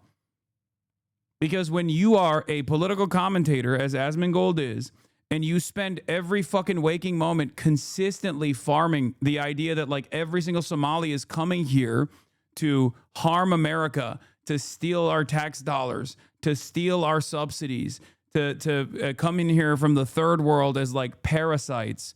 When you say that to a massive audience, you're conditioning your massive audience into hating the other. You're conditioning your massive audience into believing that every single Somali person is actually a parasitic person. Okay? So that's the reason why I fucking eat that shit with regular frequency, because I think it's important to address that that is a ridiculous point of view. Well, shit, then. I guess I'm one of them. The people from this community who thinks that he's a centrist but should have debated, I will criticize him on that. Yeah, and every single time this kind of stuff happens, there are plenty of Asmongold fans who will go, wait a minute, why won't you talk to this guy? You say he's a fucking idiot. I want you to destroy him. I thought you had a reasonable centrist position. Now you're saying you agree with him.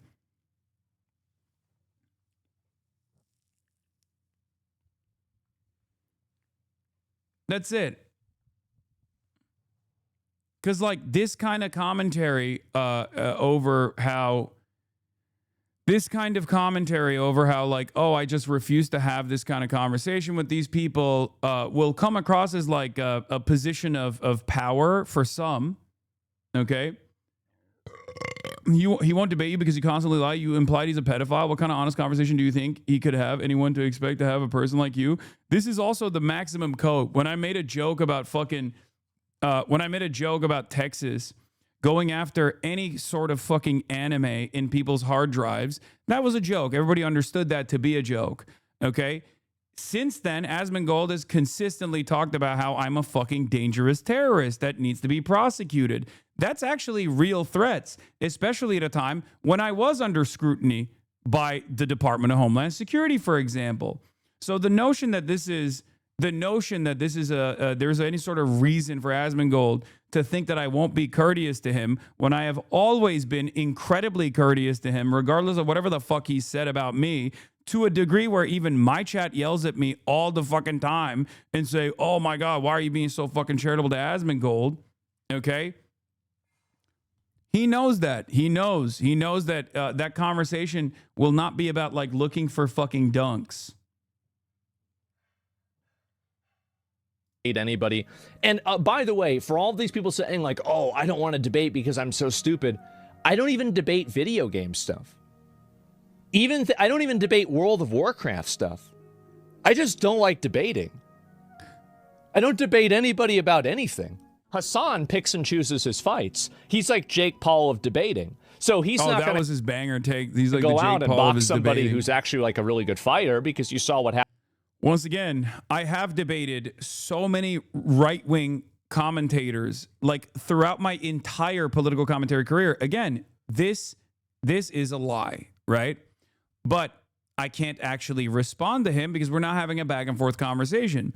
Because if we had a back and forth conversation, I could say from the likes of Ann Coulter to Larry Elder to numerous right-wing commentary people who have actually ducked me in the past, whether it be Steven Crowder at his fucking peak of his career, now he's irrelevant, or Ben Shapiro time and time again, or even Jordan Peterson. There was a point where I was supposed to debate Jordan Peterson, and he fucking backed away from that. So that is the reason why he likes this format. Because when he says that, his audience goes, oh, he's right. Hasan does duck all these things, right? Hasan does duck all these people. And they'll never check. It's not like they're going to see it. It's not like they're going to turn around and think to themselves, wait a minute, Hasan was supposed to debate Charlie Kirk 2 weeks before Charlie Kirk got shot. You know, it's the same principle behind someone claiming that I just sit indoors all day, right? And I don't do anything else, right? I only sit indoors and I never actually leave my house. Yeah, sure, you can say that and maybe even get like a viral tweet off, but the reality of the matter is very different, right? And if you don't have any investment or any care or any consideration for what the truth is, then you'll just keep believing this wrong thing.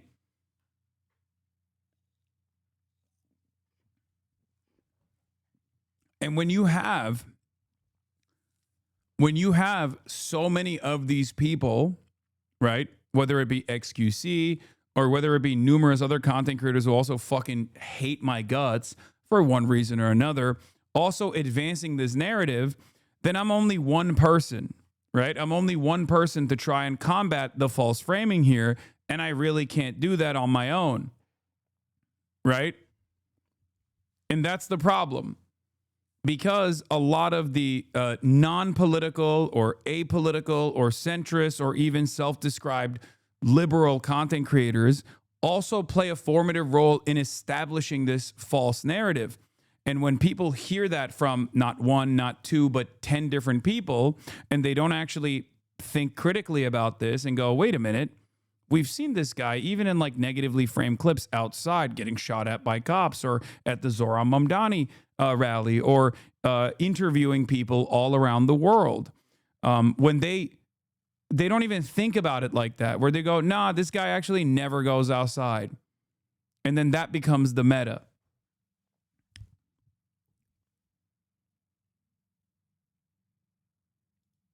What is this? Pending, banned on Twitch. He's built a cyber-stalking community against Hasan, along with collaborating with Nazis just to form allegiances to attack and threaten Hasan. And yes, I mean, it's not just me either. Genuinely curious about Destiny. Have you debated him before? Yes, Destiny and I used to be friends, as a matter of fact, for a brief period of time when I first got on Twitch, when I thought he was, I mean, when he mostly just debated right-wingers, right? And he presented himself as a social democrat.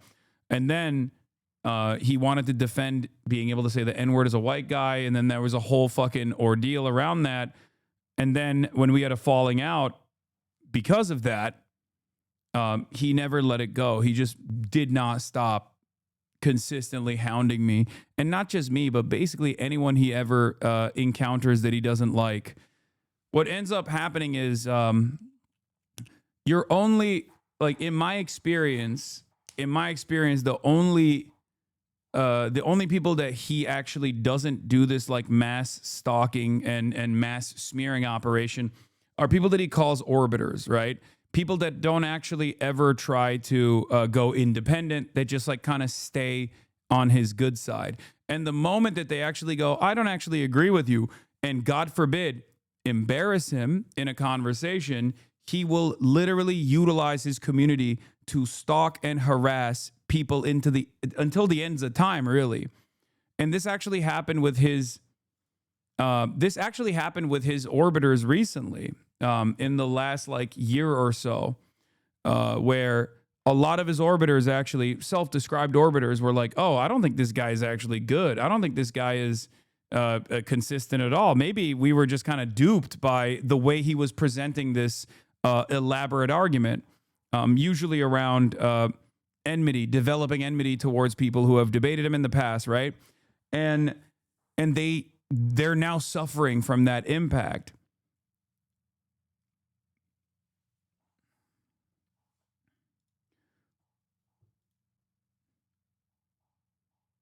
I've met people in the real world that claim this about you in regards to H3. That's really funny, especially considering that if you're in here for an extended period of time, you know the truth about that. I never talked about Ethan Klein after our podcast ended, only until he made this content nuke that he thought would actually destroy my career in what happened to be the most impactful career that most impactful year that I've had in my career as a political commentator. And even then, I rarely ever talk about him in comparison to how much he talks about me. I didn't just actually refuse to talk about him. I did defend him quite a bit. In a lot of these circumstances, I think that anger and that resentment and that frustration, especially because it's usually devoid of like a consistent worldview, ends up burning the person themselves, right? Like whether it be Destiny or whether it be Ethan Klein, like all of that anger and resentment and consistently trying to smear people that you had any relationship with whatsoever ends up actually harming you. It ruins your career. It ruins your focus. It causes you to... I found them. Yarım saat bekle. Sağ ol. It causes you to it causes you to fall apart, really. And members of this community did the same thing to others, so I think you should call it out more often. What do you mean? I don't entertain that sort of behavior at all. I actually famously tell my audience not to do that, not to brigade, not to do any of that shit. So, I don't know what you mean by that. At most, I have said, if you see someone, at most, I have said, if you see someone lying about something that's like easily identifiable, right, about me, you can correct them. And the best course in that situation, the best course correction in that situation is to simply say, like, go watch this YouTube video or go watch one of his podcast appearances, and you'll pretty much understand that, you know, this is not correct.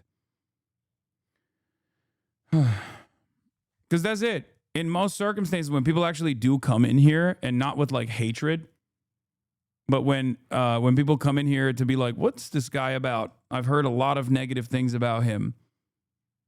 They usually find out that a lot of those things that they're talking about are just completely incorrect.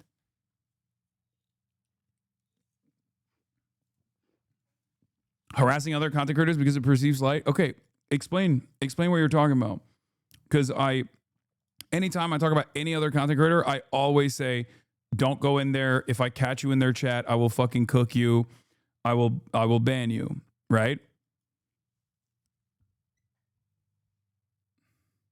It really depends on your mood, though. If you accept scrutiny from chat, sure.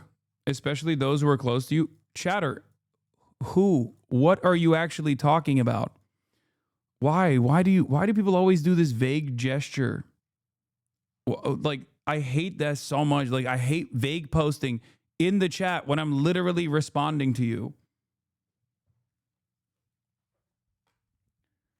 There's got to be a reason why so many people who actually fucking encounter me in a normal setting turn around and go, yeah, maybe we were wrong about this guy. Maybe we were told that he's like the biggest villain of all fucking time.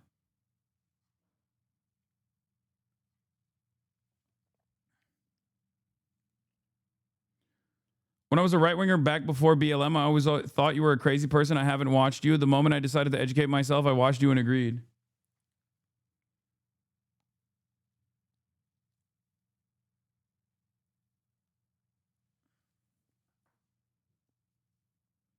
That's literally what happened to me. I always thought you weren't a real leftist and misogynistic, etc. After I finally checked you out for myself, bored at work, I found I really appreciated the way you present and critique info. Hell yeah.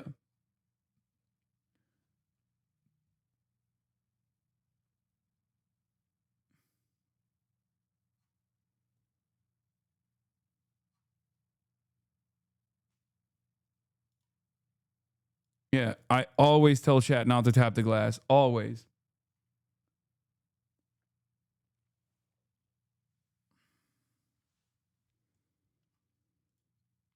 All right.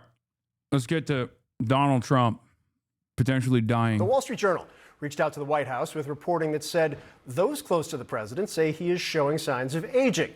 This led the president to give the Journal an impromptu interview, an interview that was published today. Now, the president told the Wall Street Journal his excessive hand bruising is caused by the amount of aspirin he takes, saying it's more than his doctors recommend. He says he regrets getting advanced imaging because it generated so much scrutiny over his health. He also denies falling asleep during events like this one you see here, saying he's simply, quote, blinking. While at the same time, he admits he's, quote, never been a big sleeper at night. Now, we also learned the president will not be exercising as part of his New Year's resolution. He called it boring. CNN's Elena Treen starts us off today. And Elena, let's step back for a moment. What are some of the specific concerns the Journal outlines that people close to the president have had related to age? Yeah, so there's a couple things. One, I mean, the falling asleep. Don't listen to the doctor, Trump. Don't do it. You know better. You know better, Mr. Trump. Mr. President, you know the most. You have the best brain. You are big and beautiful. Do not listen to the fucking silly, woke, gay doctors. And what is the gayest? Medical advice. Ugh, okay. Dozing off. I know, I love that line. It's like I say that when I'm like, can stay up too late with my I friends. hate And I'm just exercising resting my too. eyes. You're right. But I gotta pee. that's part of it. But a lot of it is the heavy bruising. I mean, there was a great anecdote in this Journal piece about how Pam Bondi, the Attorney General, she was wearing a ring and like accidentally, grazed the president's hand, and he started bleeding from it. They've talked about him having thin skin. That's one example. But you see the heavy bruising. I mean, we have great photographers at the White House all the time capturing heavy makeup, bandages on his hand, him trying to shield his hand from the cameras. That's a sign of concern, some officials have said. There's also been swelling in his legs. We know part of that is due to what the White House and the president's doctors have said is his chronic venous insufficiency. Essentially, it's common in older people, but it's when a one-way valve that doesn't circulate as much blood going up the legs to the heart. And then another issue that he has as well is the fact that he doesn't exercise as much. That's why he's almost always golfing on the weekends. But when you're older, wanting to be more active, and the not sleeping as well is a cause for some concern. But look, what I found so interesting about this too, I love that you mentioned it, that they had all this reporting, the Journal, for the president. He actually does this a lot. If there's a story that he very much wants to weigh in on, even if you had no intention of interviewing him, he will call the reporters. And this is an issue that is so important to him because, I remind you, think of all the time, he still does this on whenever he has events, campaign style events, but throughout the 2024 election, all he did was go after Joe Biden for who he argued was hiding a lot of his medical issues. He called him mentally unfit and other things for office. And he's the president, very defensive when it comes to questions about his health. But that's also led a lot of people, particularly people in the press, but I think the American public too, wondering if he's being fully transparent and sufficiently transparent, really, with the medical information that he provides. So I thought this was a great look at it. And this one thing really quickly, I don't know if we have the quote, but I just need to read it. Because I think aspirin on blood. Yes, it's the aspirin on blood. Yes. I think this was an amazing quote that Trump gave them because he says his doctor said he takes 325 milligrams of aspirin a day. Trump says it's because he wants to thin the blood. He said this to the Journal. He said, quote, "They say aspirin is good for thinning the blood, and I don't want thick blood pouring through my heart." He went on to say, "I want nice, thin blood pouring through my heart." Again, he also said that he's not taking or he's taking a higher dose of aspirin than his doctors want. Dude, that's awesome. I love that our president is that kind of guy. That is so sick. No, come on. I mean, he's the perfect guy for the moment. He is the perfect president for this very moment, okay? Respect. God damn it, that's amazing. Guy who believes his fucking life is his like there's a life force in him as a battery, and he is depleting it when he does any physical activity. Guy who's like, oh, I want my blood to be thin. I don't want it to be thick. No thick blood for me. That motherfucker has the nuclear launch codes, bro. Hell yeah. Fucking hell yeah. Also was told to wear compression socks because of the swelling in his legs. He said he tried that, doesn't like it, so he's not doing that either. Can we pull up the full screen real quick of the quote? Because it's at the very end that I think is the best part, where he's explaining his theory of the case and then asks the reporter. It's also funny because, like, evil never dies, right? So he just kind of, like, it doesn't really matter. He can do whatever he wants, eat all the junk food, as this article showed, as we already suspected, as we kind of knew. He just exclusively eats like McDonald's and dog shit. Does not work out at all. Barely gets any activity. I mean, I guess he golfs a lot, so that's better than people his age, if we're being real, if we're being honest. He's got to smell so bad, dude. I just don't think he's going anywhere. It is pretty funny to me, a Turkish man, to watch Americans experience something that I think maybe even Russians and Turks and people in like other countries have felt, right? Like this is a classic thing that people who feel like it's not Hungarians, sure. People just go, oh, I hate that this motherfucker is still in charge. He's just dominating everything. Fuck him. Why won't he die? And then they never do. Okay? They never do. Evil never dies. But it is funny. It is funny that Americans are now experiencing that very common feeling. Does that make sense? Yeah. And you're like, well, I mean, I guess sort of the way you're explaining it, yes, but not according to the medical. Okay, we're just going to let this one go. This is his theory of the case. He believes it, and that's why he does what he does. He also said, which is very true about Trump, he said, I'm very superstitious, which we know. Trump is a very superstitious man. And he said, I've always been taking aspirin. He always believed it would help him prevent a heart attack, and so he's sticking with it. It was a great piece. It was a thorough piece. By the way, golf is a sport for rich people to claim their high status. Yeah, but the reality is if you're like 80 fucking plus years old like Trump is, any kind of walking that you're doing on a golf course is pretty solid. Like a lot of people at that age are not doing anything, right? I know he uses a cart, but the moments that he's even standing up and walking around, that's still better than other people his age because we forget how old he is. Guys, he is very old, okay? You're forgetting how old he is. For someone who is that old, that's a decent amount of activity. He's not as sedentary as other people his age are. 79-year-olds are not, doing anything. the president engaging on the piece actually made the piece a lot better, a lot more fulsome. Absolutely. Something that the Biden team could have probably done in the 4 years prior. Let's discuss now with Dr. Jonathan Reiner, professor of medicine and surgery at George Washington University. He's also a CNN medical analyst. Doctor, really appreciate your time. Just last month, you said you were seriously concerned about the president's health. What's your level of concern after hearing from the president, who says he's in perfect health? Well, I'm mostly concerned that the public really hasn't been told essentially anything meaningful about the president's health here.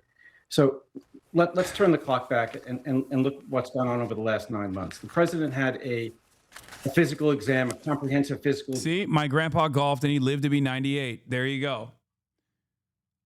There you go. Look how slender he looks too. He looks hot.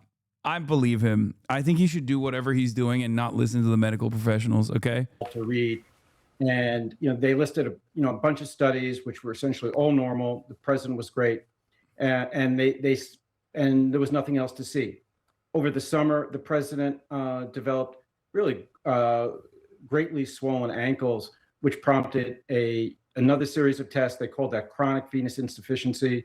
despite the fact that just a few months earlier during his comprehensive exam, the president's physician said he had no swelling of the leg.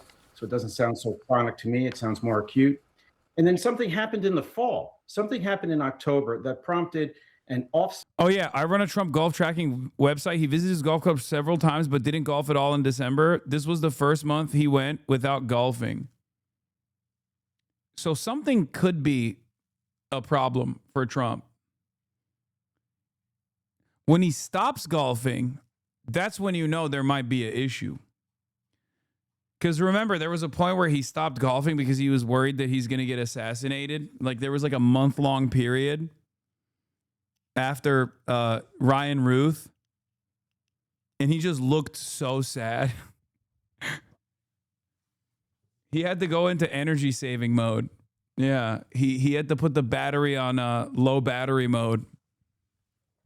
You know, lower the brightness a little bit, make sure that he's not firing off on all cylinders. So we'll see. Cycle series of tests by the president's medical team. And when the results of those were released to the public, they used some basically euphemisms to describe what the president, the test the president went through. And the euphemism was advanced imaging.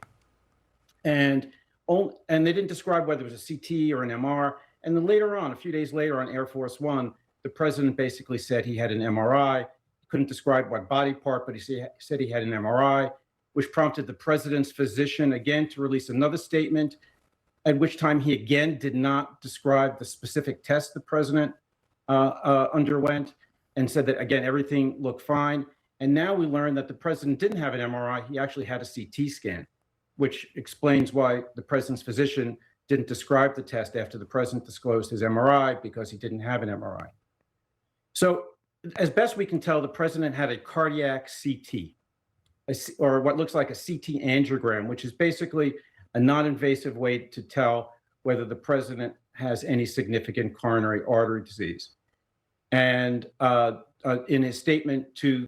Okay, is he going to die or not, man? What does that mean? Wall Street Journal, the president's physician, Dr. Sean Barbabella, basically said the test looked great. There was no abnormality, which actually doesn't correlate with what Dr. Ronnie Jackson told the public in 2018 when he disclosed that the president had a similar CT scan that showed the presence of coronary calcium, which is a marker of coronary artery disease. So I'm almost less concerned about the actual cause of the president's bruising. We can talk about that than I am about why the White House medical team has felt the need to study him in the last few months. What symptoms, what clinical concerns have prompted this? Because the president is right. When you test the president of the United States, he heals himself with aspirin. True. It turns out it's not that he didn't want you to be autistic. He wanted all of it for himself. Okay? He wanted all of it. It's not even aspirin, it's Tylenol. He's taking all the Tylenol. It creates a lot of concern, and rightfully so. What the president said about aspirin, which has gotten a lot of attention, taking more aspirin than what his doctors are recommending, and his rationale for doing so, which is, he said, quote, "They say aspirin is good for thinning out the blood, and I don't want thick blood pouring through my heart. I want nice, thin blood pouring through my heart." Does that make sense? Does that make sense? Yeah, so that makes no sense. Shut up. What do you know? He's the president. Okay, what are you, a doctor? Yeah? Okay, well, doctors, they read a lot.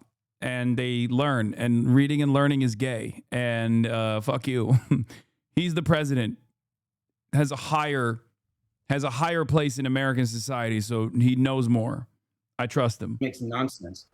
So first of all, when we use any kind of anticoagulant, medications to prevent clotting, those don't thin the blood.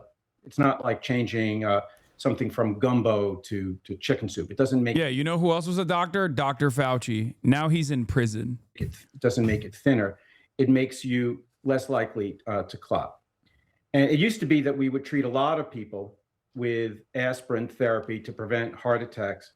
But we've learned in recent years that particularly people over the age of 70, not only is there no benefit in terms of just primary prevention, trying to prevent a cardiac event by giving them aspirin, that there can be hazard, and the hazard can be bleeding, significant bleeding. So here's the interesting thing about this. The president apparently is taking 325 milligrams of aspirin per day, which is essentially one adult-size aspirin tablet.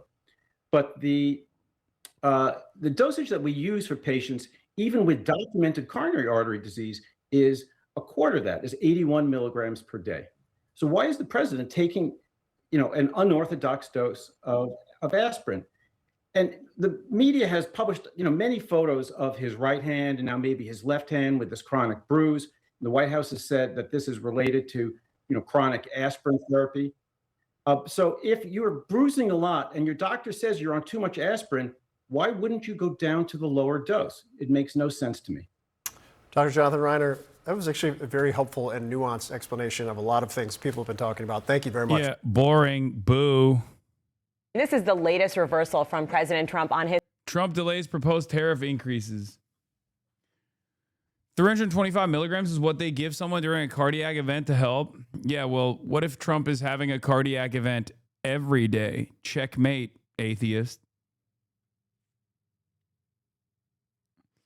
My grandfather smoked, ate McDonald's all day, never exercised, and he lived to be 700 years old.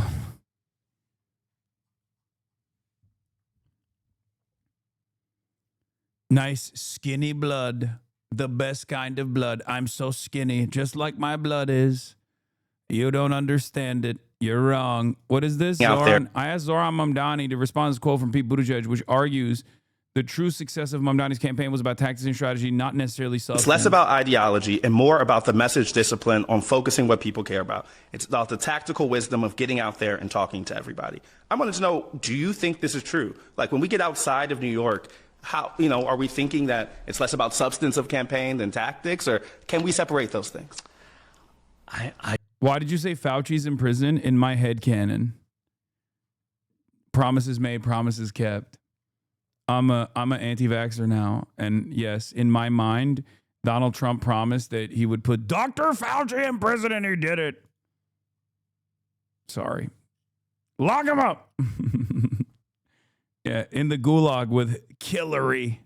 I don't think you can fully separate the medium and the message.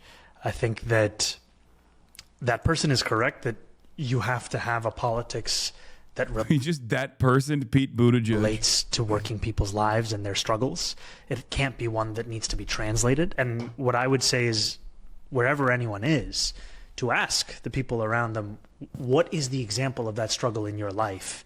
And what are the tools? And then for you as the candidate, think about what are the tools that government has to intervene in that, to actually provide relief to that? Because so often politics feels like an exercise in language and ideas that you need to have been at the last meeting to understand this meeting. Zoran needs to grow out his beard again. This shit's not working. I disagree. I think it looks good. And you actually need to meet people wherever they are and not explain to them why. I don't know why, but I feel like he looks more Arab unk coded with this too. Do you think Zoran will do national endorsement? He's not a regular mayor, not even for New York City. Maybe they should listen to you. I mean, it kind of feels like he's not. He's actively trying to not rock the boat at all. Perhaps a little too much. But to actually have a vision that is intuitive for the struggles that they are living through.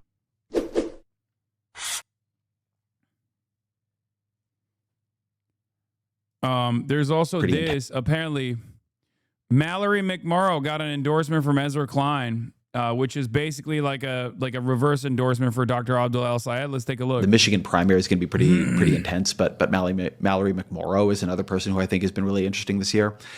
I think you have begun to see Democrats who feel like they are grasping the texture of this moment and breaking through in it. And again, going back to something you identified in my show, I just see attention as such a fundamental currency right now.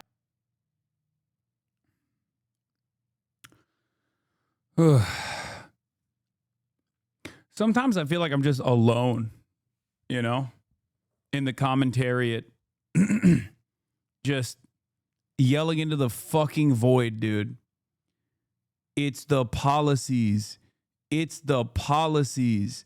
It is always the policies. Does attention matter? Certainly. How do you get the attention? With policies. But also beyond that, if you have no policies and you're pure attention, then you're Valentina Gomez. Valentina Gomez gets a fuck ton of attention.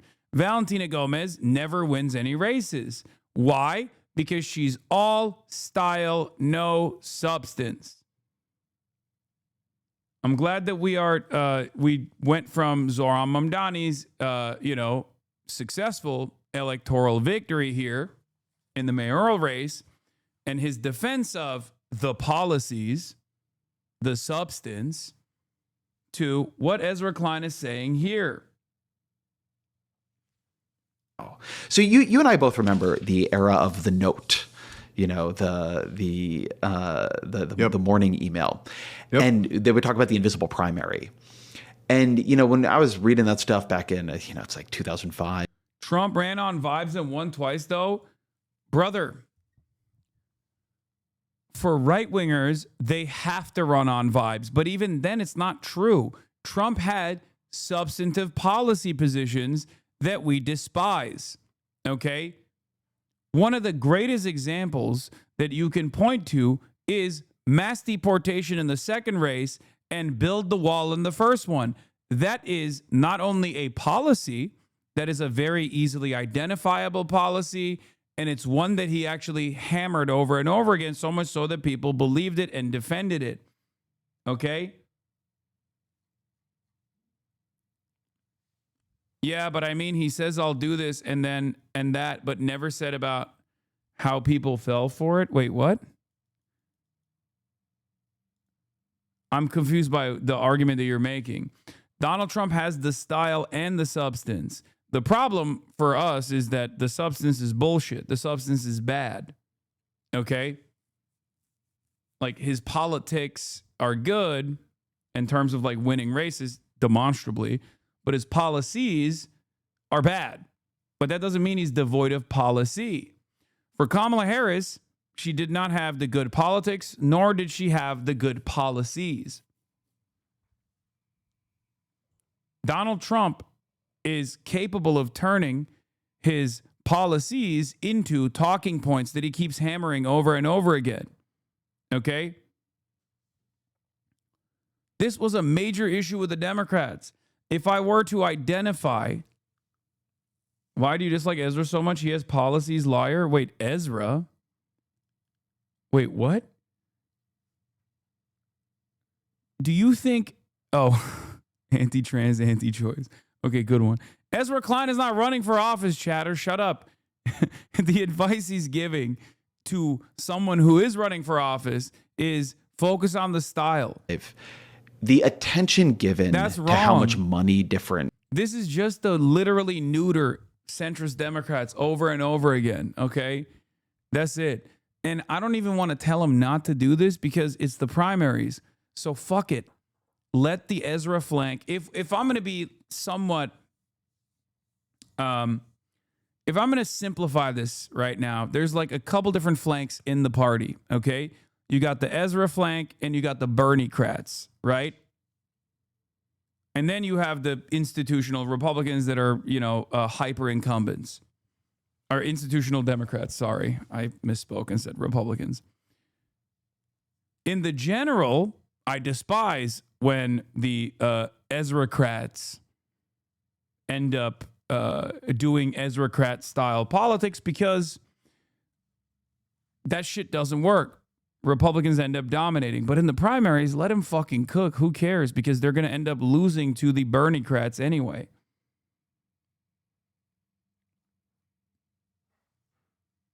That's it. Show dumbfuck Ezra this. Well, this is not national, sir. No, national net favorability for New York. Oh, national net favorability. Mamdani +5 was -14 in September. AOC +1. Hochul at -6. Trump at -20. Adams at -23. Cuomo at -32. Okay, it is a national poll. I didn't even realize that's actually really good. So nationally, The net favorability, especially for under 30 for AOC and Mamdani, is crazy good. Did you see Abdul El Sayed posted you yesterday? It might be good to collab with him again as primaries get closer. There are I'm more gonna people do that have obviously. $10 million I'm going to do that for sure. in net worth in the United States of America than there are people who can bench 225. Push. Thanks, man. Give me one. 1, 2, 3.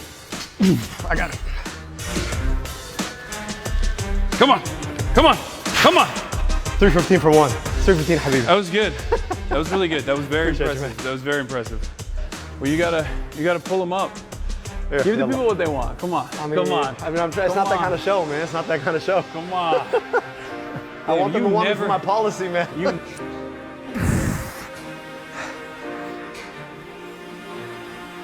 been in the gym your whole life. I've been in the gym my whole life. There's never been a moment where I've seen someone put up weight and I've been like, that guy. Yeah. That's not That's the culture. That's not what we're going for. That's what weak, insecure people do. Yeah. Look, you just got to get all the way to the stretch. So like when you're, I started bench pressing, for example. Now I don't use a straight bar anymore. I have a cambered bar at home, so I can come even lower, right? Because that's where the stretch happens. That's a Dr. Mike ass take, by the way. There you go. Nice. Dr. Abdul El Sayed getting the lift in. About to eat some kebabs. Excellent. There are Hell yeah. Yeah, Abdul for Senate. No to Stevens. No to AIPAC. No to McMorrow.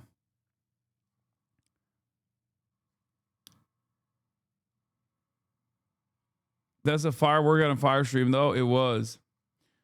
I've heard you are weaker and shorter than Tyler 1. Is that true? Yes. I am definitely weaker than Tyler 1, and I'm definitely shorter than him, too. He's like 6'5", I think. But yeah, Candidates were let's finish this. raising as the signal for were they figuring out and were they being able to arrange something significant. It's like all anybody talked about, I felt like, was fundraising and staffer hires. Right. And I just think that we live in the thing money was supposed to buy you was attention. And I don't think money can buy enough attention anymore. The candidates who work in this era need to be able to earn the attention. And you can only earn the attention if you are able to figure out a series of things. Some of them, by the way, very substantive. It's not just style points. Yeah, only in the end does he bring up some of those are substantive. It's not just style, but it's always about the economy, or it's always about the attention economy and not the actual economy, ironically enough. This stream is almost worse than the time you tased your dog. Wait, I thought the time I tased my dog was the best. It's going to be hard to keep up with that. That was the best stream, right?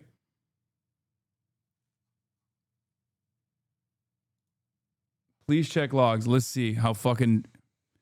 Mallory's husband works for Radiant Nuclear, a Peter Thiel-backed nuclear energy program, energy company in the race for a huge government contract. Okay, that's good to know. Thank you.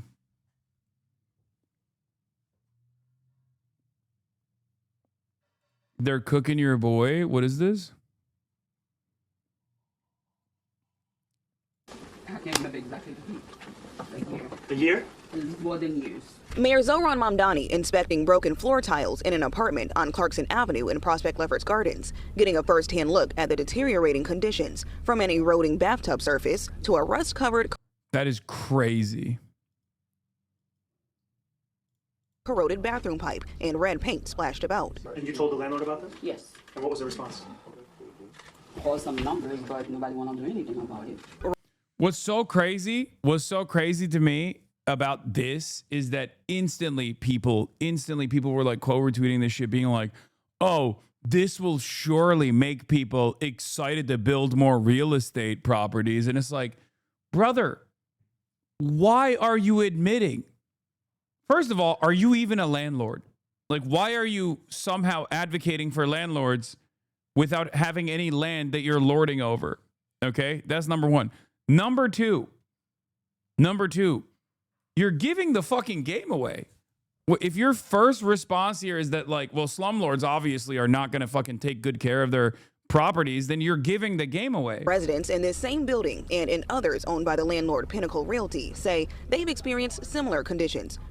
Is it wrong if I don't like this? It feels populist and without substance and something that a right-winger would do. Wait, what do you mean? He literally said if you are a slumlord and you are not taking good care of your properties and keeping them up to code, we will take care of your properties for you. So there is actually a real threat associated with it. So it is actually in line with his fucking policies. From leaking bathroom ceilings to moldy drywall, tenant unions rallying in response, demanding stronger tenant protection. Also, I'm not anti-populist. What do you mean? What are you, some kind of fucking elitist? I'm not anti-populist at all. There is populism and there is sloppulism, okay? Left populism is good. Left populism is great. I'm Chinese. Yeah, well, this was the most Chinese thing that Zoran has done so far. This is some Xi Jinping ass shit right here, okay? Directly going to the area that you want to impact.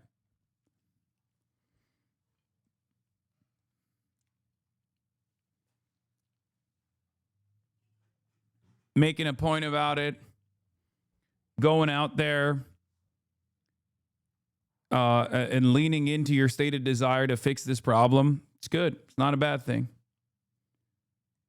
Yeah, he's going to do a long march through New York City. Healthcare crisis. Is wild to call yourself the next generation of Democratic leadership and be running against Medicare for all in 2026? Wild. During this healthcare crisis. Cooker. Do you think the solution?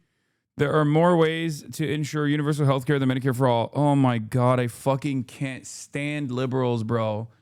I cannot stand liberals. Like, you are just a Twitter user. Why? Why is it that you are like holding on for dear life to the fucking private healthcare profits? Why? What is this? Are you secretly being paid? I don't understand. There are so many centrist liberals out there who genuinely think straight up that Medicare for all is bad. Like, they just do not think that it is smart. They do not think that it's appropriate to advance it at a time like this, right?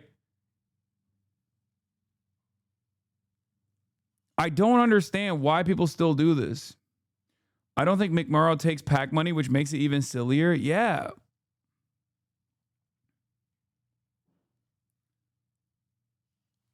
Like, who is this fucking for? Do you have stocks? Is that what it is? Like, do you have a lot of fucking stocks in United Healthcare or something? Is that what's going on? I don't understand it. Because when you ask these people, like, oh, why can't we have Norway? Okay. Imagine being the landlord and finding out the new mayor just personally inspected your building. It's a good take.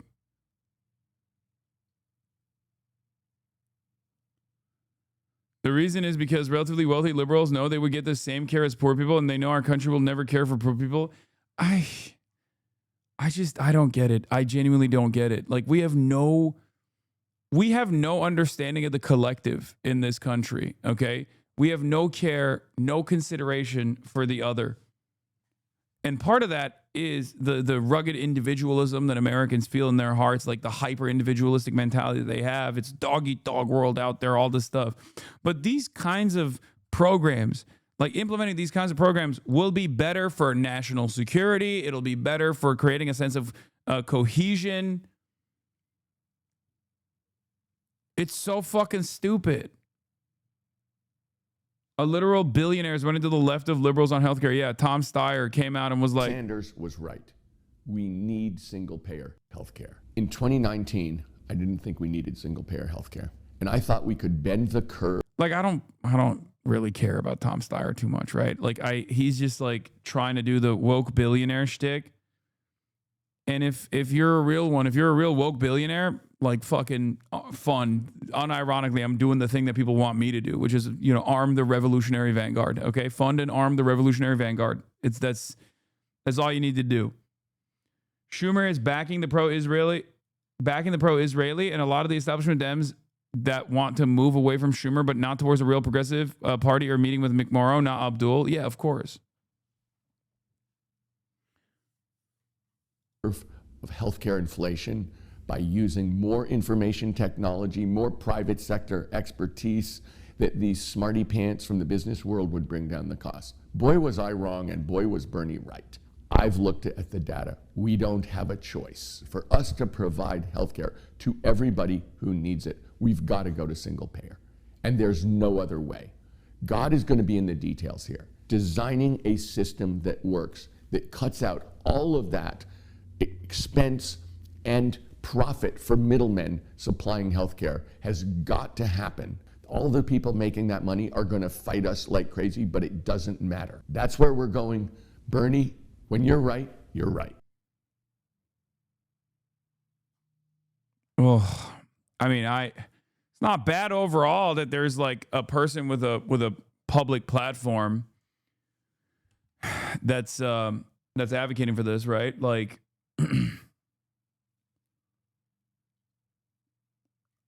I guess he's trying to go for governor. Steyer hires Mamdani's campaign team to bid for California governor. Maybe he's not going for president. Billionaire Democratic donor Tom Steyer is taking the unusual path. Steyer's hired top consultants known for progressive campaigns, including the team behind Zohran Mamdani's successful New York City mayoral campaign. I think a lot of people also greatly overemphasize like how much motion and how much power Zohran's team had. And as someone who is first to admit, many of them are HasanAbi heads and many of them are dope. I know them. I think they were fantastic. This doesn't work without the policies.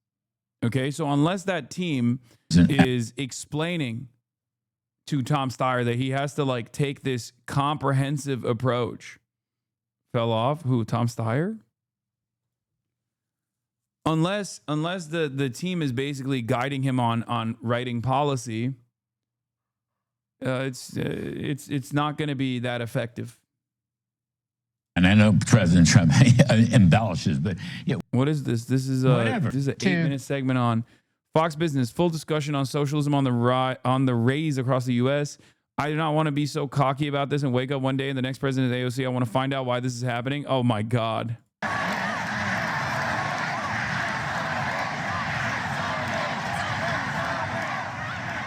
America isn't just flirting with socialism. Some voters have fallen in love. The wrong kind of right.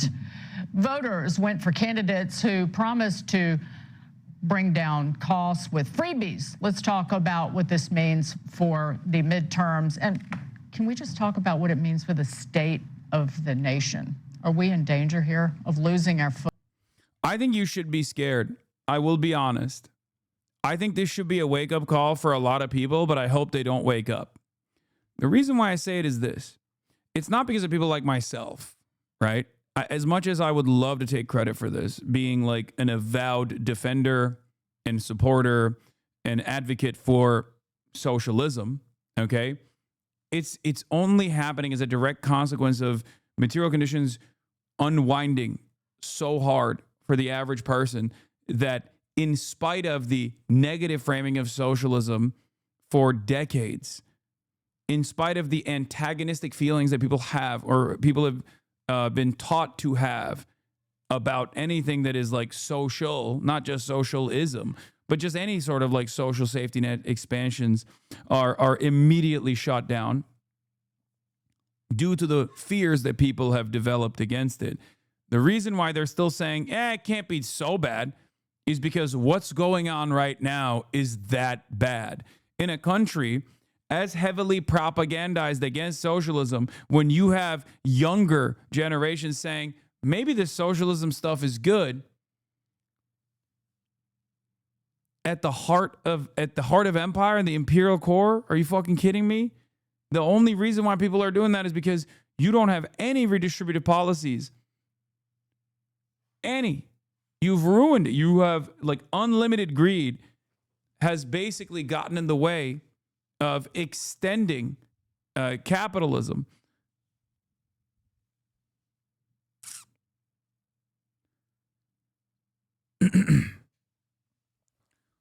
It's gotten so bad that people, in spite of the propaganda, are deciding to take a closer look at this alternative organization of the economy, and maybe they like what they're seeing. That, and also I think like China's rise will make it impossible for people to not realize. Meanwhile, Hakeem Jeffries outlines new Democratic messaging strategy to counter GOP claims that the party is socialist. Oh my God, I'm going to fucking die. All right, let's do this first. I think it's just politically, it's a huge loser. I know Mandami won in New York City, and you can get these crazy cities, okay, and you might get socialist candidates, but when you look at the whole country's map, it is an absolute loser. I mean, Mandami becomes a poster child for far left politics. Crockett in Texas, she's going to run for Senate or something. She becomes a poster. It's craziness when they start talking about taking over companies and everything is for free and taxing rich people.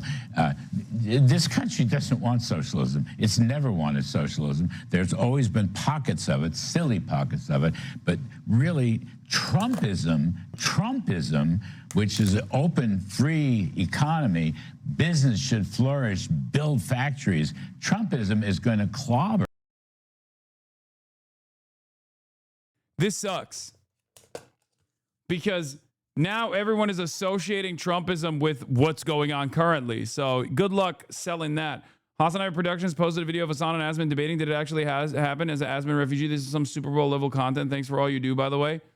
I mean, it was me basically typing in his chat and then him responding. All these little blue state or blue city socialists. That's my take. I agree. I think at some point, you know, I mean, look, America ultimately gets it right after we try everything else, right? I mean, I think certain people, groups, young people, they don't really understand what socialism is. Others understand that we've tried these experiments before and they've failed. So I think at the end of the day, socialism will be tried. It will fail. And they will try a different approach. Yeah. But we'll have to go through the experience and the experiment. They'll grow up. They'll grow up. They'll have to grow up. Those kind of ideas never change, right? They fade away and then they come back with a flourish. But I will say what's unique about this or interesting about it, Mamdani, is who voted for him. You know, the people who are the best positioned to be the most well-off people in America, college grads who live in New York City, who were wooed there by the best companies in America. I don't think they lived in New York City for very long. No, okay? Oh my God! You can actually come to New York City and say you. It's always so funny because like, it's not even true. Yeah, he had a coalition of like well-off or well-educated voters, but he also literally still ended up getting a lot of the poorest voters as well. And not only that, but also, who gives a fuck? He won. These guys are so butthurt. They are like, oh, well, the working poor didn't vote for socialism because they know better than anybody else that socialism is bad. I don't give a fuck, dude.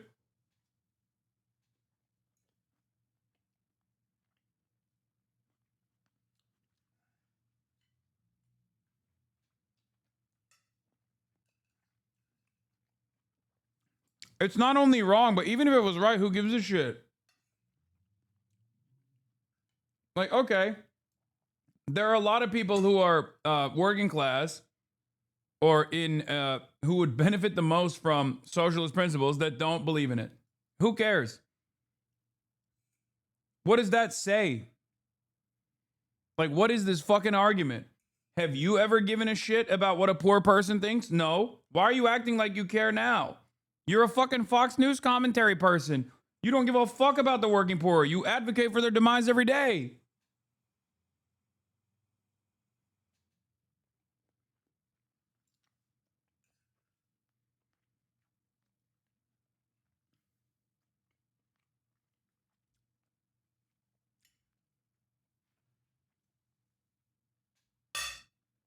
Lived here for a long time. If you lived here 30 days, you're allowed to vote. 30 days, Right. Charles. Well, to your so point, I don't think they're long-term New Yorkers. People who lived in New York more than 10 years overwhelmingly did not vote for Mamdani. But my point is that these are folks that you would think, okay, these are educated folks. They're going to end up leading companies. They're going to end up being CEOs. He's wooing those kind of people. Why? It's worth asking. I don't disagree about the ultimate failure, but I do not want to be so arrogant that or cocky about this that, hey, wake up one day and the next president is AOC. I want to find out why this is happening right now. It is important, I agree. The messaging and communication parts are very important. The virtues of capitalism, the job creation and the wage and income creation, that's also the ability, okay, the ability to be an entrepreneur, right? You can fail 5 times, you keep picking yourself up, and the 6th time or the 8th time, and you hit it, and you become a billionaire, okay? That is still, I think, very much a part of the American culture. I agree. And very much a part of American politics. And these crazy people, I mean, Republican Party should take advantage of it. And I believe, you know, they've just got... Brother, he's selling a concept that no one believes in anymore, unless you're like the dumbest person, right? People are underwater. They're fucking saddled with debt. Everything is expensive. They're dumping 50% of their fucking low wages into their rent. And you're over here being like, oh, come on, just become an entrepreneur, dumbass. That's how it works. It's like, yeah, I wonder why this kind of argument doesn't work anymore. That's precisely the reason why you guys are out of touch.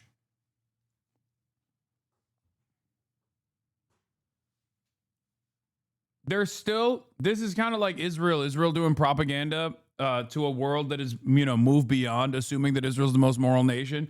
These guys are doing propaganda to a very different world. It's not the 90s anymore, okay? It's 2026. Look, Trump is a guy who wants to build factories. I come back to that. Yep. Factories are so important. Socialists don't like factories, okay? Or if they do, they'd rather China do it. They want to run them. They want to. The state will run them. Well, you're hitting on the issue of capitalism, and it built us into this incredibly prosperous, leading nation in the world. But why people, maybe some people, are not getting that message. But I talk to people, like talking to all these people who are working with AI in the technology industry, and they go back to, I would rather live nowhere else in the world because of the innovation that is enabled in the United States. So the freedom. Yeah, it's not, if you don't call it cap. What innovation? And what freedom? What freedom, honestly? Like, what good is being able to call the president a pedophile if you are not free of lifetime medical debt? These guys are fucking insane. Oh yeah, you're free to, you know, consume every different type of porn and also gamble basically on every single application that's readily available at your fingertips. Capitalism. Hell yeah, dude. You call it the freedom to start a business. That's right. The freedom to, if you build it into something that's incredible, you get to keep the fruits of that labor. That's the key. By the way, don't, I know I keep coming back to this, and I'm a supply sider. Do not underestimate the power of very low tax rates. Very low tax rates. It's terrific. Look, Europe used to tax at 60, 70, 80%. Some of those countries still do. Nobody wants to be there. They don't have any technology companies, okay? Yeah, everyone's escaping Europe at an alarming rate. They're all coming here.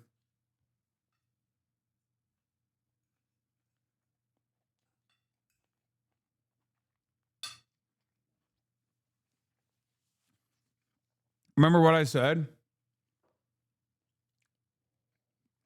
If you don't ever have your idiotic worldview questioned by someone who is like credible, and you just consistently get this flow of propaganda, then you're never going to question it. You're going to be like, oh, yeah, this guy's right. Yeah, everyone is escaping Europe because the taxes are so high. They want to tax our technology companies, but they don't have any. But here, right, you get rewarded for your effort. Well, okay? finally, Silicon Valley is getting it. You tax something less, you get more of it. That's the American dream. Well, for the longest time, the Silicon Valley titans were all globalists, and they were not necessarily thinking the way you are, but now they are wrapping themselves in the American flag. It's amazing. And you go to President Trump and you go to the White House, they're all over the place. They want to get a voice. They want to have a voice with President Trump. And they moved to Texas. They get it. They moved to Texas. I mean, that's the thing. They moved to Florida. They moved to Texas. Low tax states. They're leaving New York, for heaven's sake. The stock exchange is opening up in Dallas. The stock exchange is in Miami. What is it? JP Morgan right now, JP Morgan has more employees in Texas than it does in New York. Jamie Dimon just told me that. And it's because those tech gurus encountered the leftists and the socialists in the White House who were propping up Joe Biden. Biden went to war with them. Right, and said to their faces, to Mark Andreessen and Ben Horowitz, there are not going to be any more AI companies. There will be 2 or 3 big companies, and we are going to control them. That was a quote from Mark Andreessen. And while you're at it, cancel all the Republicans on your sites, and they did. Right. Under Joe Biden. No, I mean, that's they're brilliant people. We've always been able to attract brilliant people because you are rewarded for the risk. You think, you can take the risk. You can find it. This is the 85-year-old's version of like, it's the wokes that made the titties in video games smaller argument. But in a way that, because like if you were to make that argument to an 85-year-old, they'd be like, I don't know what you're talking about. I don't care. So this is their version of it, which is the reason why your grandchildren didn't talk to you is because Joe Biden made it illegal for you to be on Facebook.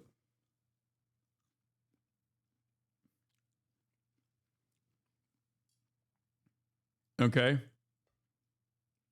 And the business owners hated doing that. They hated it. And they're not totally using this as a fucking propaganda tool to curry favor with the right-wing administration so that they can get all the tax cuts and all the unlimited subsidies from Trump.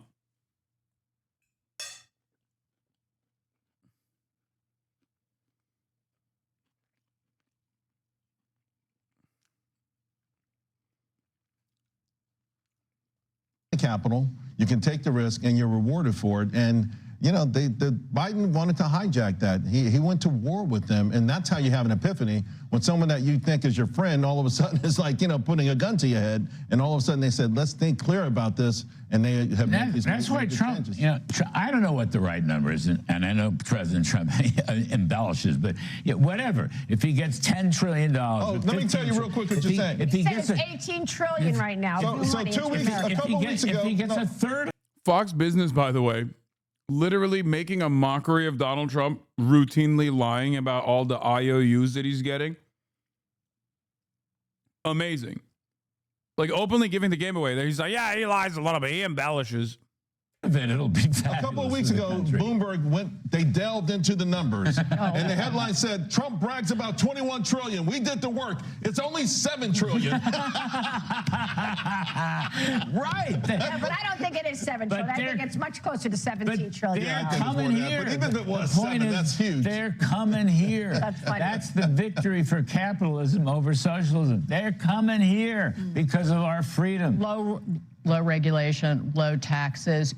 Europe might be quaint and they're for not a coming visit. to New York. Oh, here's something about this. Get this. Okay, you go to Europe right now. Do you know that the highest valuation in Europe right now is Novo Nordisk at $350 billion? The highest valuation in America, $5 trillion for NVIDIA. Why can't Europe generate a company worth $1 trillion? It's made up. Novo Nordisk is valued at that price because it has an incredibly valuable product that virtually single-handedly has changed healthcare almost permanently. NVIDIA is $5 trillion because we just fucking make it up.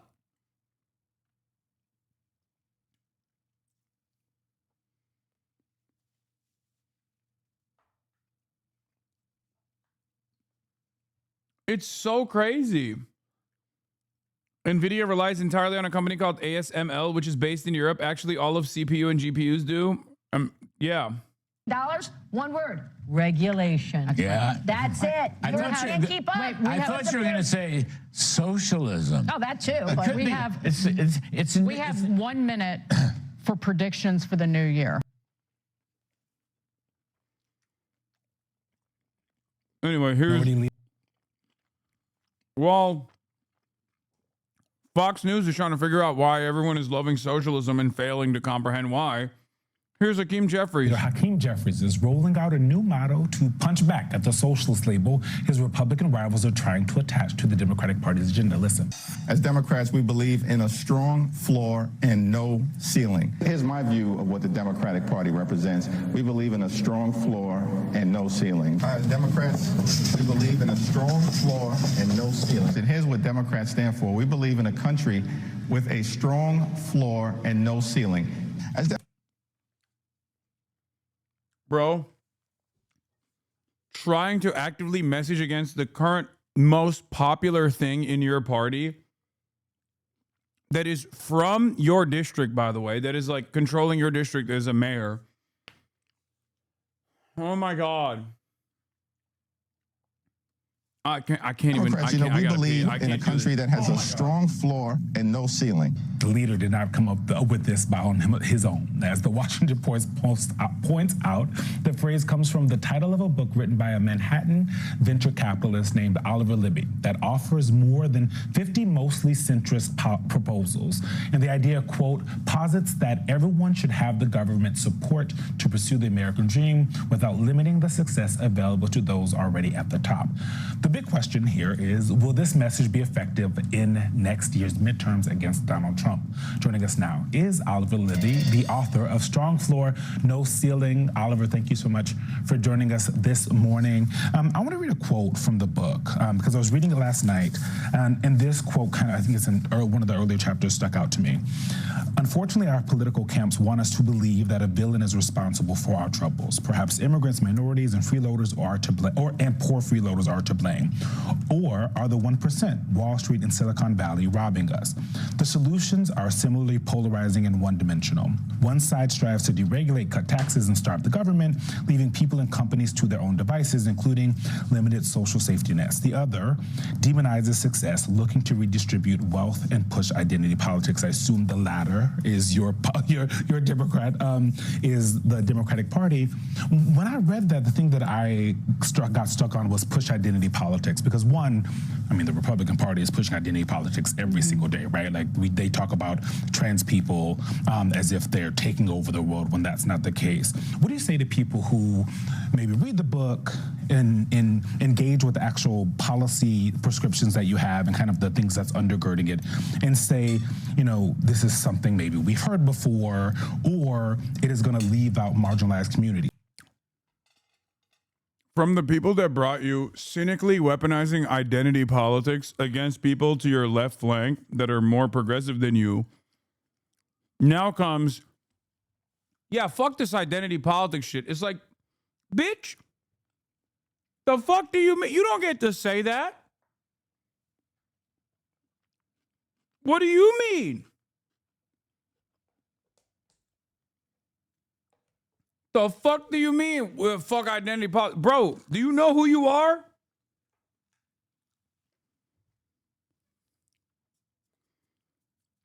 What do you mean, fuck identity politics? That's their whole game. Is because the idea of not pushing identity politics does concern those marginalized communities. Yeah, first of all, thanks for having me here.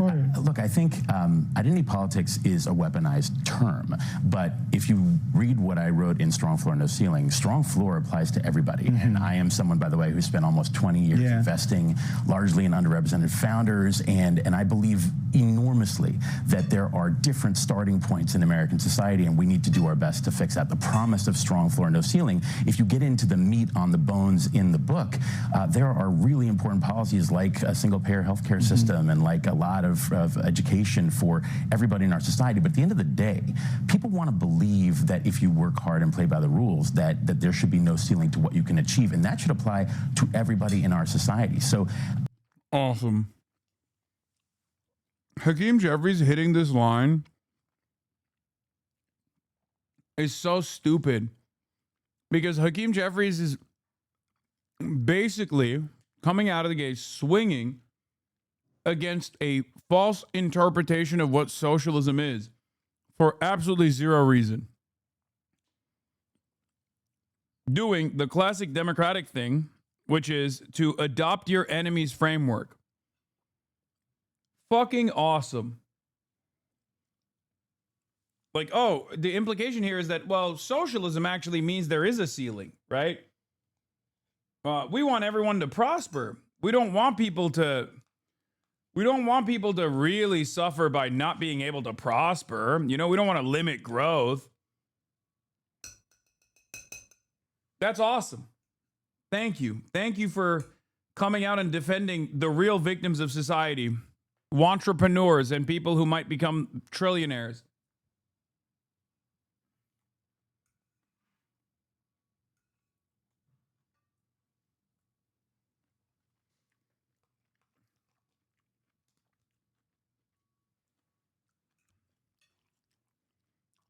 Dope. I want to get beyond the attack lines. It's so easy to be angry today, and it's so right to be angry about so many things, but anger is not solving problems for people. Anger is not policy. It's not government. You can't govern angry. You got to govern for the people, and I think if we provide that strong floor, but the promise, the aspiration that you can do great things and get that middle class, and even maybe beyond the middle class, that's something everybody in this country wants, and minority communities more than anyone. Yeah. Oliver, though, I'm curious about this no ceiling idea because we are in a world where wealth inequality is, we have the richest people are richer than ever, right? And part of the reason the middle class is having so much trouble is because there are very, very, very wealthy people who are paying very, very small fractions of their wealth in taxes. And we thought, the original thinking was they would make up for that in philanthropy.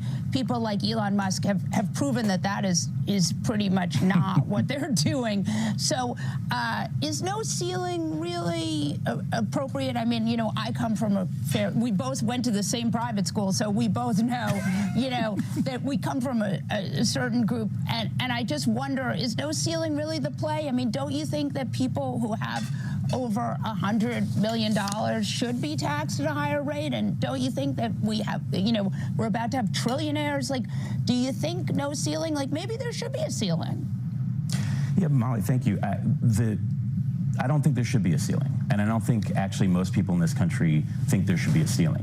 No ceiling does not mean no rules. And if you get into the policies in the book, the economics chapter is the longest one.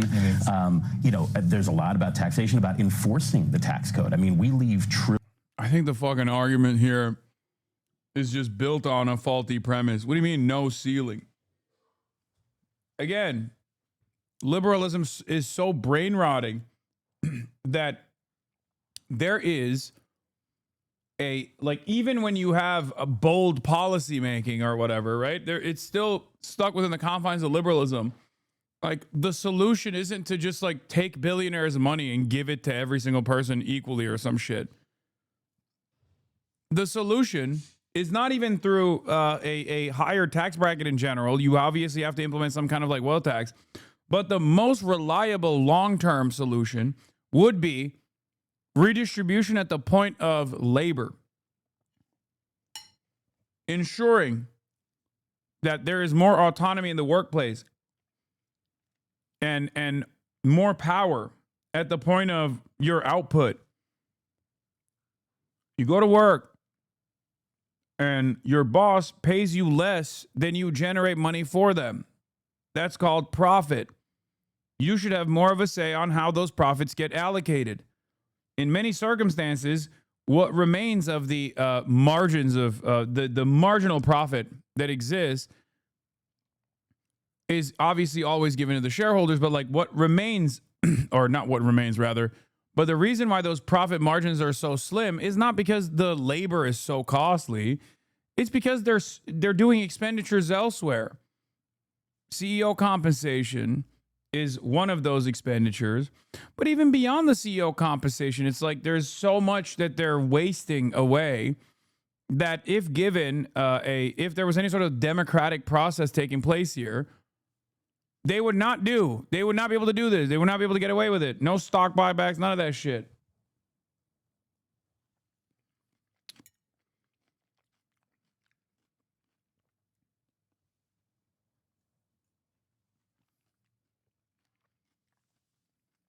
Billions of dollars a decade on the table because we don't actually enforce the tax code.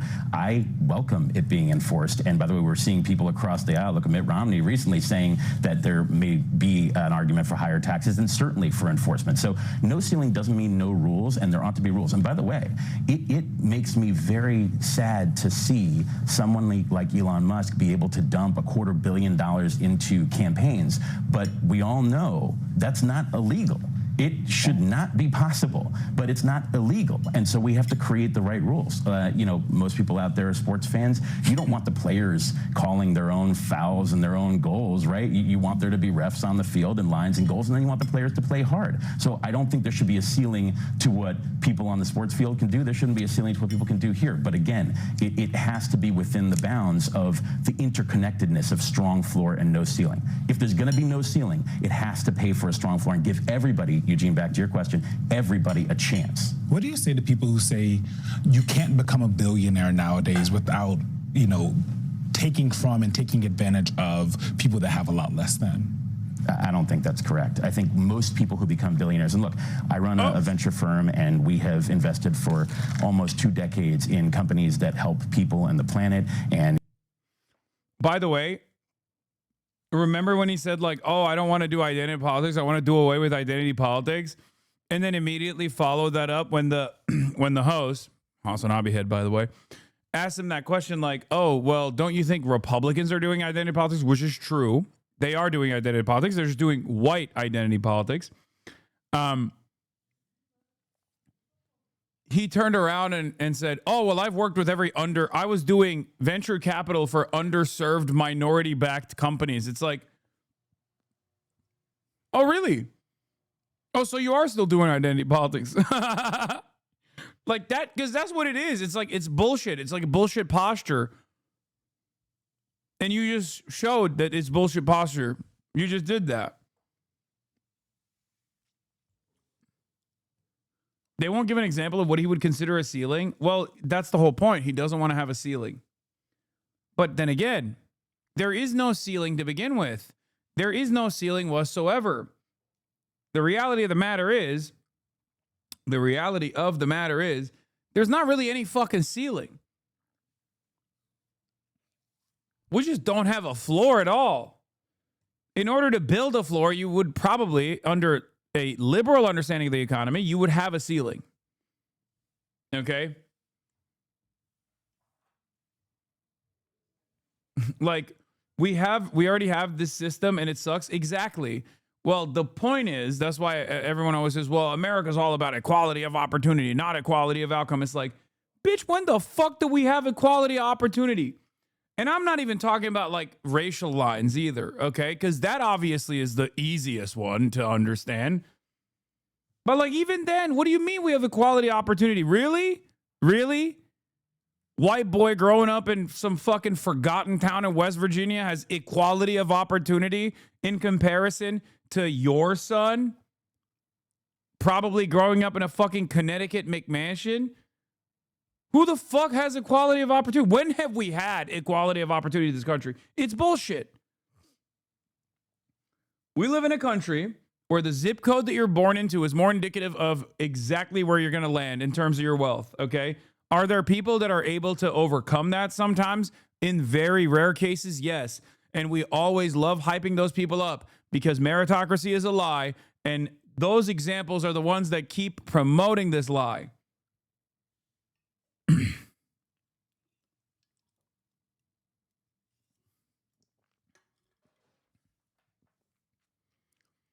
Even the concept of middle class, lower, you know, like working poor, all of these different designations have been created in order to dilute Marxian interpretation of class.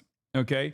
They were created for liberalism to continue to look at the appropriate analysis of capitalism from Karl Marx's perspective, which was basically one of the most important works for sociology, and try to dilute it to the best of your ability so that you could still kind of lean into the Marxist analysis without actually doing it at all.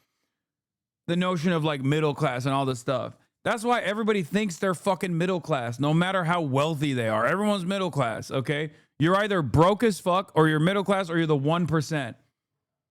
Meanwhile, year over year, that middle class is swinging wildly.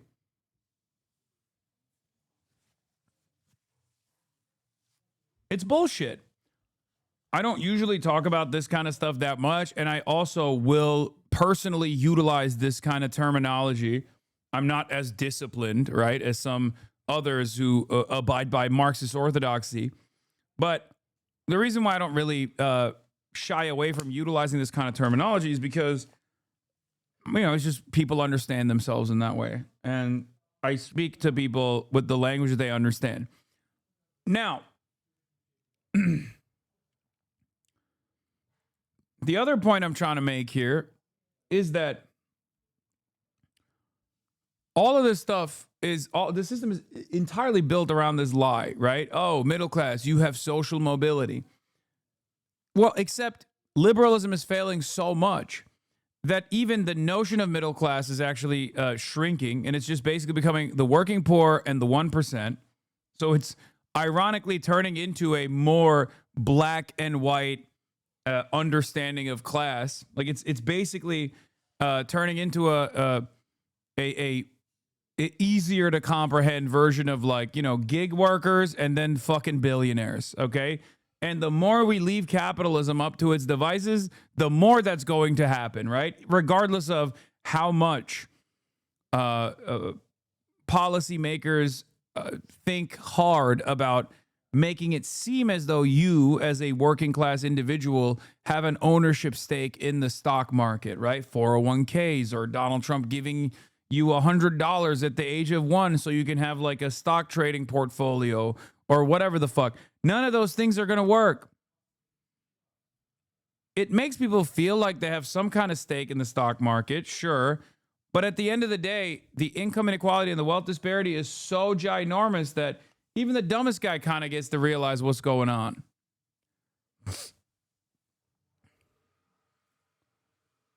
There is no more upward social mobility. People don't believe that it's possible, and I can't fault them for believing that it's not possible. So in that situation, of course, people are going to lean into socialism. And it's understandable, and it's good that they're doing that, despite being heavily propagandized against socialism.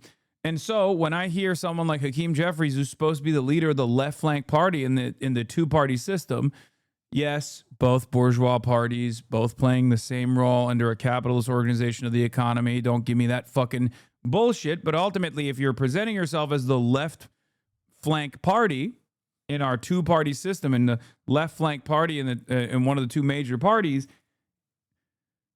coming to the table in the little moments that you have in the media by attacking socialism rather than attacking the right is insane. Because anyone that says, "Oh, we need to have a strong bottom but no ceiling, strong floor but no ceiling," that's a bastardization of what socialism actually is. It's also pathetically liberal. The notion of like having some kind of ceiling, that's not a socialist principle.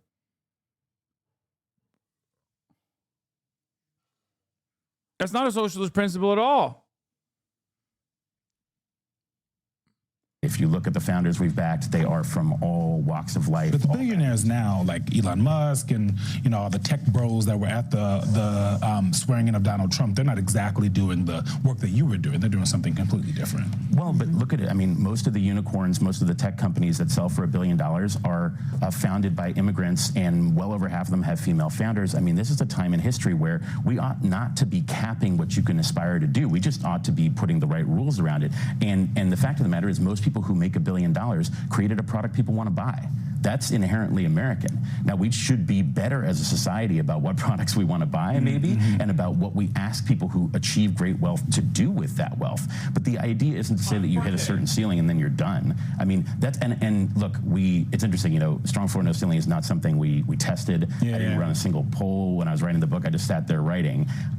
But now we've actually gone out there, and you know, it's like 100% of the people we've asked think that there should be no ceiling to what you can do if you follow the rules, pay your taxes, and do right. Notice how most of what he's talking about is just the ceiling part. Kind of feels like he just cares about the no ceiling part. Have you guys noticed that? Yeah, the floor's fine. Shut the fuck up. But the ceiling, everybody wants the ceiling. Everybody wants to make sure that there's no ceiling.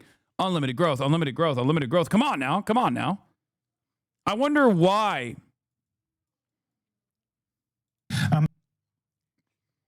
They are saying they're cool with people being as rich as they want to be. The floor is for the dirt. Exactly. Now, obviously, like I said, this is already a liberal interpretation of what you can do. Like the maximum, the maxed out, max left under a liberal capitalist organization of the economy is obviously redistributive policies in the form of taxes, right? So that's what they're advocating for. So this is already right-wing from my perspective. It's already capitalist. And this guy literally is saying, no, let's not do too much redistributive policies because then you'll actually harm innovation. Okay, how is that any different than what we have right now? That's literally what we have right now. A fake gesturing towards a strong floor while ultimately defending the high or unlimited ceiling. That's what it is. That's what we're doing currently.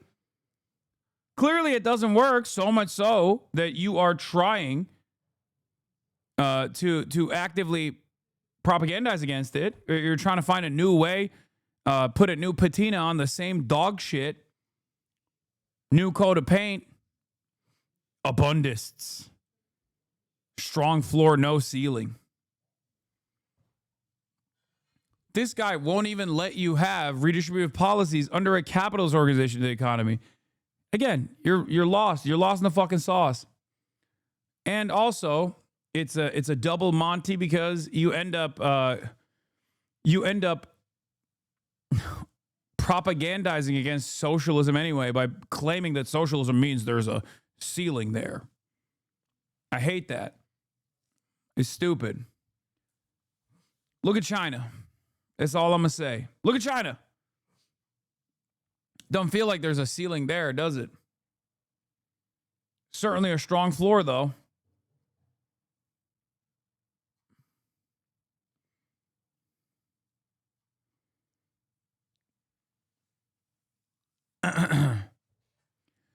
How's no ceiling good, though? It just doesn't matter. It doesn't matter. The conversation around the ceiling does not fucking matter. It only matters to liberals who think that the only way to fix this system is with better redistributive policies at the point of taxation. And while I'm in favor of that, as I have consistently advocated for that, right? That's not going to fix the problem.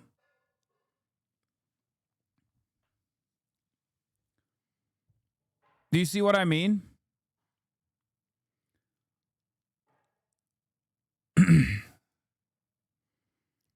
Yeah, this is here it is, baby. No ceiling, okay? No. Here's what happens. Elon Musk's net worth before Doge, 400 billion. After Doge, 749 billion. Oh, thank God, dude. You know what's really funny about this this endless greed? The number of people who are the super winners in the system are shrinking as well. Like, at least back in the day when you didn't have, like, billionaires, when billionaire was a new phenomena, right? You had objectively more 1%ers or the highest, percentage of wealth retainers was still distributed amongst a much larger percentage of the population. It's going to get to a point where it's just 10 guys that own everything. Like, This article covers that, for the record. This article is exactly what I'm talking about. America's 15 richest billionaires got $1 trillion richer as the affordability crisis became a top concern. For many Americans, 2025 wasn't a great year financially. The affordability crisis and general economic concerns became defining themes of the year as people dealt with rising costs and a worsening job market. But for billionaires, 2025 was a boon for their already exuberant wealth. The 15 richest billionaires in the United States saw their wealth grow by more than $1 trillion over the course of the year, according to a new analysis from the Institute for Policy Studies, a Washington, D.C. think tank. As the end of 2025, those 15 billionaires, each with assets over $100 billion, have a combined wealth of $3.2 trillion, up from $2.4 trillion a year ago. That's a gain of 33%. Do you feel like you got 33% wealthier this year? Did you? I certainly didn't. And I'm actually in like the highest rungs of earners in this country and perhaps around the world, as a matter of fact. I didn't fucking have a 33% gain, you know? Which is more than double the growth of the S&P 500 for the same time period. The Institute for Policy Studies notes over 2025, the S&P 500 rose 16%. A double-digit gain is strong, but it is down from recent years. How the wealth of the top 5 billionaires, richest billionaires, have changed. Not only did billionaires get richer in 2025, but more Americans became billionaires. At the end of 2024, there were 813 billionaires in the U.S., and those billionaires had a combined wealth of $6.72 trillion. My bad, King. I'll give more subs. Yeah, get to it. Get to it. Chop, chop. Subscribe to the Piker Broadcasting Service. If you want to know the news of tomorrow, if you want to know what happens tomorrow, you come here. If you want to understand what's happening today, you come here. If you want to make sense of what happened yesterday, you come here. The Piker Broadcasting Service is sponsored by you, the viewers, for you, the viewers. Thank you. Yes, we're going to do predictions after this. By the end of 2025, there were 935 billionaires. When Forbes first began tracking the 400 wealthiest Americans in 1982, Cloud Queen, think of the 5 gifted. There were just 13 billionaires on the list. 1982, there were 13 billionaires. Now there's 935. And the fucking dumbest thing is that people think this is awesome. Like, people literally think this is good for them. I cannot comprehend how people ride for this shit. Where they're like, what do you mean? Do you hate prosperity? It's like, bitch, do you feel prosperous? That's so much money. They can't even use it. Like, it's just parked in assets, dude. If you were to forcibly divvy those assets down to the individuals that actually played a role in developing that wealth, that net worth, you would have a fuck ton better wealth redistribution.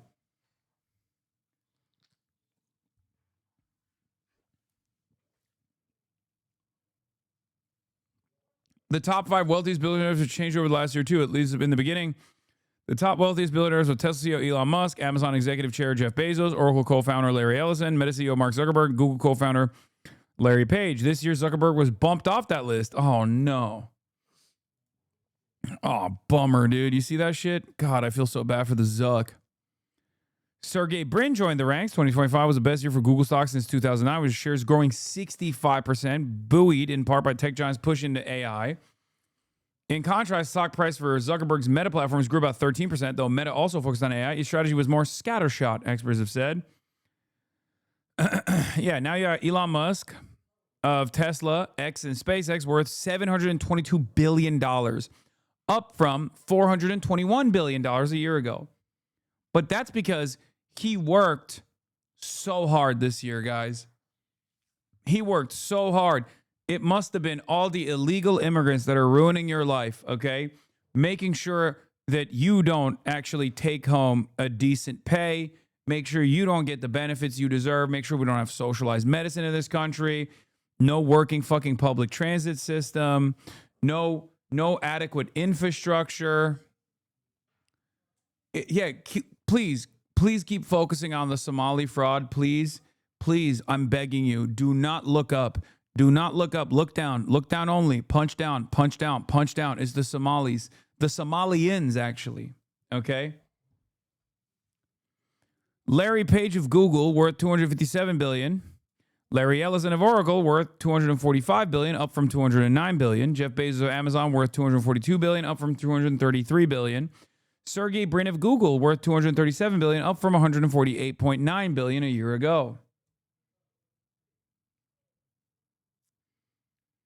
What is this? Your governor was a fun side quest for him, by the way.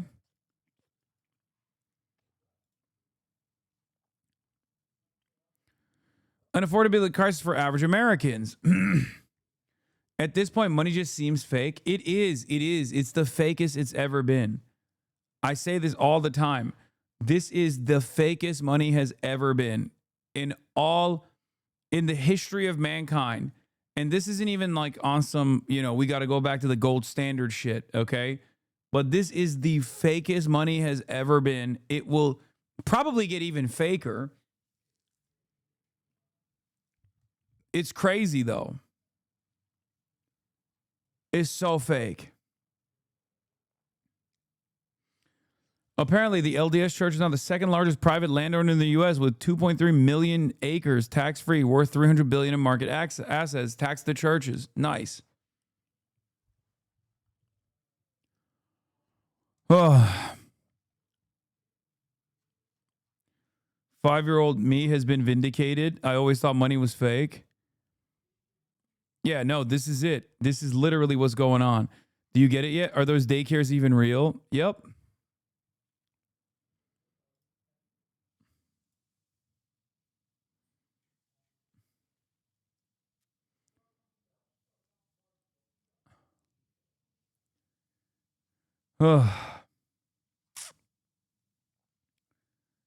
I live in a very Republican area, and hearing people around me begrudgingly admit that their financial situation has only gotten worse over the last year is something I never thought I'd see during a Trump presidency. Remember, what did I say?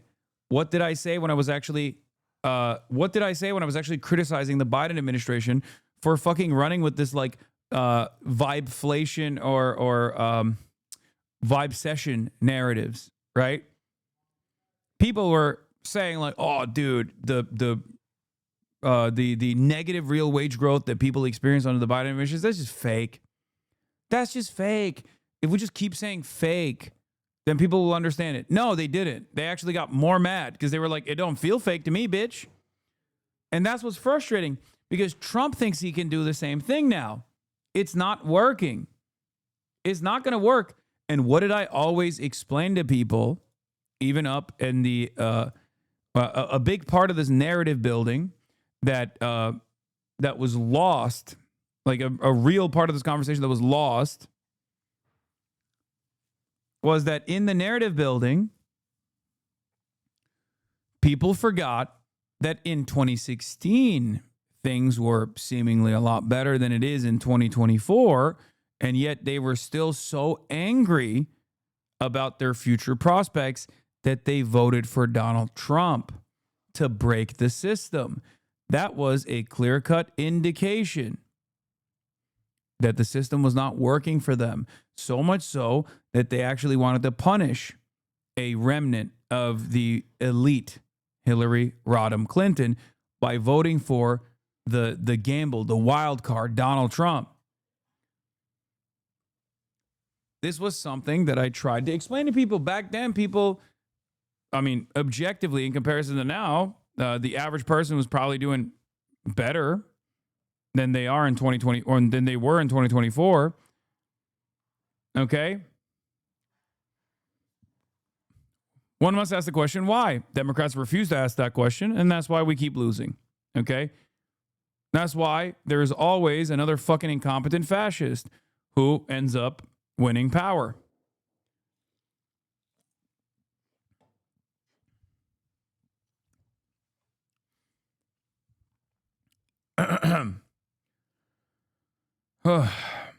But that is precisely the reason why I said that Republicans would inevitably feel this pain as well. Because no matter how much Trump tries to claim that things are getting better.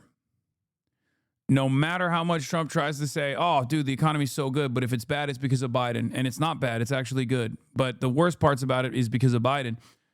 You're not going to, or no matter how much Donald Trump says, like, oh, it's the Somalis, it's that we just haven't deported enough people. Okay? Oh, your turkey is 35% off. You know, you got 35% more money in your pocket from the turkey that you purchased during Thanksgiving. Okay?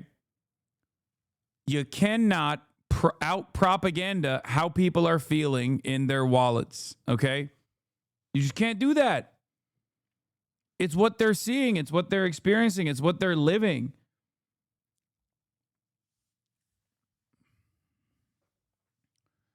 That's it.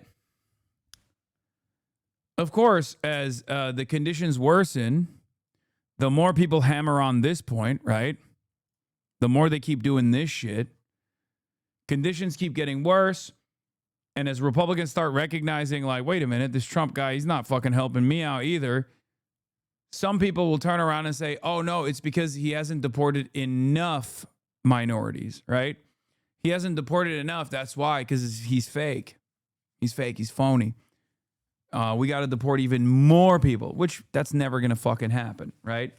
Because at the end of the day, Donald Trump is not so racist that he will literally nuke the American economy to the degree that it would nuke the American economy if you actually deported every single migrant. It's just not going to happen. You sure? Yes. And I said that. I said that in 2025 as a part of my predictions, and I was fucking right.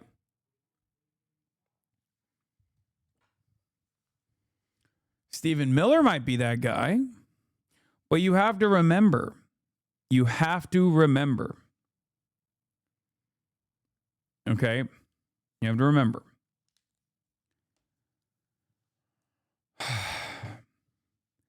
The entire point of shitting on the migrant worker, is so that they stay undocumented. Because if you come at it with a recognition that the migrant worker is no different than the domestic laborer, and that they should also get a higher, they should bargain alongside one another to demand a bigger piece of the pie that they are generating, all of a sudden he's not going to have unlimited cookies. And we can't have that. So that propaganda both works as a distraction, but it also is an important, it's an important position to consistently reassert so that nobody gets the wrong idea and starts thinking that these guys are actually human beings and that they need to, what is this? Money should be nothing but the condensed value of labor. Apes need to be separated. Need to stay separated? What the fuck are you talking about, chatter? Explain yourself right now. Is GDP growth a helpful indicator or not? No, fuck no, it's not. The fuck do you mean? That's why when Buttlick went on Fox News, we laughed when he was like, GDP growth in December was 4.3%. That means every American is going to have 4.3% more money in their pockets. That's not how anything works. The fuck? Tell the joke, Hasan? No, I'm not going to do that. Yeah, no country can sustain losing 1/3 of its population and remain standing. This is suicidal stupidity. This post uses Hiroshi Nagai's artwork without permission. Hiroshi Nagai himself has also posted his illustrations are being used without authorization. The peace of a nation no longer besieged by the third world. America after 100 million deportations. 100 million deportations? Tell the joke. It's good. I love telling it because of you. Brother, explain yourself. What do you mean? What is... All right, take a week off. Tell the joke. Oh, my God. Two economists walk into the woods. There's a dog shit that they happen to be near. One economist says to the other, hey, if you eat this dog shit, I'll give you $100. Economist 2 picks up the piece of dog shit and eats it. They keep walking. He gets the $100. They keep walking. They see another piece of dog shit. Economist number 2, now freshly $100 richer, turns to economist number 1 and says, hey, if you eat that piece of dog shit, I'll give you this $100. Economist number 2 says, or economist number 1 says, sure, eats the piece of dog shit, gets the $100. They leave the forest and they think to themselves, why did we do this? What good came out of this? We both ate dog shit and none of us actually made money. Economist number 1 says, but the GDP increased by $200. That's GDP. That's what it is.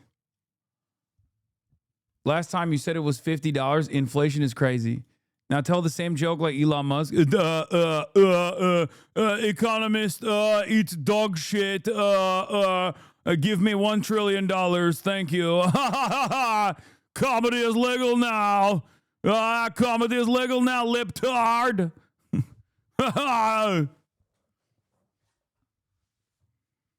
If you don't laugh at my joke, I'm going to deport you. Is that good? Dark MAGA. God, remember when that dickhead was all over the television? The Dark MAGA.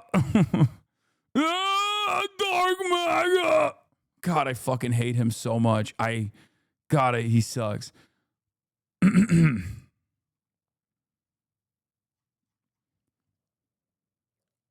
Anyway, now let's get to predictions.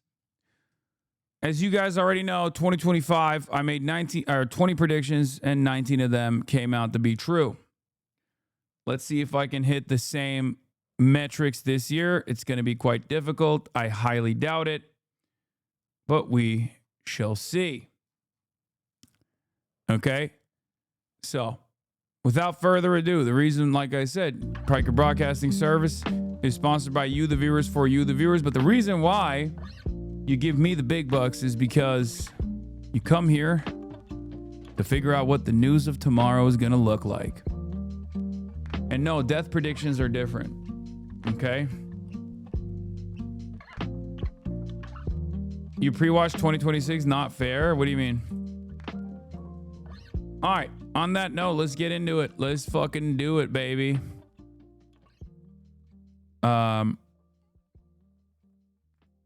What? Format a notepad.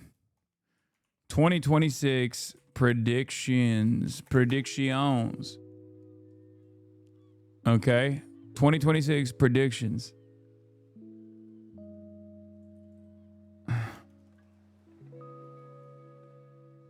This is honestly going to be hard. The path of 2025 was so obvious. I don't think so. This part of the stream is sponsored by Kalshi. Oh, shut the fuck up. We're not doing that. Not even as a joke, okay?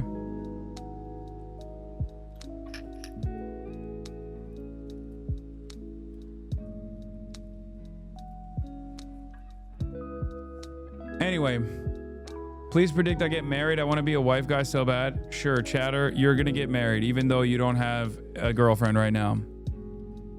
Okay, where do we get started?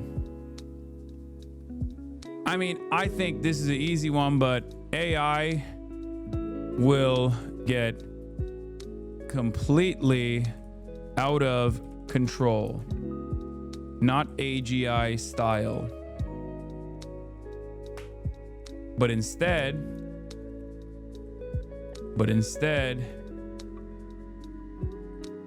it will lead to a massive issue. Okay? That one's already come true. No, hold on.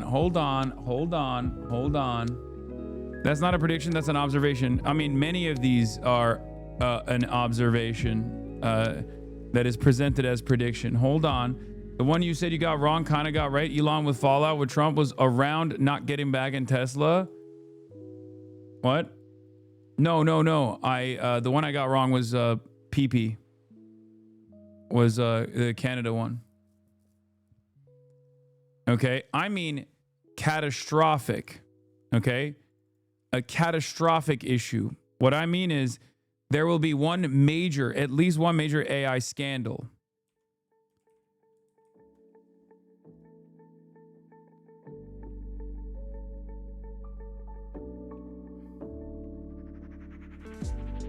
Bro, Grok is making CSAM? No, not even that.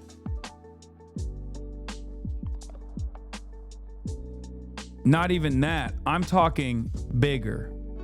Think bigger. Like there will be, cause right now, Grok making CSAM is not like, it should be a much bigger problem, right? But it's not. People are barely even talking about it. It's kind of fucking ridiculous. When I say catastrophic, I mean like something that will literally at least dominate the news cycle for like a week. And that is probably the most, anything can dominate the news cycle nowadays. What I mean by that is like, there will be an AI video, I think, potentially, that leads to like real world impact. Okay? I mean like a fake AI video that dupes. A fake AI video that dupes so many people that like it actually has a real world impact.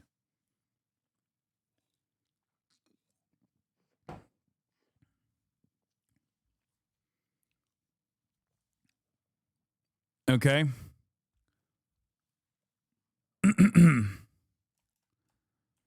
AI bubble will not burst. Now, this is a tough one, but I don't think the AI bubble is bursting yet. Even after that.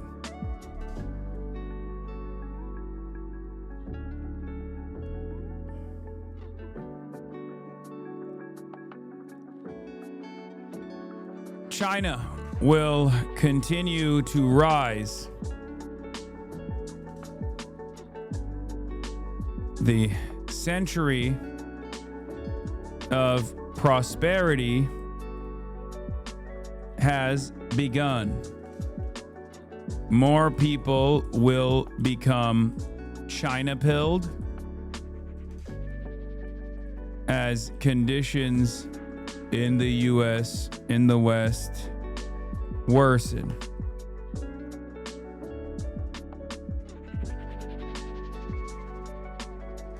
But that is not even a fucking prediction. This is like a free space one at least.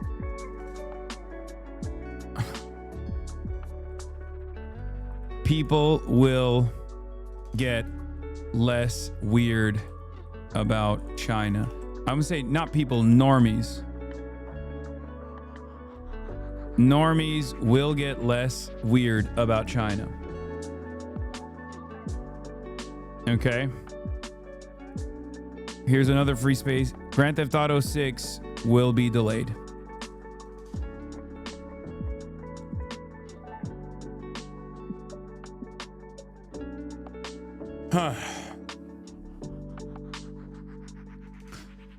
Lying is even more OP than it's ever been,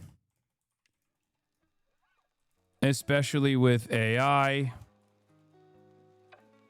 People will openly admit to lying in a biased direction, and there will be no repercussions for it.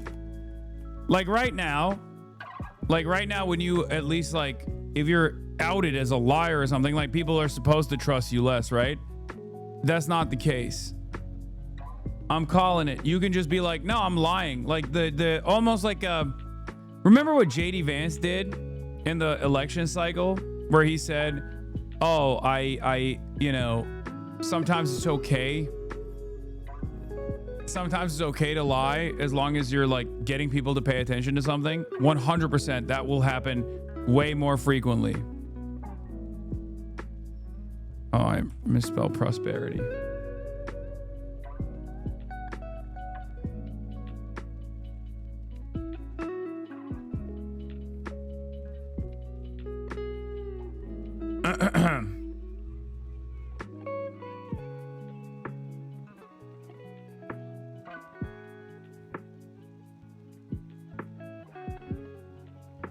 People are going to get dumber, obviously. People are going to get even dumber and more hateful. But woke will make a comeback, not due to Dems or liberals leading the pack, but because the average apolitical normie will get grossed out by the unlimited, unchecked hatred coming from the sweatiest losers that have hyped themselves up. So at least that's kind of good. Gavin Newsom Hitler arc. Oh, that's a good one. I do have some in there. Don't worry.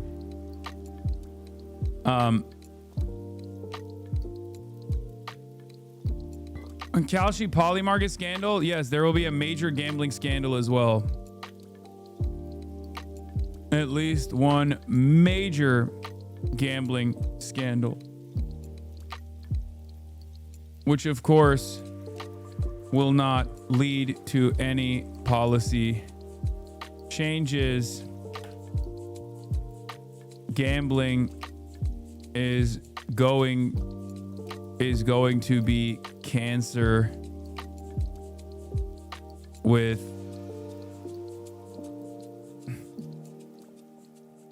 unlimited prediction markets bullshit.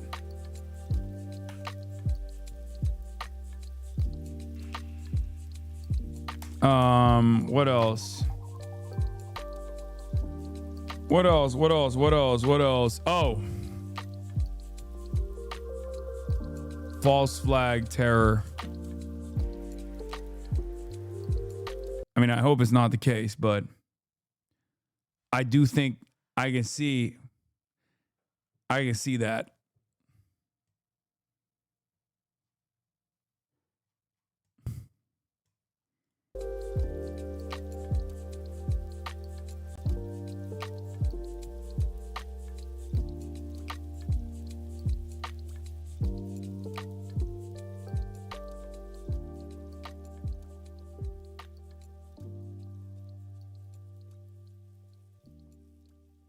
Hey, Hasan, this is your Kalshi rep. We're putting all these predictions on your market, but they're all going 67-1 odds again. Can you pick something more reasonable?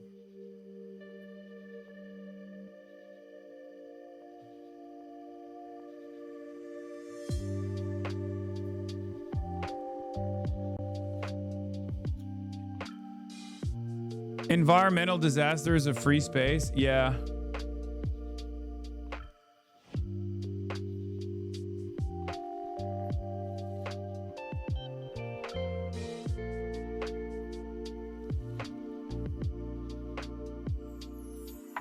Chinese plus Taipei owning Japan?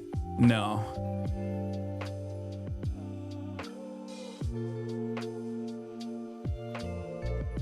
I think false flag terror related to maxing out Islamophobia in the country. Not as big as 9/11 though.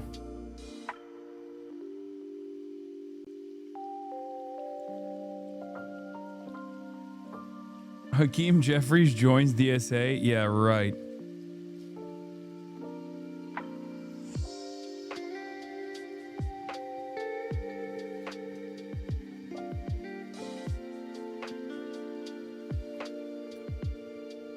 Not a Venezuelan false flag? No.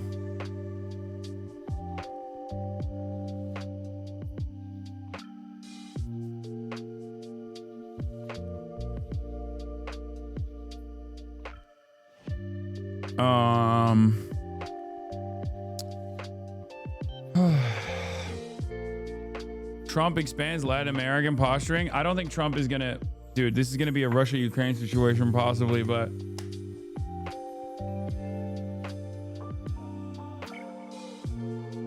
Trump doesn't invade Venezuela.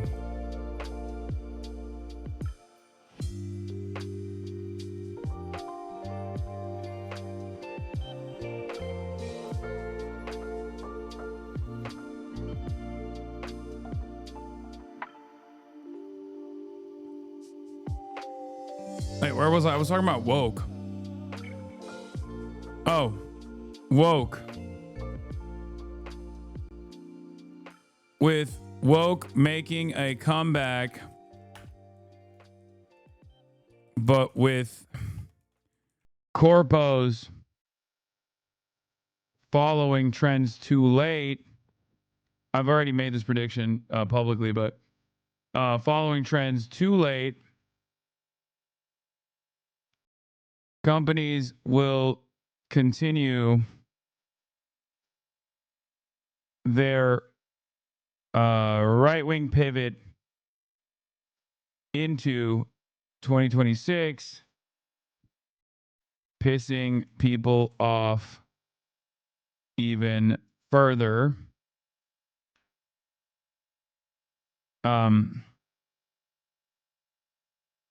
Slop tubers and regular influencers who don't talk about politics push back against right-wing shit.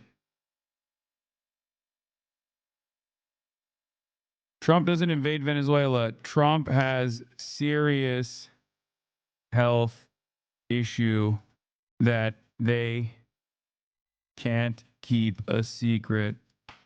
I know you guys are going to say, oh, it's because of the Wall Street Journal thing. I wrote this one before the Wall Street Journal thing came out. So now it feels like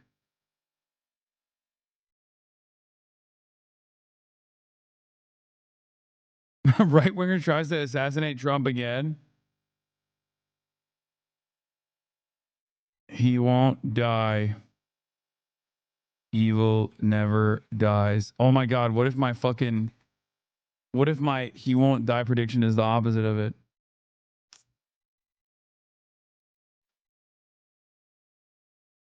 Erica Kirk children found to be JD Vance's child? No.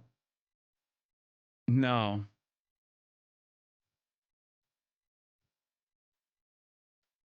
Possibly during World Cup, by the way. I forgot to mention this part.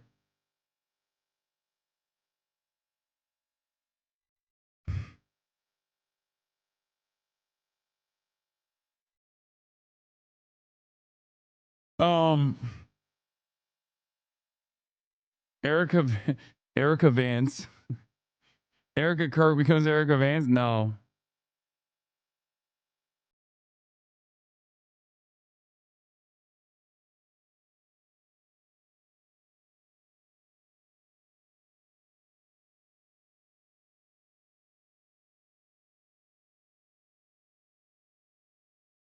I think the Democrats won't actually. I think the Democrats will underperform, but maybe I'm wrong. I don't know. I go back and forth on this, but I kind of feel like the Democrats are going to underperform in the midterms.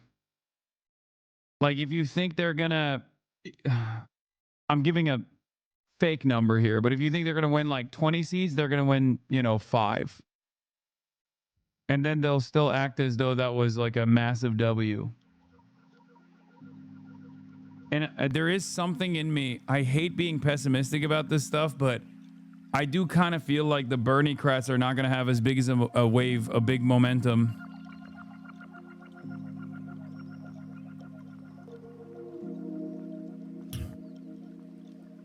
Dems will predict a blue wave that will be a tiny blue drip, tiny blue puddle that they will still consider a massive W when it's not. They will get bogged down attacking the Bernie-crat wing of the party too much to make serious gains. They'd rather kill democracy than harm profit margins.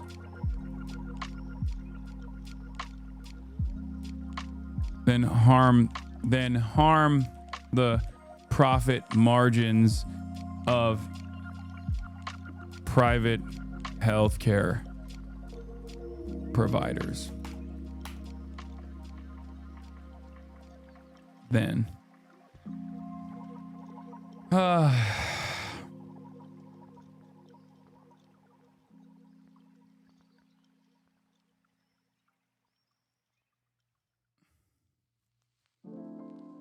we can really see the ESL here? Wait, why? What am I saying?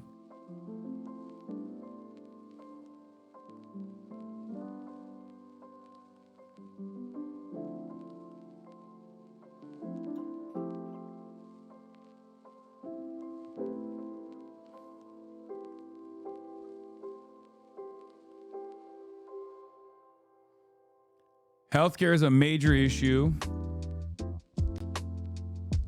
Okay.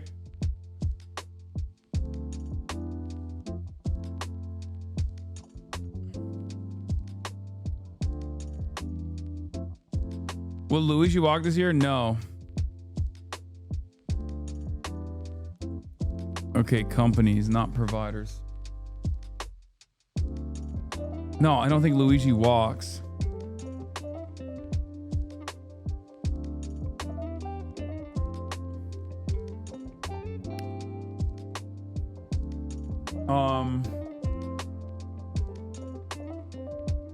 Yeah, I mean, this is a classic one.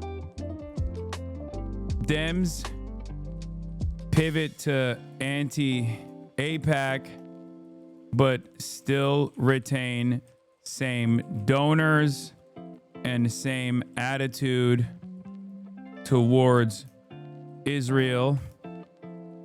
Loyalty. Max fealty.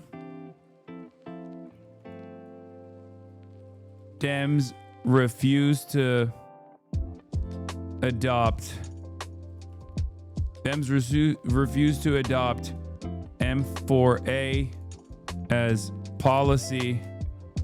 Float public option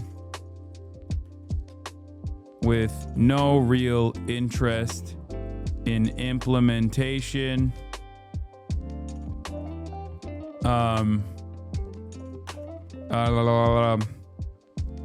They claim affordability with no real policies attached to it.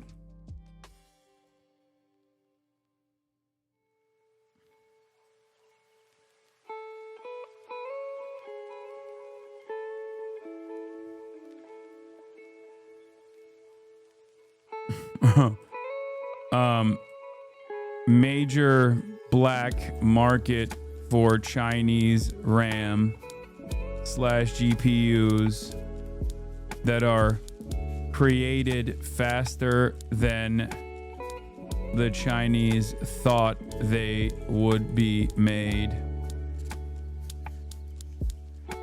Okay. What else?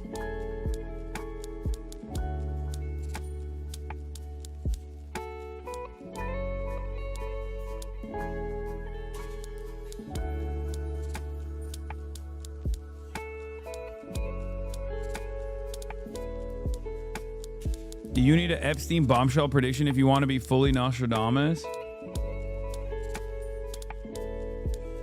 I mean, I also don't think China doesn't militarily invade Taiwan. This one I'm scared to write out because, like, not even because I think it's likely or anything, but the reason why I'm scared to write this out is because whenever I fucking say shit like this, the opposite happens.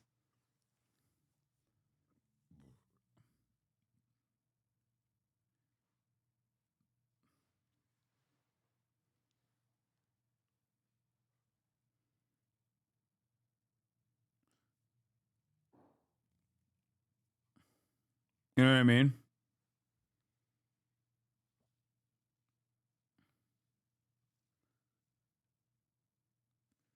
For someone who always talks about revolutionary optimism, you sure have been pretty doom-pilled lately. Don't forget about making some positive predictions. Brother, sister, the emperor, there's a difference between maintaining revolutionary optimism in spite of what my predictions are.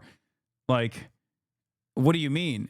Maintaining revolutionary optimism doesn't mean like just make stuff up that you think is going to happen, right? Just, oh, well, yeah, we implement Medicare for all. The fuck? Like, what do you want me to say?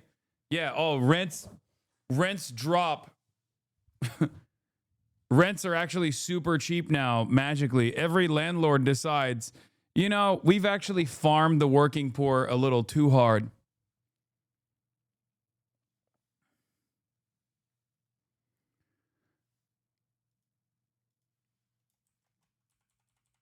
I'm going to say invade in air quotes so people don't misunderstand me.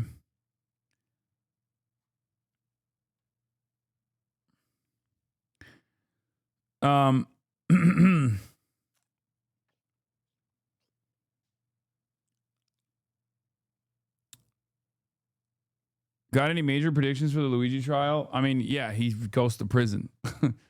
Like, what do you mean?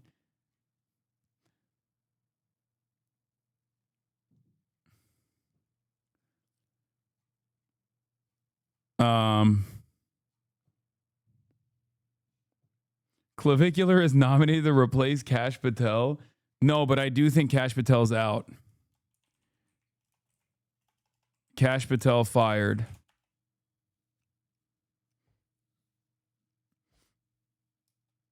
Or steps down, if you know what I mean. Winky face.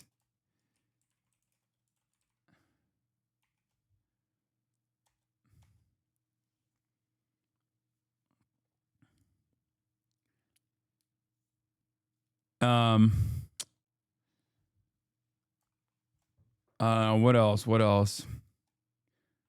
What else? Kirsty Noam? Nah, she's fine. She stays put. Dan Bongino's already out. We don't annex Greenland.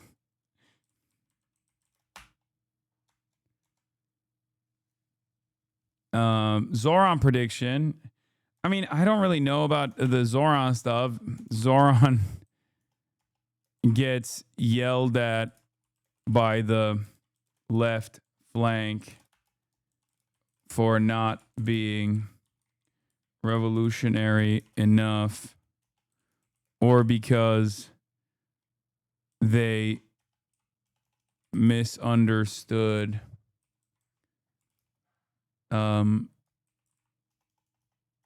a policy he's implementing. Is already happening. Yeah. Zioran Mossad Dani.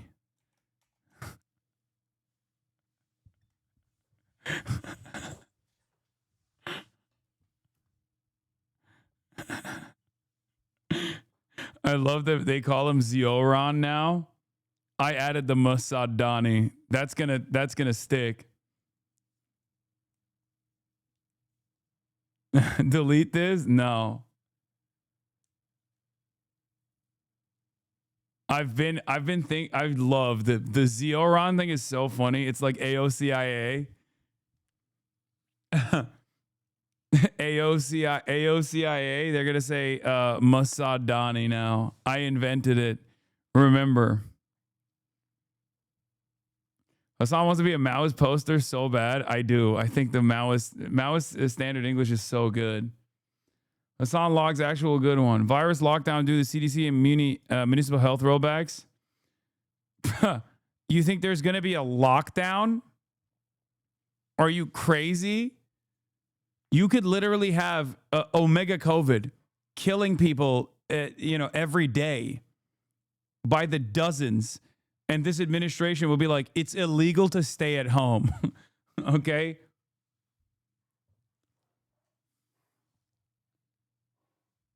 Underrated piece of Maoist standard English is Bernie Settlers. Isn't it Bernie Sanders? Bernie Settlers? That's awesome.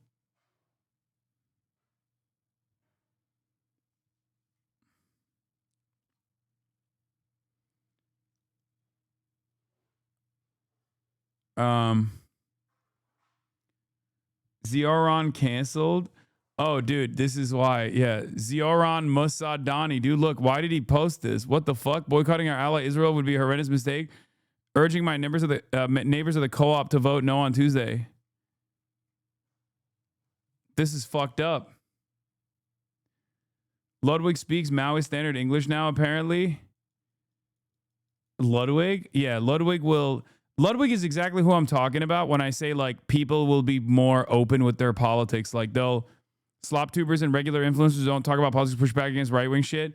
Ludwig is a great example of this. Like, you'll see a lot more motion from Ludwig. Like, people dead ass gonna believe that, by the way. He won't speak Maoist standard English, but he's already doing a lot of that, but he's gonna do more. My coworker, Ludwig, he will do a lot more of that, where he'll be like a lot more bold about speaking out against like right-wing shit publicly. Maybe even against like Asmongold and whatnot, which would be, you know, we'll see. Did you see this kiss the wall thing? That shit was crazy, not gonna lie. Yeah, I thought it was really funny. Yeah. That's what I mean. But that's like, because like it's cool now, okay? It's cool to say stuff like that now. It's like, we went from like, I'll give money to a pro-Palestinian charity, but I won't like actually, you know, fundraise on my stream for it because I don't want people to call me a terrorist and I'm scared and maybe not everyone is on board to it, to being like, you're going to kiss the wall, little bro. Like, how the fuck did that happen in a matter of 2 years? Like, maybe you went a little too over the top on the other side, actually.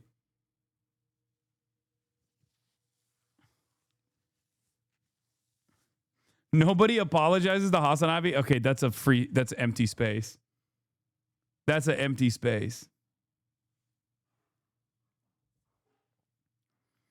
It's interesting how apolitical people always suddenly get political against anything progressive or left-wing, but silence on anything going on right now by the administration or world. Curious.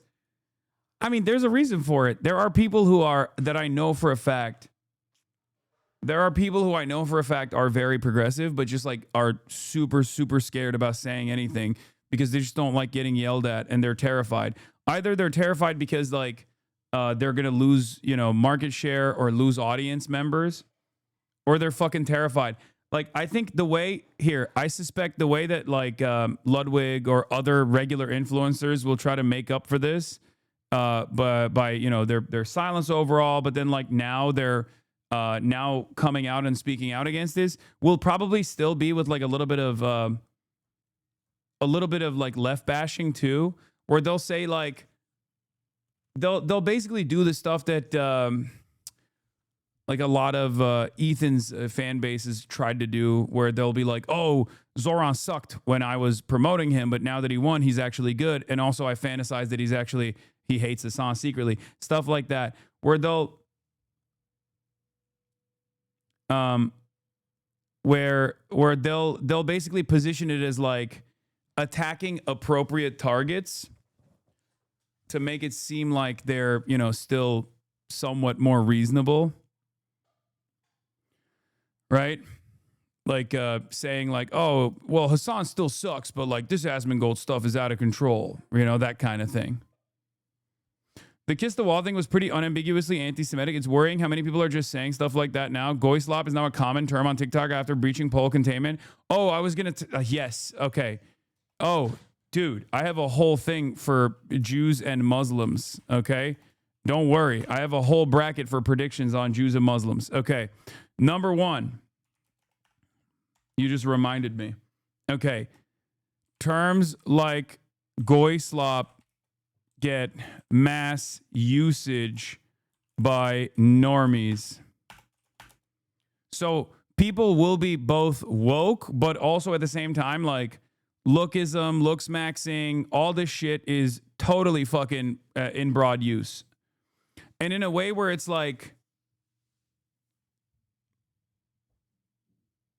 in a way where it's almost like they're they're like the people that use it. It's kind of like new friend, right? When someone says new friend, they don't actually know that that actually is a 4chan poll term, right? The original term for, you know, new friend is actually new F-slur, right? Or new frog, right? It actually is new F-slur. But when it became like mass adopted, it almost got normalized and people forgot what the initial implementation was, right?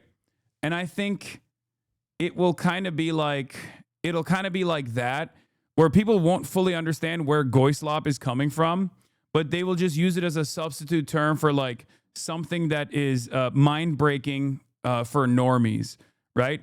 Even though the initial terminology of Goyslop comes from 4chan and comes from poll and is supposed to be like, it is anti-Semitic, unambiguously anti-Semitic. It's the notion that like Jews control the media and they create another system of control for Goys by serving Goys, the non-Jews, you know, slop such as bad TV shows, sports, Sports Center, and different like kinds of food, jalapeno poppers, right? And it will basically be like normie slop, but they won't say normie slop. They'll just use Goy slop because it has good mouthfeel, and that is how people will start using it. First I ever heard the term was from Felix, of course. And also, for the record, I do think it's a very funny term. I will admit that, because it's utilized against the dumbest shit. Like they'll be like, what was it? There was a tweet that went viral. There was a tweet that went viral where it was like a photo of like an older, like a Delta Airlines ad or something, where they're like eating like a whole chicken or something, and then the next one.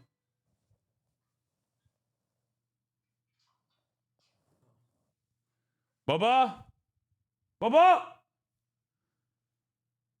And then a Goy block. Oh yeah, they said that is a Goy block. Does anyone have the tweet? It's so funny. It's so fucking stupid. It's like mind-meltingly stupid. Hold on, I'll be back in a second.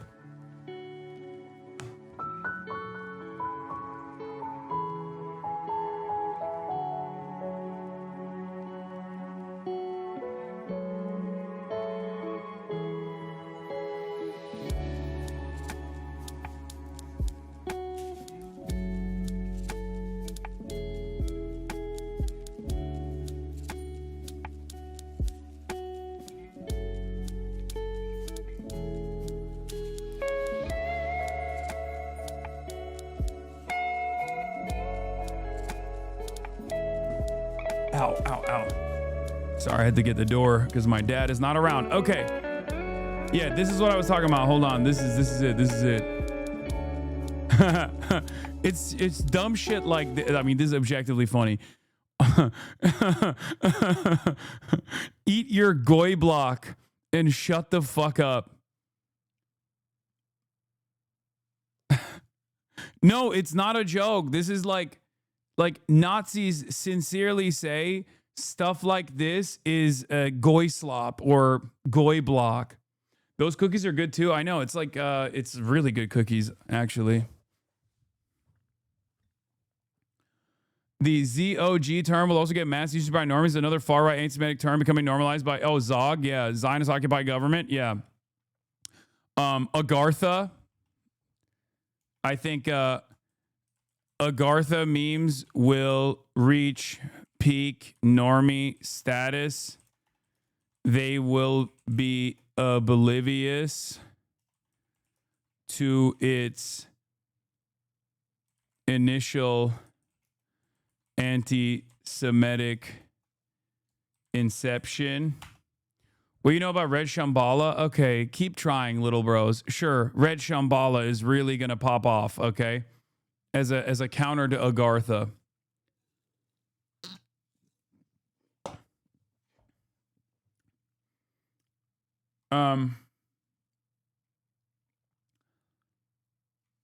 Doesn't this back up your prediction about people getting dumber? Yes. Yeah. Terms like Goy slop will get mass usage by normies. Agartha memes will reach peak normie status. They will be oblivious to its initial anti-Semitic inception, but will use it regularly. What else? What else? What else? What else? I've seen Agartha memes. What does it mean? It's like some esoteric neo-Nazi shit. Yeah, Atlantis but racist, pretty much.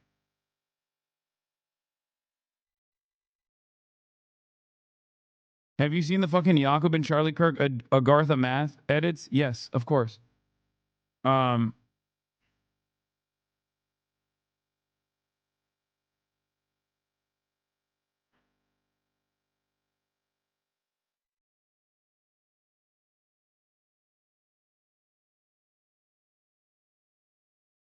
think you're mad wrong and not reading the room on these. I think they're going to push to punish and make examples out of people doing this on socials with this fascist socials buyout they're doing. People are not going to like it, but you're right. This administration gives zero fucks about that. Now let's be real. I think you're literally the opposite on this. If the administration is going to punish anyone, it'll be people like myself. They will never punish the Nazis. As a matter of fact, they will straight up actually hype up Nazis. They'll try to find like a safe version. They will actively look for a safe, dangerous version of neo-Nazi sentiment that hyper focuses on Muslims, that hyper focuses and we'll still say like anti-Semitic shit, you know, like Jews control this, Jews control that, but ultimately won't really touch the Israel stuff that much.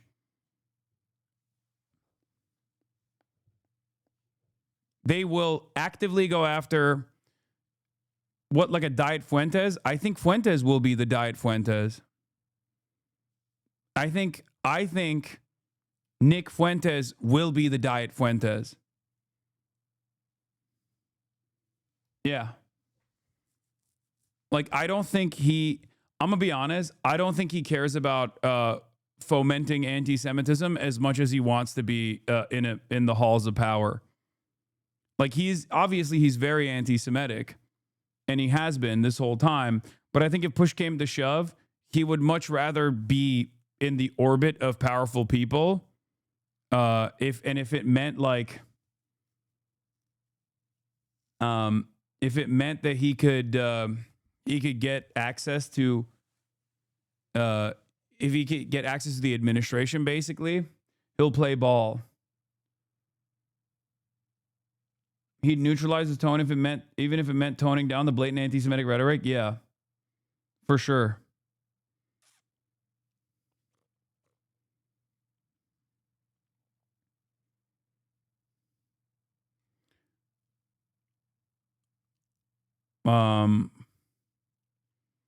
What about Tucker Carlson? Tucker Carlson doesn't have to do that because he's already popping off. Tucker Carlson was never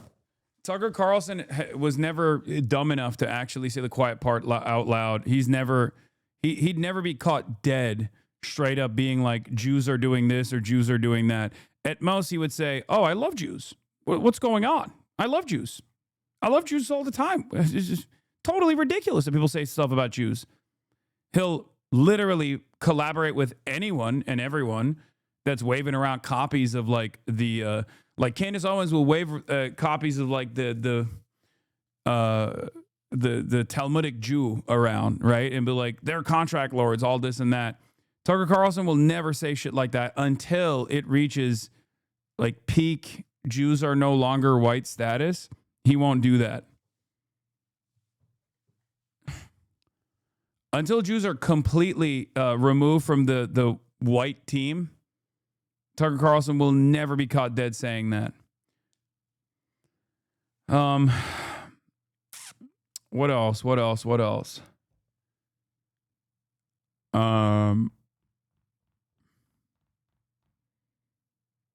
Who is the Talmudic Jew, bro? Is like a fucking deeply anti-Semitic. Is a deeply anti-Semitic textbook that claims that all Jews think non-Jews are cattle and should be lied to.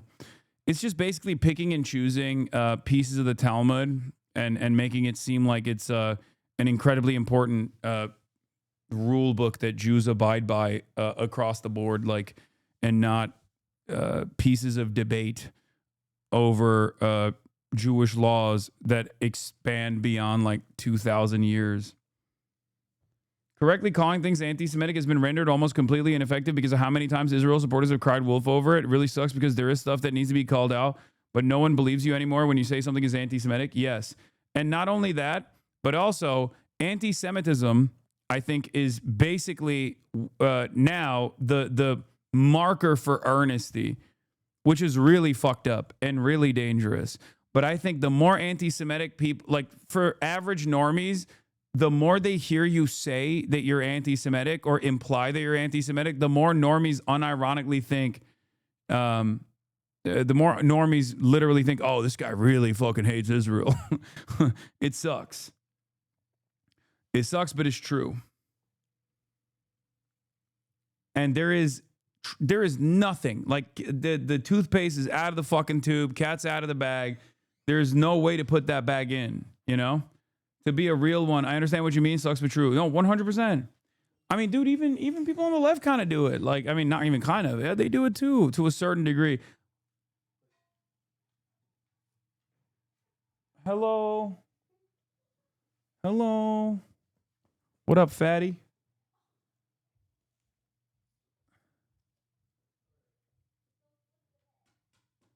Wasn't that the goal all along, though? An anti-Semitic world is a dream for an Israel wanting all the Jews to move there. Yeah, it's very stupid, though, because if the world is completely anti-Semitic, then it's going to be much harder to justify giving unlimited funds to Israel. Because eventually one of those anti-Semites is actually going to gain power. And then what's going to happen to Israel after that? You know what I mean? That's why I say it's like stupid.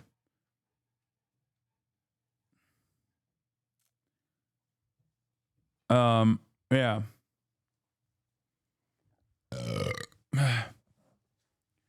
I've heard Kaya started watching Fuentes. Is this true? Never. Kaya's a Maoist, dude. Kaya's a Maoist third worldist. Anti-Semitism loses all or the remainder of its institutional stigma.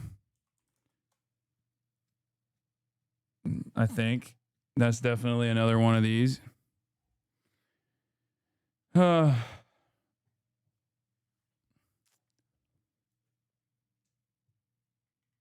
was friends with Kissinger. I would watch her very carefully. That's funny. Yeah. Are you friends with Henry Kissinger? I feel like she was kind of sad when Henry Kissinger passed.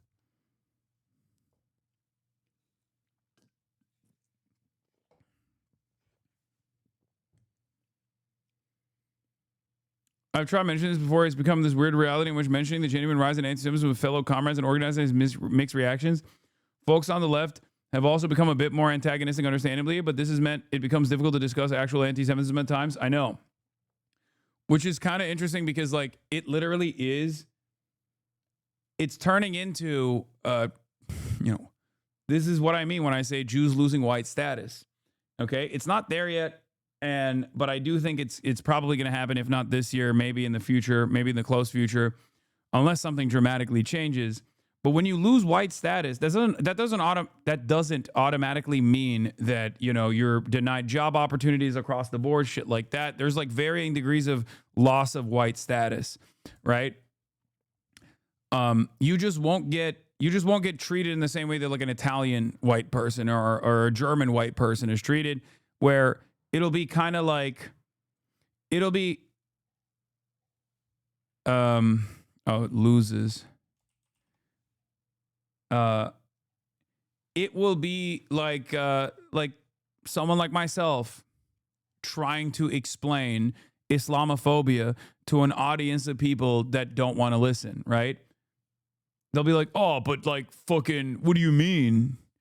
Oh, what do you mean you felt threatened by someone who was, you know, calling you a Jew or something? Like, oh, shut the fuck up. Like, it'll be like that. Put this on the list as a freebie. Incoming clips out of context of you saying ignorant normies think anti-Semitism equals truth teller, falsely framing it as though that's your own opinion. Okay, no, I'm not going to do that.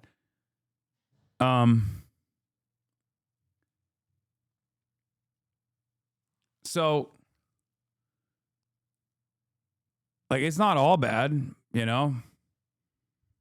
Like, losing white status is not the end of the world, but it's not great. You know what I mean? Especially if you were already in white status and you didn't have to deal with that kind of stuff. I mean, let me tell you, it's just you'll be in the same position as someone like myself, like a white guy that people kind of mistrust when it comes to issues that pertain to Muslim countries, right? But they look white. Yeah, so do I. It doesn't matter.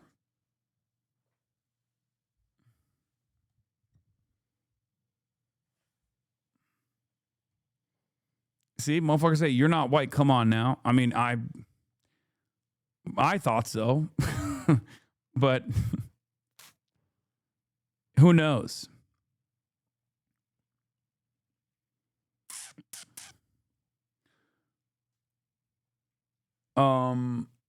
What else? You're the whitest non-white alive? I agree. Will there be a Twitch congressional hearing with you being mentioned as midterms get closer? I mean, that is entirely dependent on how busy people are. Because I think that like that would have happened. That actually would have happened if if there wasn't too much shit going on. But I think there's way too much shit happening, and will continue to happen. They'll be far too busy. They will be far too busy to fucking focus on stuff like that. Sorry, I don't know if you wrote this, but I think conspiracy content will dominate 2026. I've been saying this here and there, but I genuinely think mainstream news, YouTube, TikTok trends, and similar outlets will all be dominated by conspiracies. Mainstream institutions will let go of a little bit of critical thinking and scrutiny they had to challenge conspiracy theories and instead embrace them. I agree. Yeah, I mean, I mean, all of this basically is leading to that. But yes, you will see sloppier journalism in general. Okay.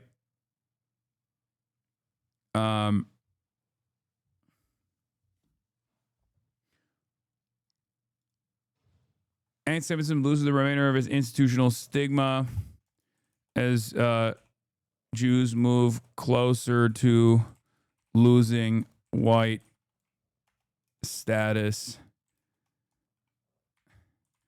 controlled by Republicans.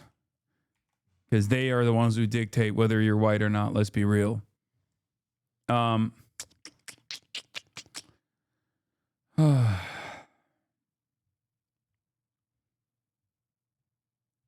What's your Epstein prediction? Not really anything. Oh, my Epstein prediction. Oh, good call. The right will normalize pedophilia. Actually, it's ephebophilia. Like, I know Megyn Kelly has done that already, but I mean, like, seriously, okay? No. You'll know it when you see it, right? Like, it's not just Megyn Kelly saying that. It's not already happened. No, it's going to happen more. It is going to definitely happen, like, with way higher frequency, in a way where Jews and Muslims, it's all about the Jews. No, I forgot. There is some Muslim stuff in there too. I just forgot to write it in. Hold on. Because someone asked me about Jeffrey Epstein. What is it? Muslims. There is a concerned, or there is a serious effort to make Muslims out to be the new Jewish Bolsheviks, or what is it? What was the term? Cultural Bolsheviks or something? What was it? What did the Nazis used to say? Hold on. Concerted effort. Yes. Judeo-Bolshevism. Yeah. Judeo-Bolsheviks. Judeo-Bolsheviks. It will fail in the U.S. Americans don't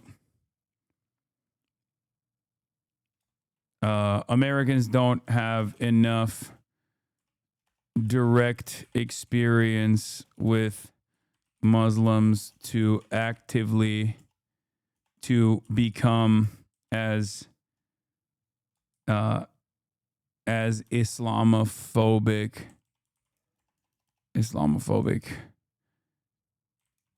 as they are in Europe. Like, they're Islamophobic in the sense that I don't really give a shit if, like, they're dying, or I don't really give a shit if there's, like, mass surveillance, but they're not so Islamophobic that, like, they're European levels of Islamophobic. It already, are you saying it will work in Europe? It already is working in Europe. It already is working in Europe. Like, Islamophobia is a rallying cry that allows you to win elections in Europe, right? Whereas in America, if you were just like hyper obsessed with Muslims over and over again, if you were like Randy Fine basically, and you thought that you could do like Randy Fine style commentary in places in and around, like, not even like Dearborn, right? Like, if you were doing that in, I don't know, Arkansas or something, people are going to be like, the fuck are you talking about? Shut up. Like, Americans also obviously fucking hate Muslims and everybody else, right? They've been heavily propagandized against Muslims. Islamophobia was a huge reason for the global war on terror being justified. But that's like war over there. That's far away. Americans don't care enough about it that they're like, I'm going to vote for the person who says they're going to kill Muslims, even though that is what they're trying to do, right? Like, when you say Muslim takeover is happening in America, that is unimaginably foreign as a concept for Americans, where they're like, what? Muslim takeover? The fuck are you talking about? Sometimes they try to do that with Dearborn, right? Like, they try to do that shit with Dearborn, right? They'll be like, look, there's a fucking mosque here. And for many Americans, they're like, okay, yeah, that's weird. I don't care. You know?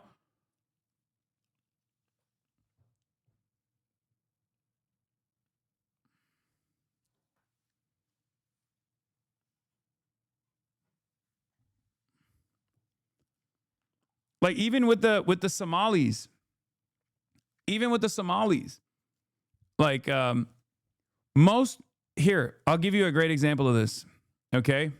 And yes, Cloud District and Jory is right. There simply aren't enough Muslims to make it work. And also, American Muslims are far more progressive in general than some of the isolated communities that exist in places like London, where people can at least like point to someone being like reactionary or fundamentalist or something, even though that's also greatly overblown, obviously, and it's fucking stupid, and it's oftentimes being advanced by white nationalists that are themselves just as reactionary, if not more reactionary. But like the American Muslim community, due to the Islamophobic attacks, by and large, and the global war on terrorism being implemented under the George W. Bush administration, by and large, became very progressive post-global war on terror. And that hasn't really changed that much. I think leading up to Donald Trump, it was like kind of going back to like more conservative roots. But I think it's still going to consistently be progressive, with the exception of like, right-wingers that can dupe them into believing that they're a good person to vote for because they're anti-Israel. So what I think is... What I think is happening with like even the Minneapolis stuff, what I think is happening even with the Somalis is like, for many Americans, a Somali is such a foreign concept. They don't even understand. Like, they're like, okay, they're just black people, but like, you know, not from here or something. Like, they don't realize that this is like, you know, Islamophobic and shit. Like, they don't fully understand it. You know what I mean? It's too... What have I always said about American racism? American racism is very black and white, no pun intended, right? American racism is very like, what you see is what you get. Everyone is black, everyone is brown. Are you a 7-Eleven Indian? Or are you a 9/11 Indian, right? Like, they don't think about it beyond that, right? So when you make these like different... when you make these different delineations where you're like, well, these are Somalis, like they're Muslim, they're doing like, you know, an infiltration of American society or whatever. They don't even read that as like, They don't even read that as like fucking, what do you call it? They don't even read that as like Islamophobic. Like it doesn't even get the message across that this is actually Islamophobic for regular ass Americans. They think movie, Tom Hanks movie. That's it. That's the only thing people know about Somali people is they're pirates. That's it. They don't like maybe Black Hawk Down. That's for the boomers. For the Gen Xers is Black Hawk Down. For the Zoomers and the millennials, it's the fucking Captain Phillips movie. I'm the captain now. They don't really think about Somalis as like a group of Muslims that are doing infiltration in the country and are trying to do Islamic style fundamentalism or whatever. That's too complex for them. As I always say, European racism is infinitely more sophisticated as far as racism goes. Americans just look at shit and go, movie. They're like the movie people. They're the pirates.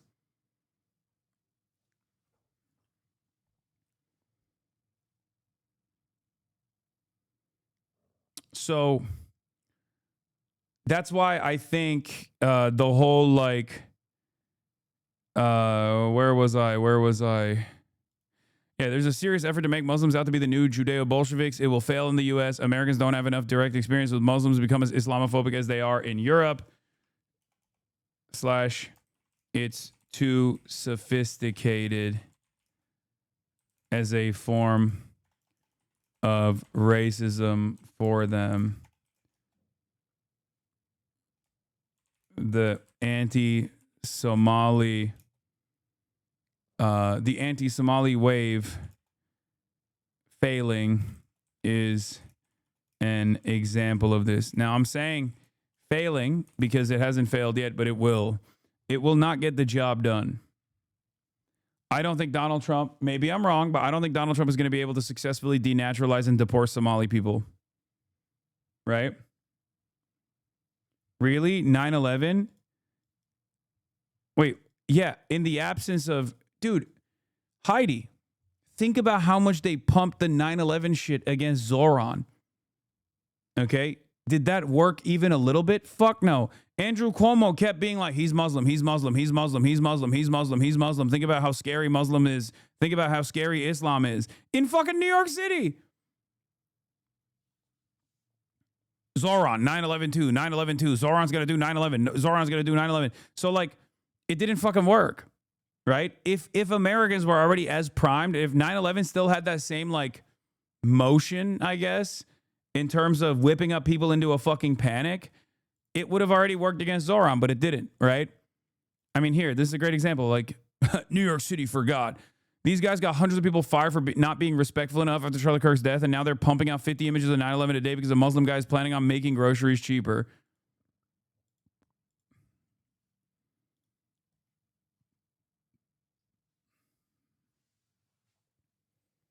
You think American racists get offended when you call European racism more sophisticated? No, because I think they think like European racism is probably gay, just like everything else in Europe is gayer, you know? Like they like, you think you can do Islamo-leftism in America? I don't think so. Even with like Zoran, Abdul El-Sayed, people like myself, right? Hasan, Piker. Islamo-leftism is not going to fucking stick in the same way in a country like the United States of America. It's just not. It's just too complicated. If anything, leftism and wokeness will always be associated with black people. Okay? It'll always be associated with black people. It'll be associated with brown people as well, but it will primarily always be associated with black people. Like during the Cold War, this is what they did. They would say like, oh, these guys are all fucking commies. They're all pinko commies. But ultimately, it was still anti-blackness, right? It was anti-blackness in the civil rights movement. And they would say like, oh, this is commie shit. This is commie shit. They're pinkos. They're commies. But still, it was about, you know, it was still fought on the boundaries of anti-blackness. I'm not kidding. It was so very bad to be a Muslim after 9/11. No, I know. And for the record, Islamophobia was unimaginable post 9/11. I get that. But as far as Islamophobia being like a major, nowadays especially, being a major winner in election cycles, I don't think it's going to happen. In the absence of like a false flag terror incident, I don't think it'll happen.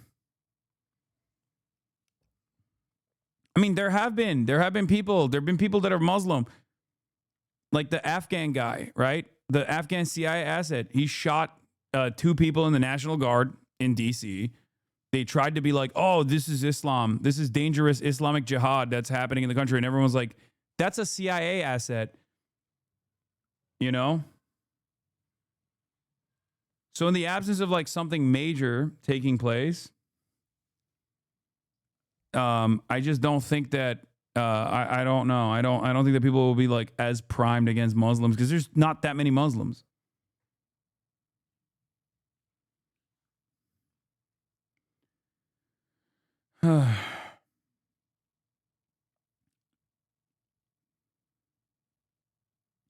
Yeah, European Islamophobes make quotes about the Quran to make fun of Islam. Americans make terrorist jokes.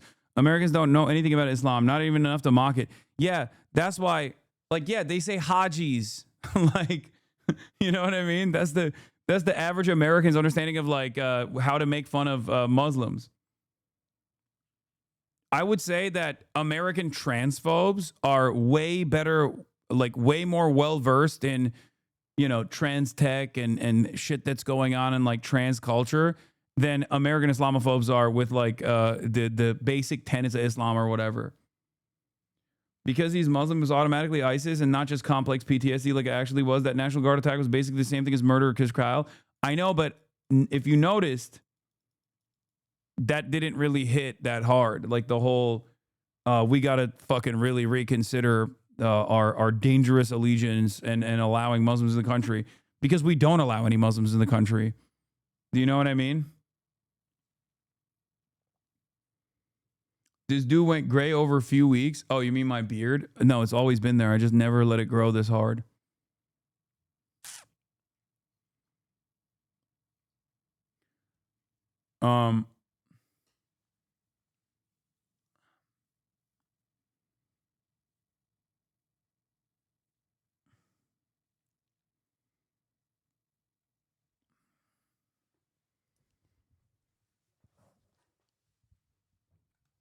So,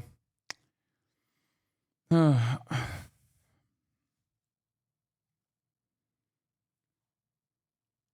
the way, is this list going on Polymarket or Kalshi? Okay.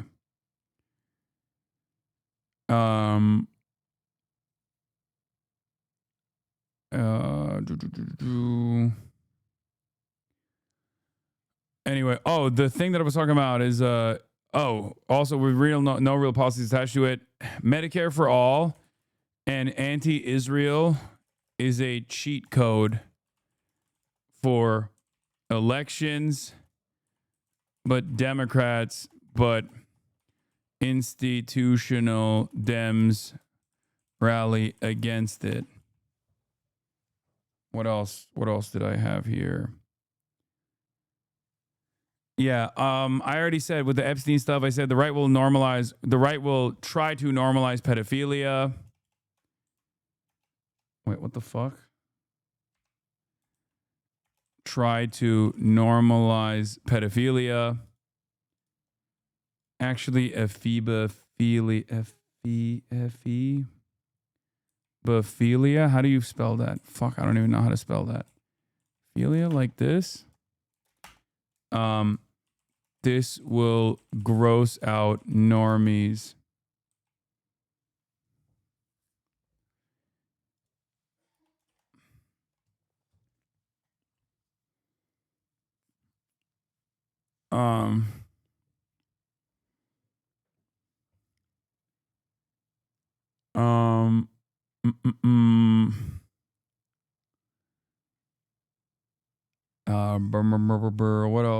What else?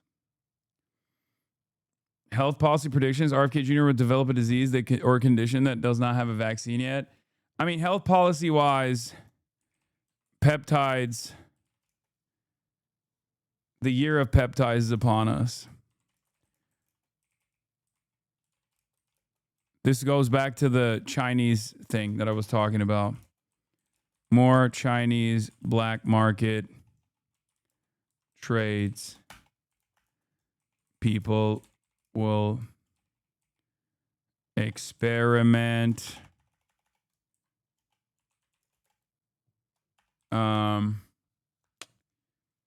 And then also, what else? Oh, skinny jeans making a comeback. Skinny jeans season.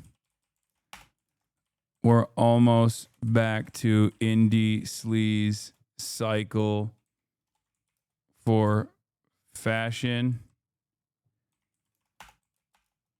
Maybe next year.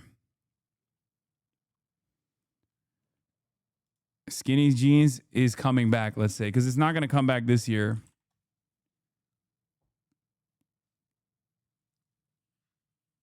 But it is like you'll see more and more. You will see more and more celebrities rocking skinny jeans. And then 2027 probably is when skinny jeans will make a full comeback.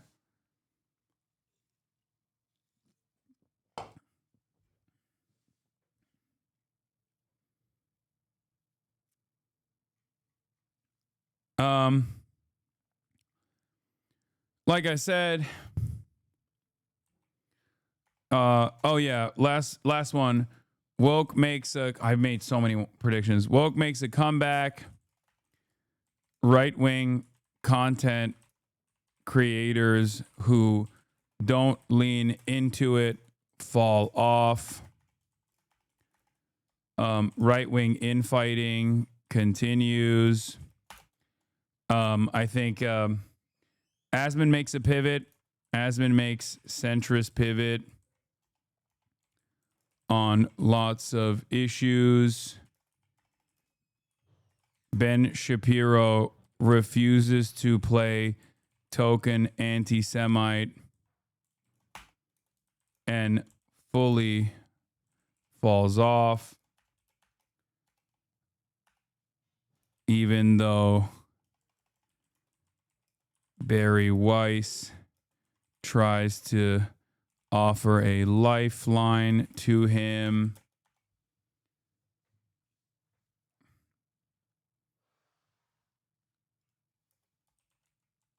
Should I say token self-hating anti-Semite? Because like if Ben, I've said this already, like if Ben pulled the token anti-Semite takes, if Ben became a token for the right who would play the role of fomenting anti-Semitism, he would probably be able to like bring a lot of his audience back. But he's not going to be able to do that. Daily Wire collapses due to decentralized nature of right slop / demands of anti-Semitism. Matt Walsh goes indie and hits levels of anti-Semitism you've never even seen before.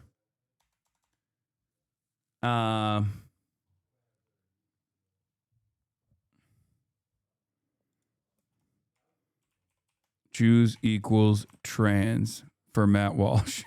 Like he will treat Jewish people like he treats trans people. If he actually leaves the Daily Wire, he will literally talk about Jewish people like he talks about trans people. Like you will never. It will be unimaginable. He's already Catholic, so he's got the bones for it. What else?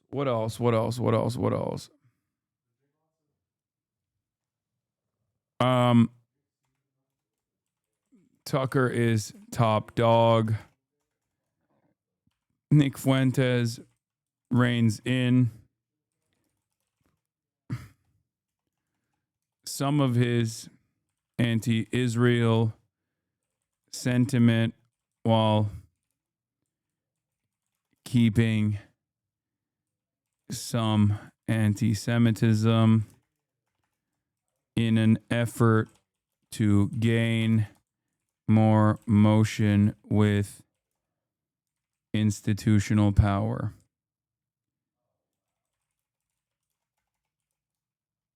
Also goes on JRE.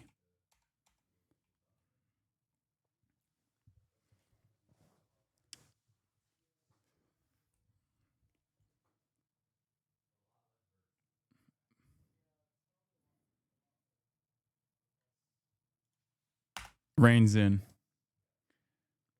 Did I make any Erica Kirk predictions? No, Erica, yeah, I mean, Erica Kirk takes a back seat due to how much people hate her.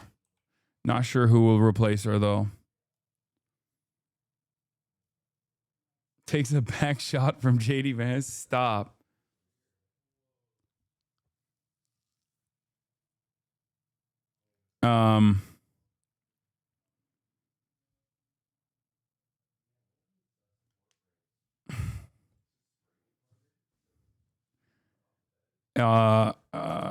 Dude. Okay, here's a crazy one. This is my last one. This is a crazy prediction. Okay, probably not gonna happen.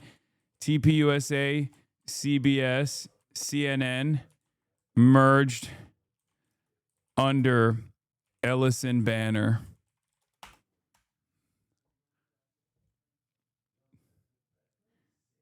Not gonna happen, but you know. This is a wild card one. I just had to throw in there something crazy.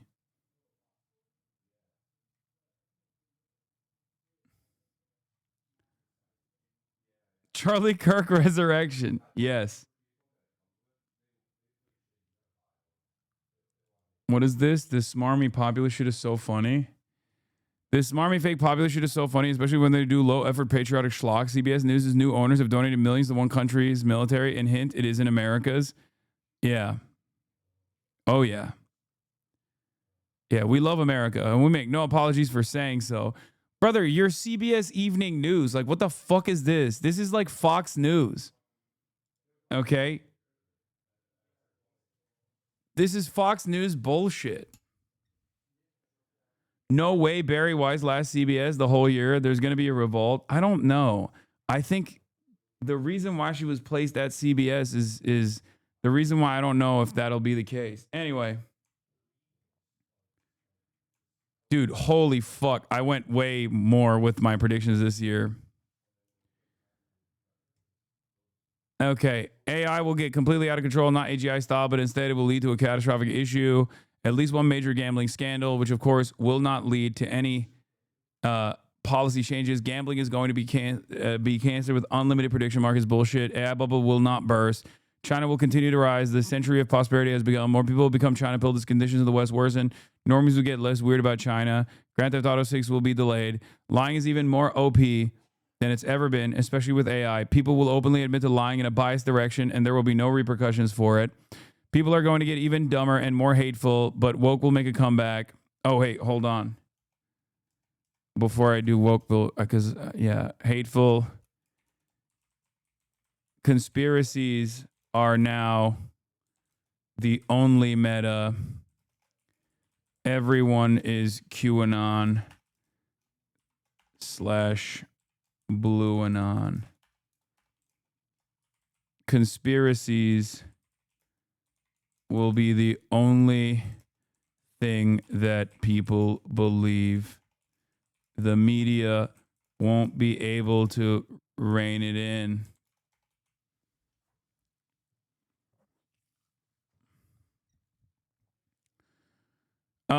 But woke will make a comeback, not due to Dems or liberals leading the pack, but because the average apolitical normie will get grossed out by the unlimited, unchecked hatred coming from the sweatiest losers that have hyped themselves up. With woke making a comeback, but with corpos following trends too late, companies will continue their right-wing pivot into 2026, pissing people off even further. Slop tubers and regular influencers who don't talk about politics push back against right-wing shit. False flag terror related to maxing out Islamophobia in the country, possibly during World Cup. I'll put that under the Muslims and Jews category.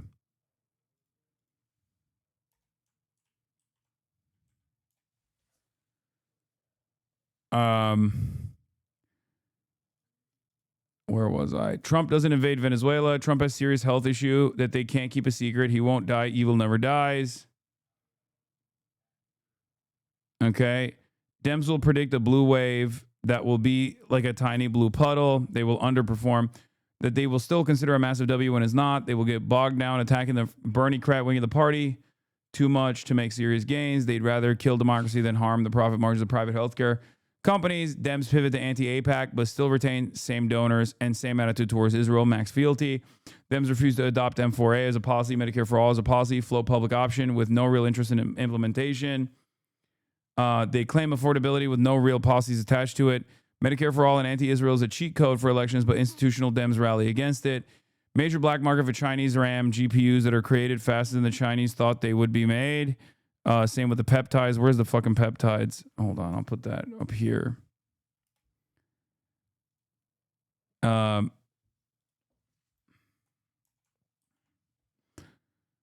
China doesn't militarily invade Taiwan. Kash Patel fired from or steps down. Winky face. We don't annex Greenland.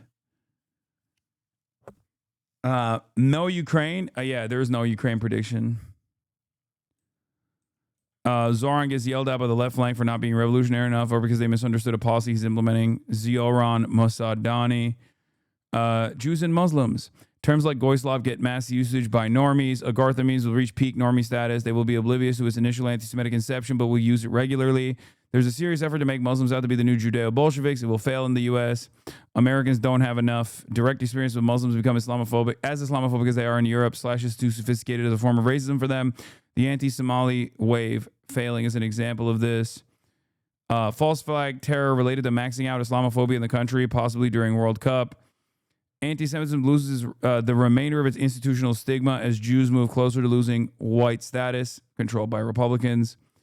The right will try to normalize pedophilia. Actually, it's ephebophilia. This will gross out normies. Skinny jeans is coming back. We're almost back to indie sleaze cycle for fashion.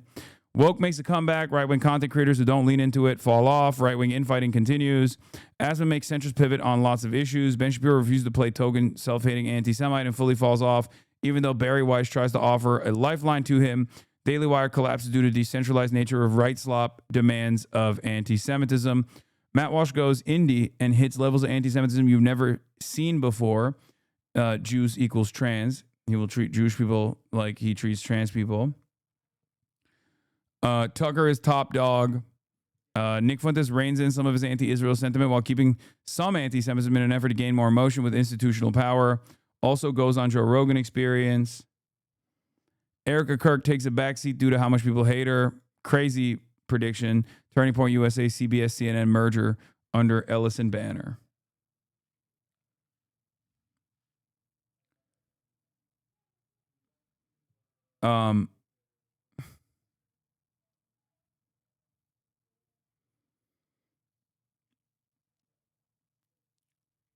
Add TikTok to the mix. I mean, TikTok algo is ass.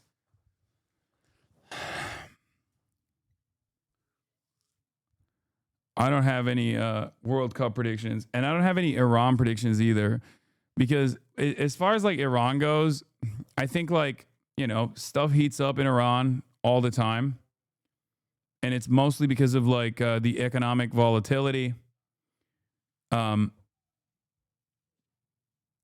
I don't foresee Iran getting into some serious trouble anytime soon, because I feel like they're getting, I mean, they're making drones for Russia, and they keep getting more and more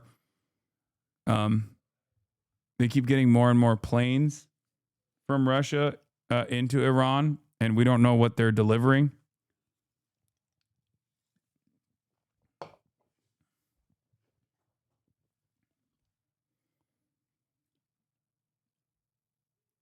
Oracle collapses because of the whole AI shit, leading the dominoes to fall. I'm not doing pack washes here. I've gotten it wrong every year, dude. Every time.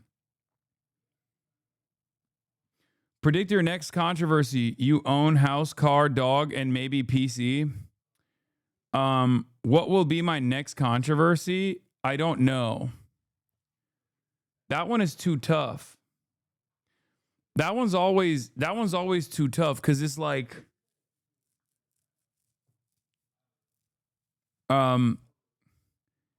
it just comes from very unpredictable avenues.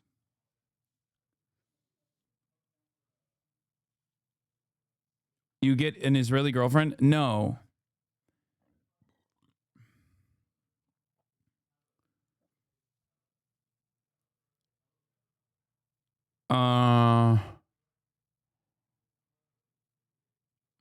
Because it's like, it's shit that controversies for someone like myself is tough to predict because half of the stuff is just totally made up. And then the other half is greatly overemphasized or is not even like a cancelable offense, right? And how I would bracket that is, for example, you know, the totally made up thing is like your dad's a billionaire, right? Totally made up. But people believe it and people push it. You know, you abuse your dog, totally made up. People believe it. People push it nonstop.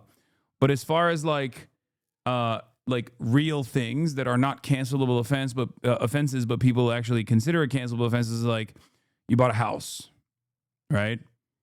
You bought a fucking Gucci shirt. You bought, you leased a Porsche, like stuff like that. So it's not, I don't know if it'll be, you know, it can be anything, right? It can be virtually anything.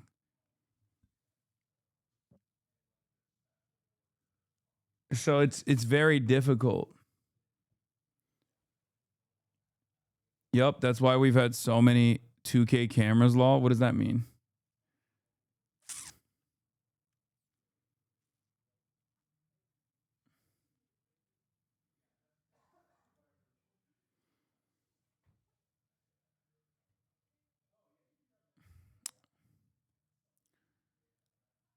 Like if I were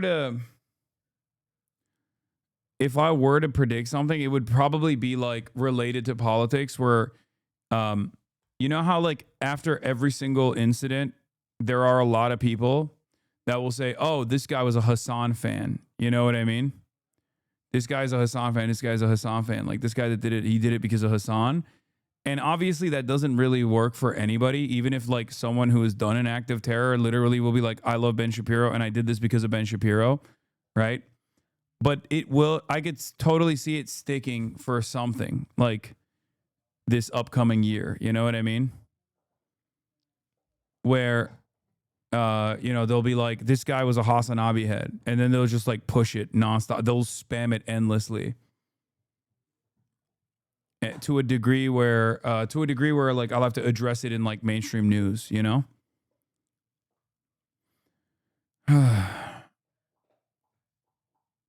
Out of curiosity, why don't you think the AI bubble will pop next year? Not doubting, just curious, just joined. Sorry for not asking sooner. It's all good.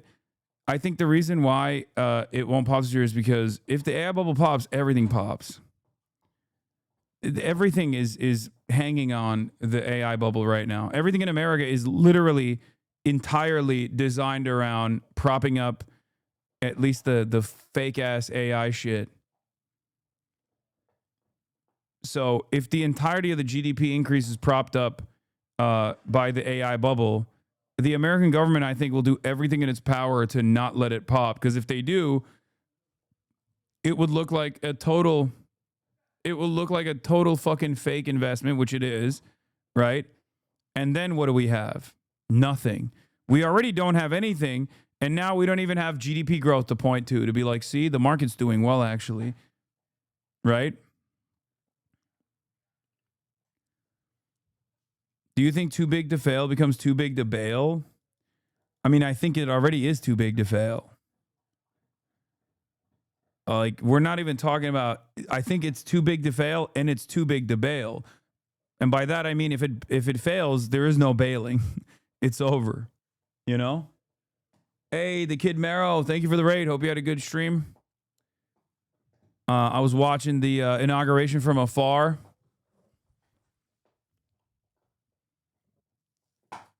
Jealous from afar. Shit looked dope. Hope you had a good time on your stream. Hope you had a good time at the inauguration. Yeah. Do you think the haters will calm down a bit? It's like getting so boring as the reality of life becomes crazier. No. I need you to understand, like, the haters will keep hating. The haters will have to keep hating. Like, no matter what happens, they will, if woke makes a comeback, which I think it will, I think a lot of people will try to cancel me from a woke position. People who, like, leading up to this year was talking about how, like, immigrants are fucking parasites or whatever, will unironically and sincerely start talking about how I'm actually not woke enough.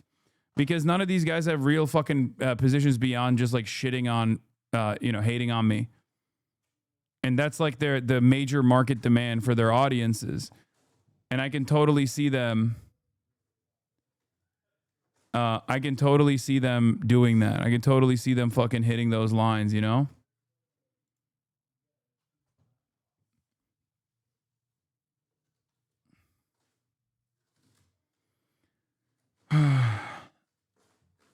Anyway, so that's the prediction stuff.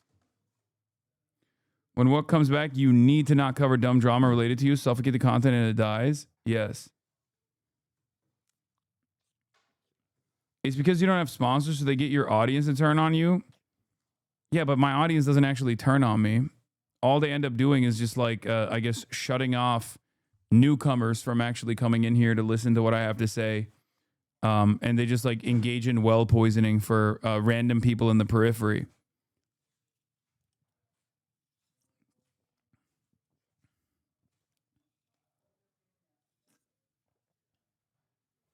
I think the reality of the matter is you ignore it and it doesn't go away. You lean into it and it doesn't go away. You just got to fucking pick and choose your battles. That's it.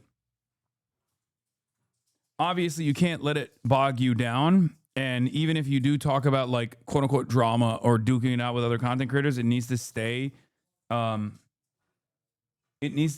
focused on the actual politics, you know?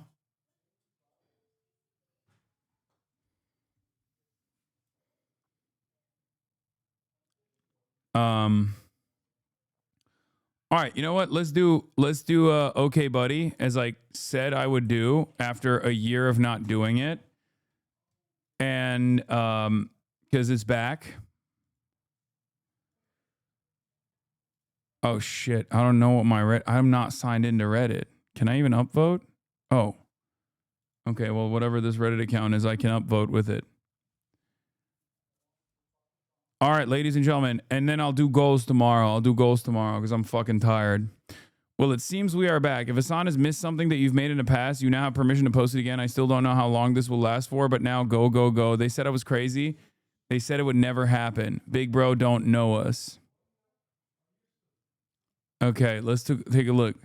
Surely Okay Buddy will be revitalized this year. Okay, well, it is. Very badly edited. Still one of the best MasterChef moments. Bring back fun, please. A car dealer from Dallas sell his dish to the MasterChef judge. Oh my God, Rami straight up looks like the Neanderthal from the commercials. There's nothing I do that I don't succeed at. It's fucked up. I'm sorry. I should not have said that. Oh yeah, I'm really fucking crazy for this one, dude. Oh, it's so fucked up. I'm so crazy for this one, dude. Wow, how dare I say that? Have you peaked? No, absolutely not. There's more? Well, there's better. There's so much more in his evolutionary cycle, bro. Are you kidding me? Like, we really used to have so much more fun. Like, Low Kirk. I think Okay Buddy is one aspect of that. I think, like, React Lord is another aspect of that. What do you mean I peaked? We're using fucking fire for the first time. What are you talking about? This dude is my fucking neighbor, and I had no idea he was on the show. This is insane. Wait, really? You in the cave down the street, dude? Going back to Southside Chicago. You're joining them. Damn, they really did that like that? They hit him with a Neolithic. No, dude, that's fucked up. My journey in the MasterChef kitchen is shorter than I anticipated. That's fucked up. Dude, 10 hours in, 30,000 people watching. What the fuck was this? The MasterChef meta was crazy. This man has been alive for literally since the Mesozoic era, and you're just gonna send him back, dude? to selling cars? Really? My man is yabba dabba doing all the way back to the fucking dealership, dude. Are you serious? Are you serious? He literally has to sell cars with the bottom of the car is open where you have to fucking run around with your feet. Anyway, he's taking back all the technology home, I think. He's literally going to be, he's going to be hunting. He's going to be gathering, okay? With the technology, he might actually, his homies might actually defeat the Homo sapiens, okay? He's like Neanderthal genocide? I don't think so, motherfucker. Guess what? I have a machine gun now. I got this when I was, you know, on MasterChef. Homie just left and he was like, just put me back in the ice, dude. Fuck this. You guys thawed my ass for this, dude? Just so I could get fucking owned by Gordo? This is bullshit, dude. You got me doing Geico commercials? Fucked up. I was one of the first homies to stand up erect. You're really gonna fucking do me like this? Damn, I used to be funny as fuck. Holy shit. Good stream today, buddy. Glad to be a part of it. Let's see. Dutch9999. Let's look at the user Dutch999. This is going to be crazy. Because we're now in a post. We're now in the post. What the fuck? Lake McGrew banned Bear Grylls that shit? Shoot him up. I hate a pussy with a gun in his hand. Wait, this is... Did a chatter change their name or something? What the fuck? Dutch9909. Good stream, buddy. Totally glad to be a part of it.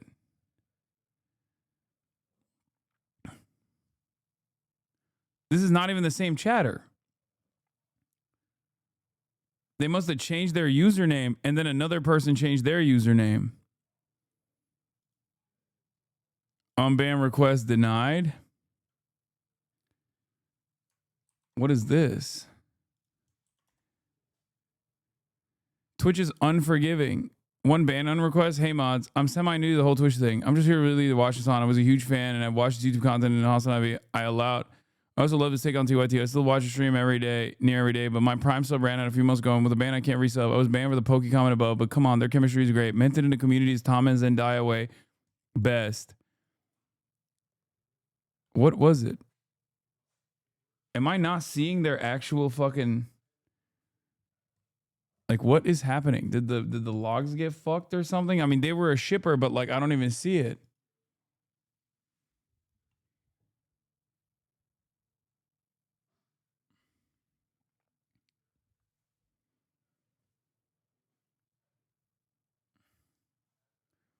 Twitch deletes old logs.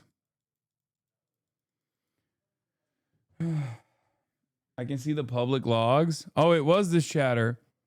And he got perma-fried.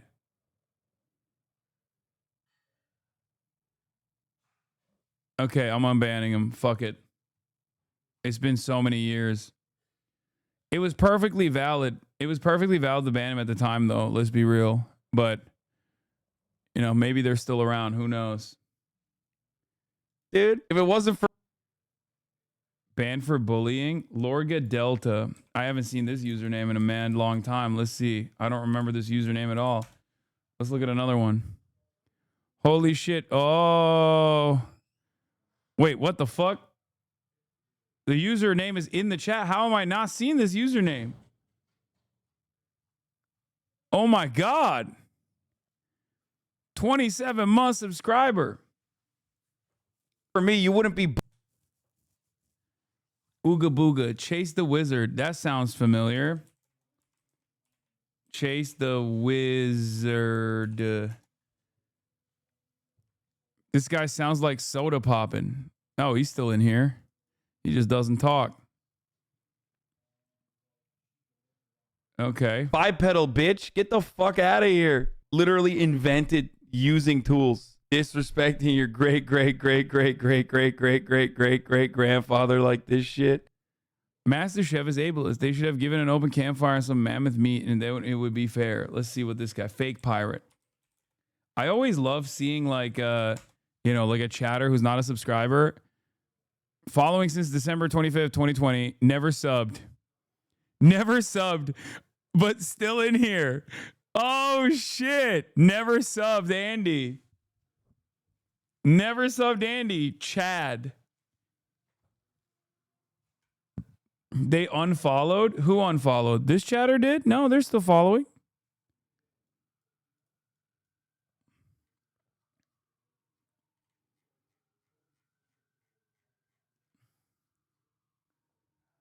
No, they've been following since December 25th, 2020. It's been 5 years.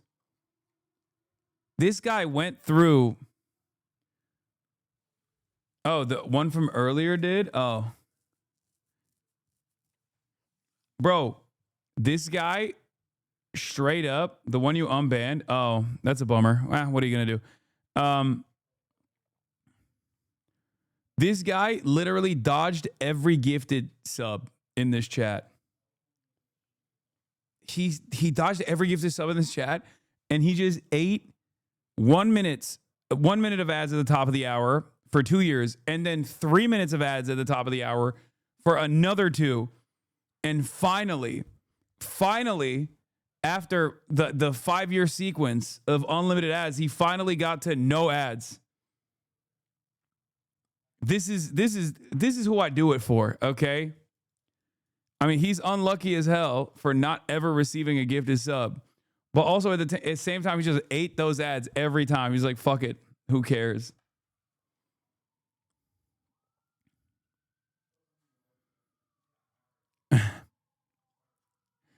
Respect to this chatter.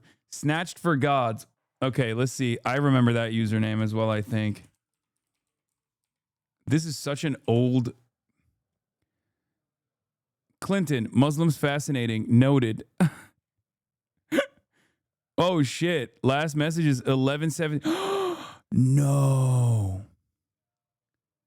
October. No. Is this an October 7th lever?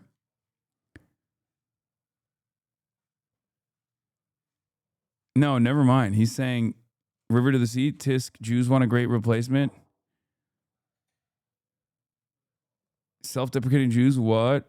Speaks to how well Israel weaponized that progressive ideals because, yeah, he's not dumb. Still following. I know it's November, but I thought maybe, because I saw 2023, and maybe I thought, like, you know, he left after.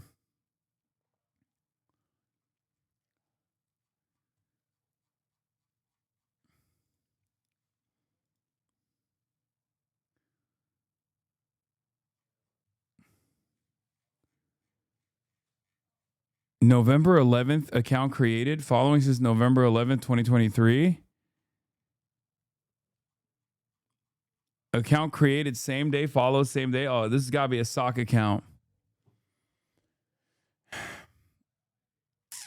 No. This is a sock account. This has got to be a sock account. Because look at this. I mean, same day follow, same day. If I ever stop chatting all of a sudden, it's because I died. Okay, don't say that. Yeah, maybe their actual account got unbanned and they went back to it, lol. Could be.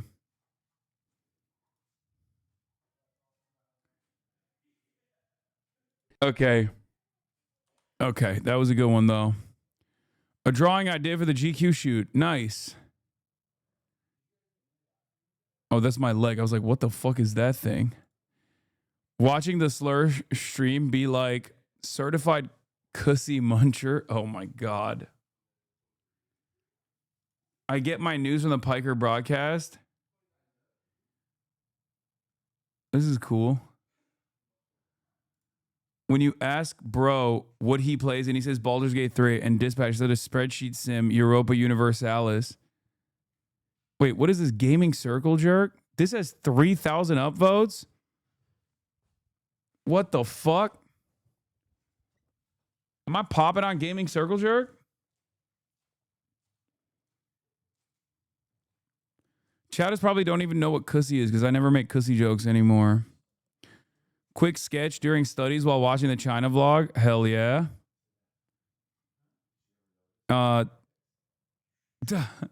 Okay. I can't believe that fucking OK Buddy was still keeping the cussy meme alive. Okay. Look at this. This is like from 2 months ago. So in the car cinematic universe, there's baby cars, which implies That's crazy.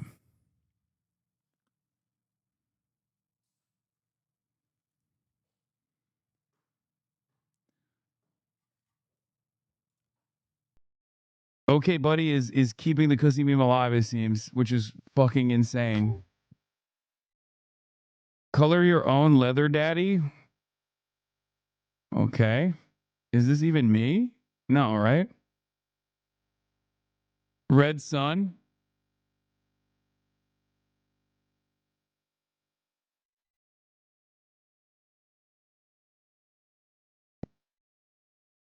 I put Haas in I'm Not Human. No, I'm not human. It's been a little too sunny in Los Angeles.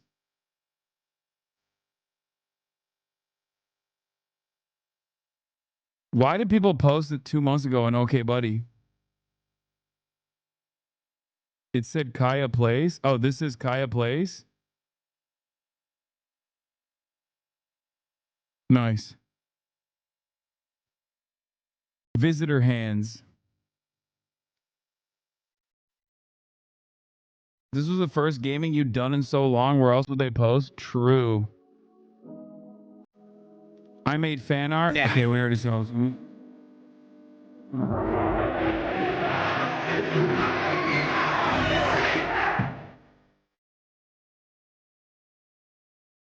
That's crazy. Too bad we won't see this in the future anymore. Okay, dude. Mango Bango. Thank you for the 10 gifted subs. Piker and the Brain. Oh my God, Ross Douthit. Oh my God. Ross Douthit does look like the Brain. That's crazy. See, this is the intersection of like brain rot memes.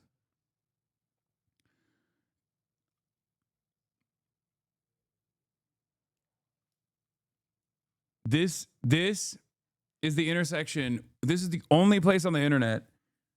This is the only place on the internet where you can find brain rot memes that are deep fried about a political commentator having a debate about political violence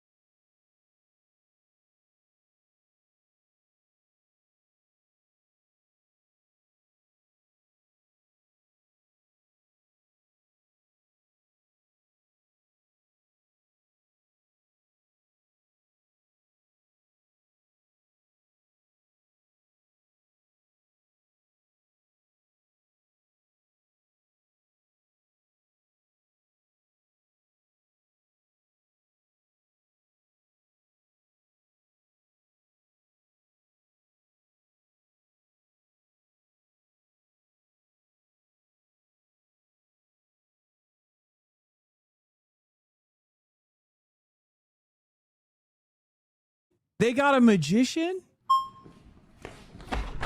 Nice to meet you, mate. let the bro. I don't want to see another Hispanic Nazi, bro. Give me the magician. I want to see.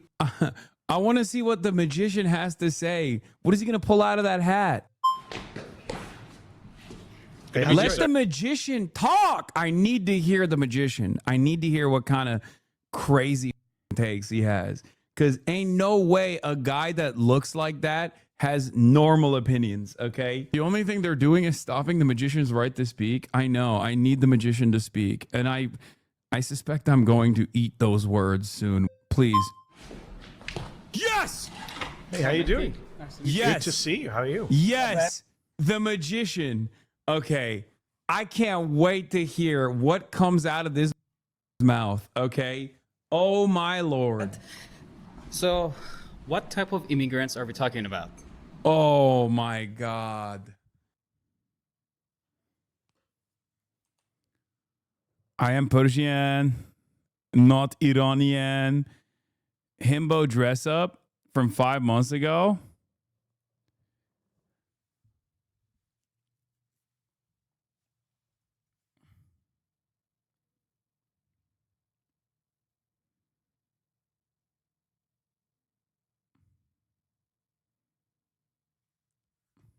This is fire. Little sketch while watching the pod. Nothing is that serious. Choose peace. I don't even know which pod this is referencing. Home screen leaked. Check top right. Okay, buddy, Brace Belden. Wanted. New streamer to rep this subreddit. Ours isn't missing. He just forgot about us for 20 months. Dude, this has like, how many followers does this subreddit have?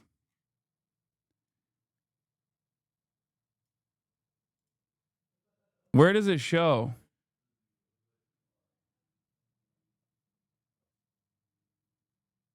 No, it doesn't have 900 and it's like 70K, I think. Top right. Where does it show? There are 989 and you are the only one in there. Go here if memes not your speed.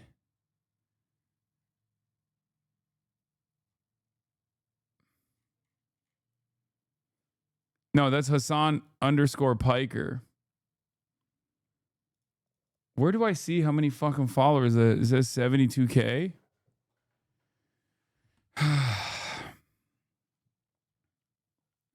There were thousands of us and you killed us all. Let's do top but year. Top this year. Just two guys living in the moment. Lifelike features and details. Listen to the... This is beautiful. What is this? This is brutal. Same physiognomy, same curdled psychology, same bizarre ideological trajectory, apparently motivated by sheer disagreeableness. Throw some basketball shorts and an Israeli flag cape on Taibbi, and I would struggle to tell the two between these two ogreish mopes apart. God damn. God damn, dude. Fucking cooked them. The authentic phrases by pressing the lapel pin. Let's see what this is. And I tested it out a while back. It still works. Wait, where is it? No, hold on. The lapel pin actually is supposed to hit like a button on them, but yeah, it works still. Look. America deserved 9/11, dude. See? We fucking totally brought it on ourselves, dude. Holy shit. We did. We fucking did. In a video game. Including the official toy president's biographical pamphlet featuring over a dozen rare photographs from the president's early years. It has the realistic presidential boots. It has his cowboy boots. God damn it. The stand user could be anyone. The stand user. 9 months ago, I put Hasan, no, I'm not human. I already saw this one. My 11-year-old made fan art from 9 months ago.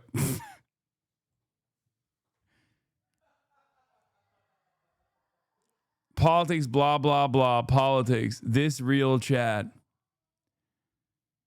Wow. Your 11-year-old has a wonderful career ahead of them in art. this? What the fuck is this?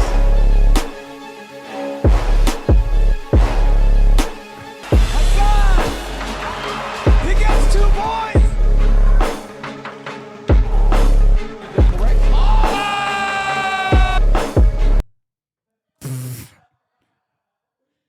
Is this the ACP dude? I don't know, but I like it. Hell yeah. Coworker was hyped. That gave Durham Operations? Oh my God.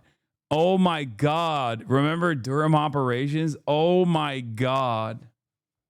That's so crazy. That's a real deep cut, dude. That's the deepest of cuts. Holy fuck. Remember that fucking guy? Busted jump shot? You inspired my username? Fuck you.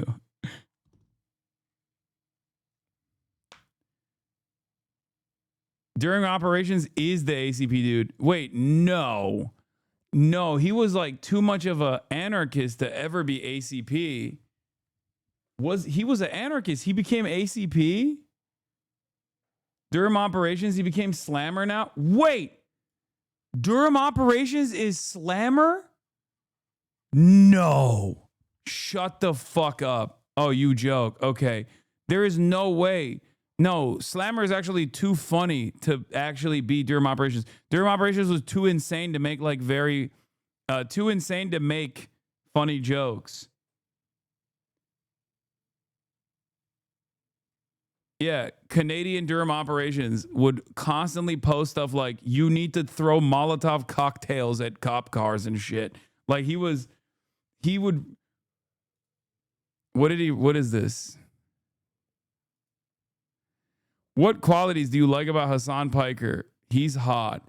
I'm not even going to look at this because I'm going to tell you something, okay?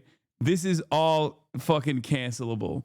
Durham Operations is probably the best editor in the continental United States, including Alaska. Durham Operations has been the head editor for 7 Marvel movies, Jaws, Titanic, and Avatar. Durham Operations is paid.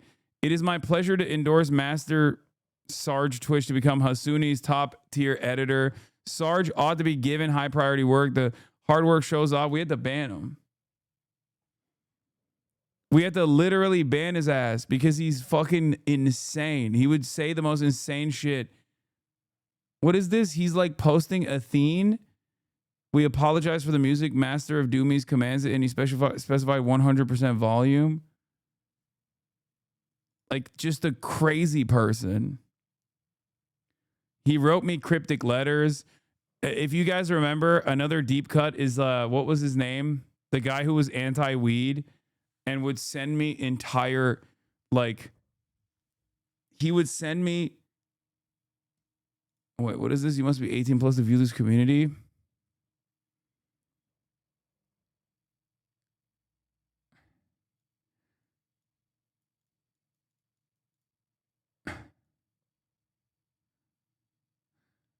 Wait, what?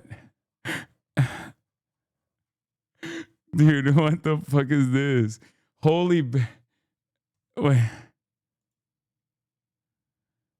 What is this? Is the top of it just like, wait, what the fuck? No. Oh, thank God it didn't show me the NSFW shit. What the fuck? Yo, what the fuck? Okay, let's not. He says, holy base. I didn't command any Antifa though, but I noticed people are recognizing Oshawa. Put flyers on a bus stop with the words fair hiker piker as to mean no fair is fair. Hoscord has claimed that I destroyed police cars. ... We used an erasable marker and wiped it off after filming.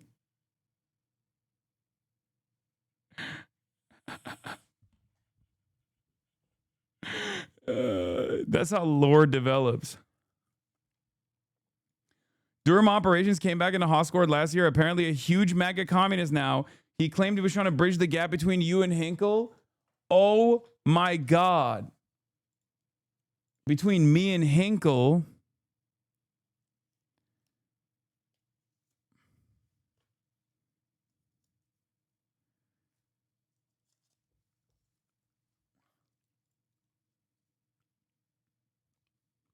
Even though Durham Operations was an anarchist, he's so Hinkle-coded. Yeah. I love that.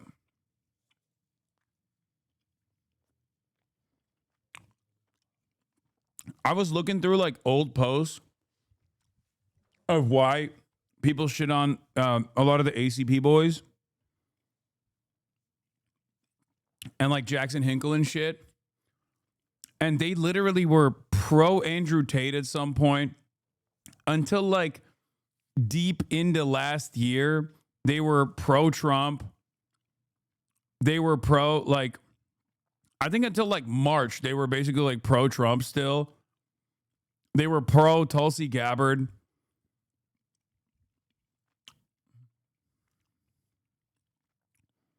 They have so many awesome takes.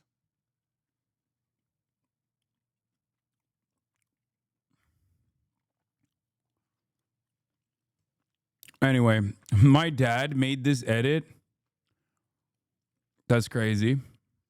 This is before China, too. The Apolitical Digest, top 5 apolitical streamers of our era. Asman Mold, Based. Aiden Ross, defining fascist. Exclusive interview, Insider Scoop, XUC, Enough, Ojur O. How to Please Our God King. 10 comebacks for the libs and sock dems. Hasan Piker explains why he left the left and how to grift to the center. This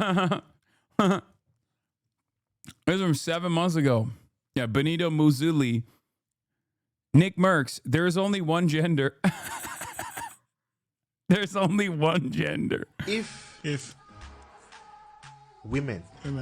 Oh, God. Again? We're doing this again? Okay, let's go. Go through menstruation. Oh, this is different. This is very different. Then why don't men go through women's menstruation? I will have you assassinated. I will have... If I love that podcast.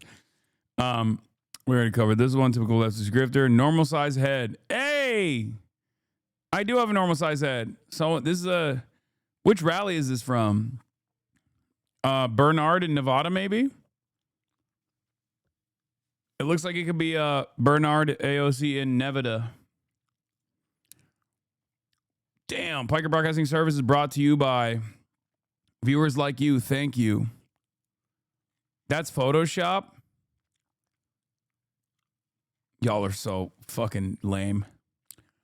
My new Kaya design. Result at the end. Oh, shit.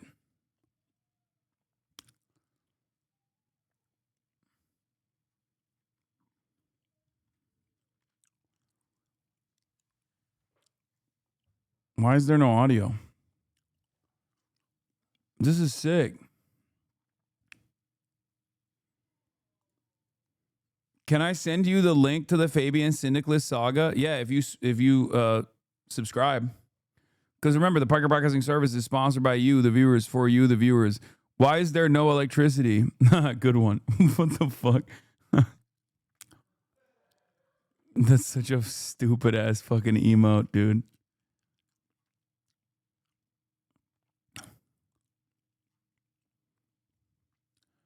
Bushy Flames, thank you for the 5 gifted.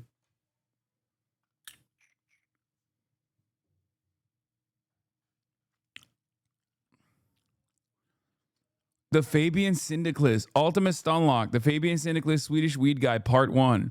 Ultimate Stunlock, the Fabian Syndicalist Swedish Weed Guy, Part 1. The Fabian Syndicalist returns with an anti-weed manifesto, Part 2. The Fabian Syndicalist sends a letter, P.O. Box, Part 3. The Fabian Syndicalist sends another letter and links, P.O. Box, Part 4. Now you guys understand why I stopped doing the fucking P.O. Box, okay? Now you understand. Some of the craziest motherfuckers, dude. Oh my God. Let me see this last one. I think this is when we finally banned him. Okay. Oh, that's awesome. We got some Bernie inauguration stickies.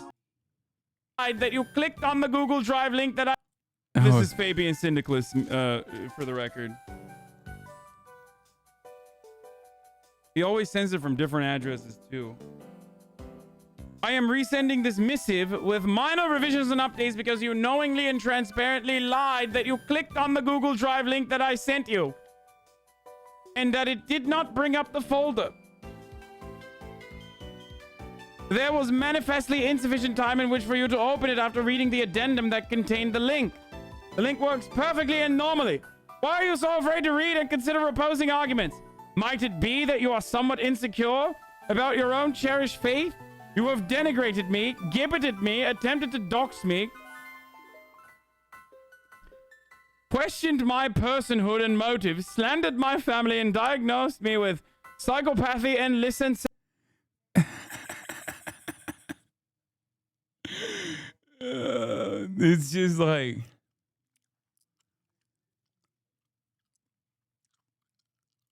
oh my God. This is great and feels nostalgic for old viewers like me. Dude, I'm telling you, it was so nutty. Like, the P.O. box was so nutty. With love, did Nathan J. Robinson write this? No, literally. What a very different time on the broadcast. Yeah, we had a lot of fun. Contrary to your braggadocious and dismissive, dishonest, and half-wit ululations and vituperations, it did not cost me much to print and send you those materials. Not that diversion. Oh, see, look, that was the copy pasta from the previous letter. I am not a reactionary. You're not making an actual argument. You're just engaging in puerile lavatorial abuse. It is extraordinarily unbecoming of you. You should know better. Learn to argue. Can you cite any RCTs? How does the existence of multiple legal poisons in our society justify the addition of another? Again, put forward an argument for a change. If you are so right, then it shouldn't be difficult. Go ahead. Oh. This guy fucking rocks, dude. What the fuck? Unban him. This guy is so crazy that I'm willing to bet if we unbanned him, he probably is still in the chat.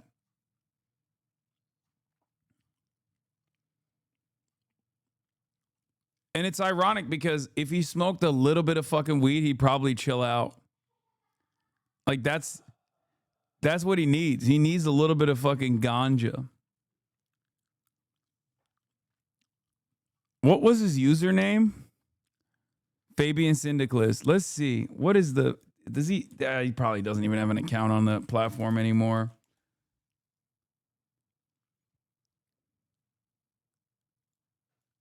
$2020.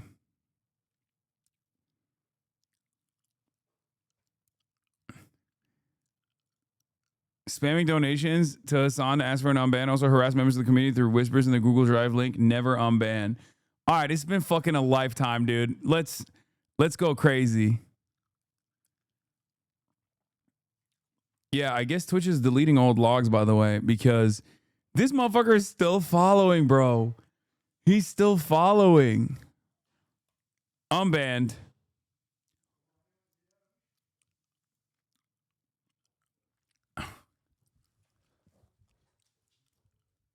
I wonder if he comes back and types in the chat after being banned for almost 6 years, actually 6 years now. I will lose my fucking mind. I will lose my fucking mind. No, he's unbanned now. See? Fabian Syndicalist is not banned from this channel.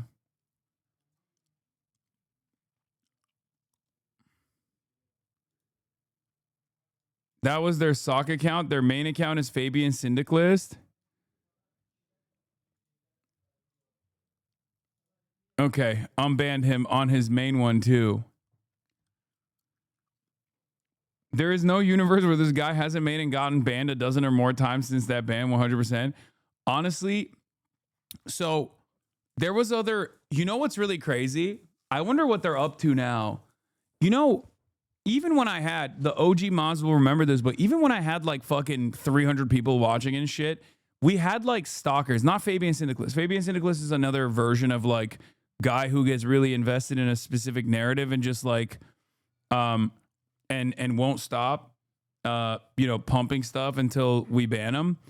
But back in the day, there were all these like fucking random ass, tiny ass neo-Nazi groups on the internet. And they had this like committed guy who was always in here What's his name? Like, was it Flamingo or something? You know what I'm talking about? No, not Lil Krish. No, Lil Krish is nowhere little anymore. I think he like actually is probably old Krish now. Lil Krish was like, yeah, what was it? Flamenco or something? Yeah, there was a guy who was like one of, like, there were these Nazi content creators, right? I opened my message request on Twitter for the first time and I just got another message from Lil Krish complaining that he's being persecuted for his actions from when he was 16.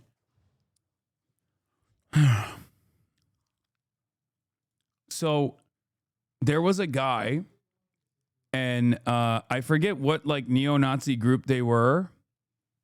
I forget what neo-Nazi group they were a part of, but they had like a specific designated stalker for my little ass fucking Twitch stream at the time. I'm talking about like, wait, that guy turned out to be a pedophile, Lamau? Are you serious? No, I mean, that's not surprising. But a lot of people don't realize this, like, I've had these like exact same Destiny's community style stalkers even way before Destiny and I had a fucking falling out. They were all these like groypers, right? They were all these like fucking groypers. I think it was like Flamenco or something. And he would make like a million accounts and constantly try to debate me and would constantly try to piss me off in the chat and then clip shit. Back when I had literally 300 live viewers, okay? Only to then go and take those clips over to the other, you know, groyper fucking group that he was a part of. I'm just like unlocking certain parts of my brain here that I totally had forgotten about. So it's not even, this shit is not even new. Like what Asmongold does, what Destiny's been doing for years, what Ethan's been doing. I've had to deal with those guys for straight up years. But of course, when I was much smaller, when I was a much smaller content creator, yeah, he and Diorio were best friends, but had a fallout. Biggest losers in the sector. Okay, see? I'm glad that there are still people who are tapped in. Yeah, no, there were like the OG Kiwi farmers before Kiwi Farms even like blew up as much as it did. Which is so crazy to think about. There was another one. There was another one that was like, there was another stalker. There was a shipper stalker. I don't know what happened to that guy. He might have just died, honestly.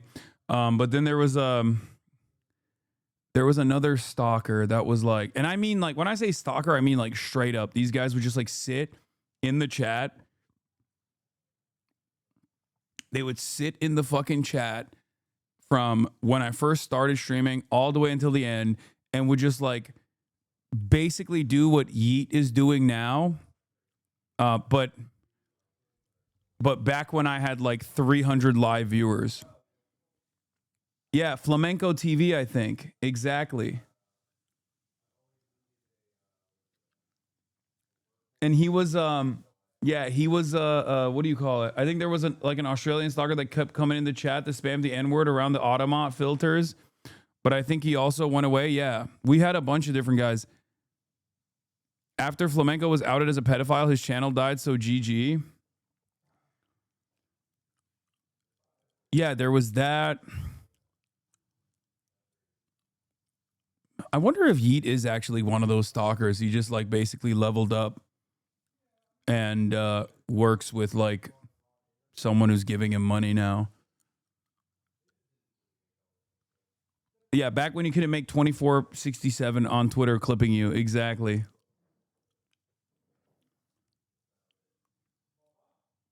That's some actual 2018 shit when you had that fat socialist kid. He wasn't a socialist. Progressive Voice was his name, right? Progressive Voice or something.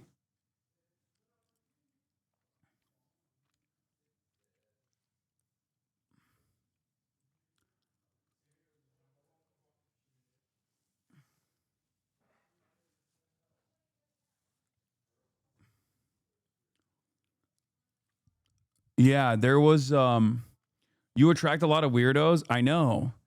It's kind of crazy that for every, like, as I have grown, the size of my, the size of the people that do that same exact like A-logging is what they call it, or like trying to lolcow, like the size of the people in the communities that do it has grown as well.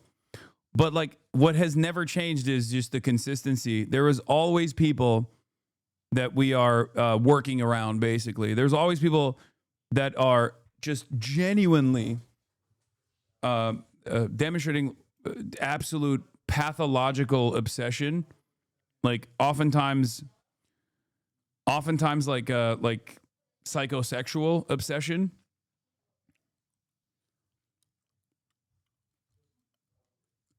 And it's very interesting. I just realized there's never really been a moment in my career, no matter how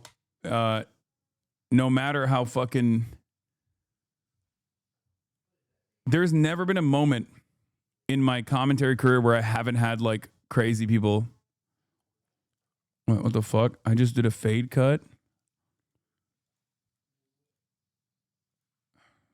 You know what? Let's do a fade cut going forward. We should do transitions. Are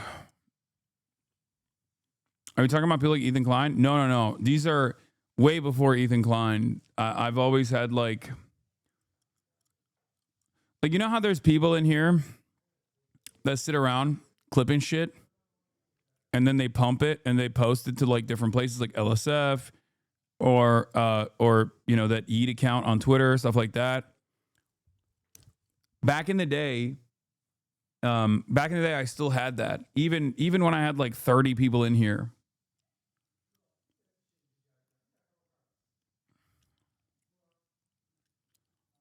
Hasan lost the fight from a year ago.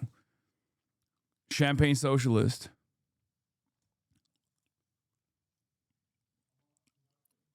Haas casually meeting fans at the protest.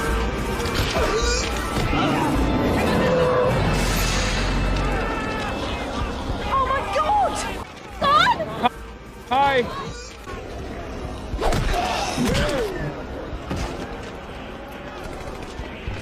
I love you. Thank you for being out here. Recently overheard on Twitch. Sigh. Yes, chatter. I am aware Biden has ass cancer.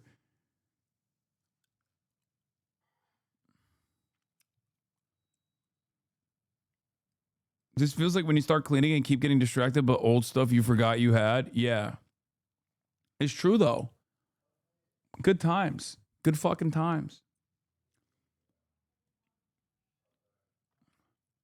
I actually I don't know what compels people to do it, but I've just had that problem forever.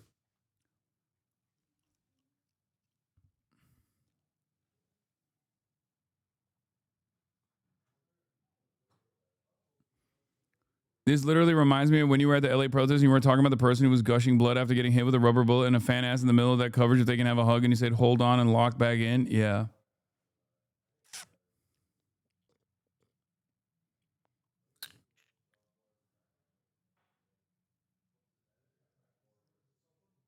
You pay attention to them, Hasan. Other streamers just ignore them and ban. Brother, that is fucking insane. I think there's a little bit of a difference between random stalkers getting banned versus random stalkers getting literally prominence in other communities until they're outed as pedophiles at a time when I guess like pedophilia still had some stigma associated with it. And becoming like you do understand that there's a difference between like being stalked and like leaning into it or something, which is still victim blaming. But being stalked and then having those stalkers basically make a career out of stalking me.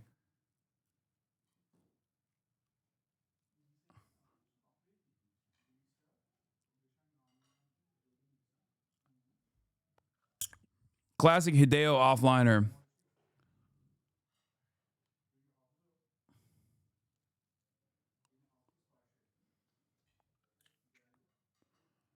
If it was just a couple of years back, I would have hated your ass. But you've taught me empathy and how to improve myself. I've been hitting the gym just because of you, bro. Hell yeah. You really are the first male victim of Gamergate? 100%.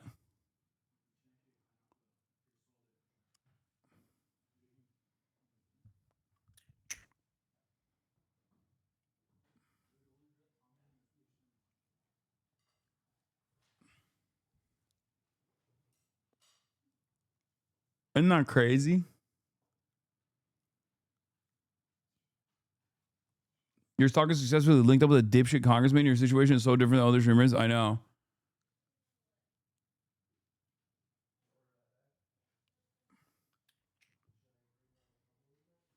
But yeah, it is pretty fucking wild. It is pretty wild that we have, you know, there's still resilience. Also, almost all the clips from LSF are from streamers from at least a day before, as if they parse VODs and then cutting most out of the context clip. Very organic and not astroturfed at all. Yeah, there is that element of it too.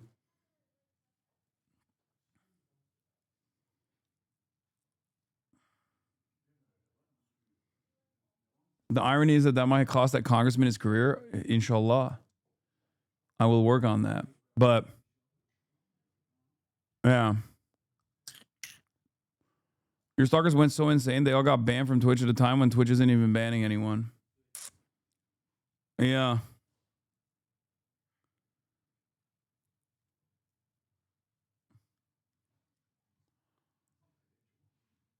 All right. But, okay, buddy is back, like I said, like I promised. And we'll continue doing this stuff. But that'll be all for today. Half day Hossie, 8 hours and 22 minutes. You already know what it is. Jeff Whittick in the building tomorrow. We'll do some more fun shit too. And I might be collabing with Arky on Sunday, but I have to figure out exactly how we're going to do that because I have some family stuff that I need to do on Sunday as well, and potentially the podcast on Sunday. So I'm going to figure all of that out. Sunny Los Angeles, Love you all. Peace and see you tomorrow. Bye-bye. To the topic just begun. There he is again, Hasan is streaming. Hasan is streaming. There he is again, Hasan is streaming.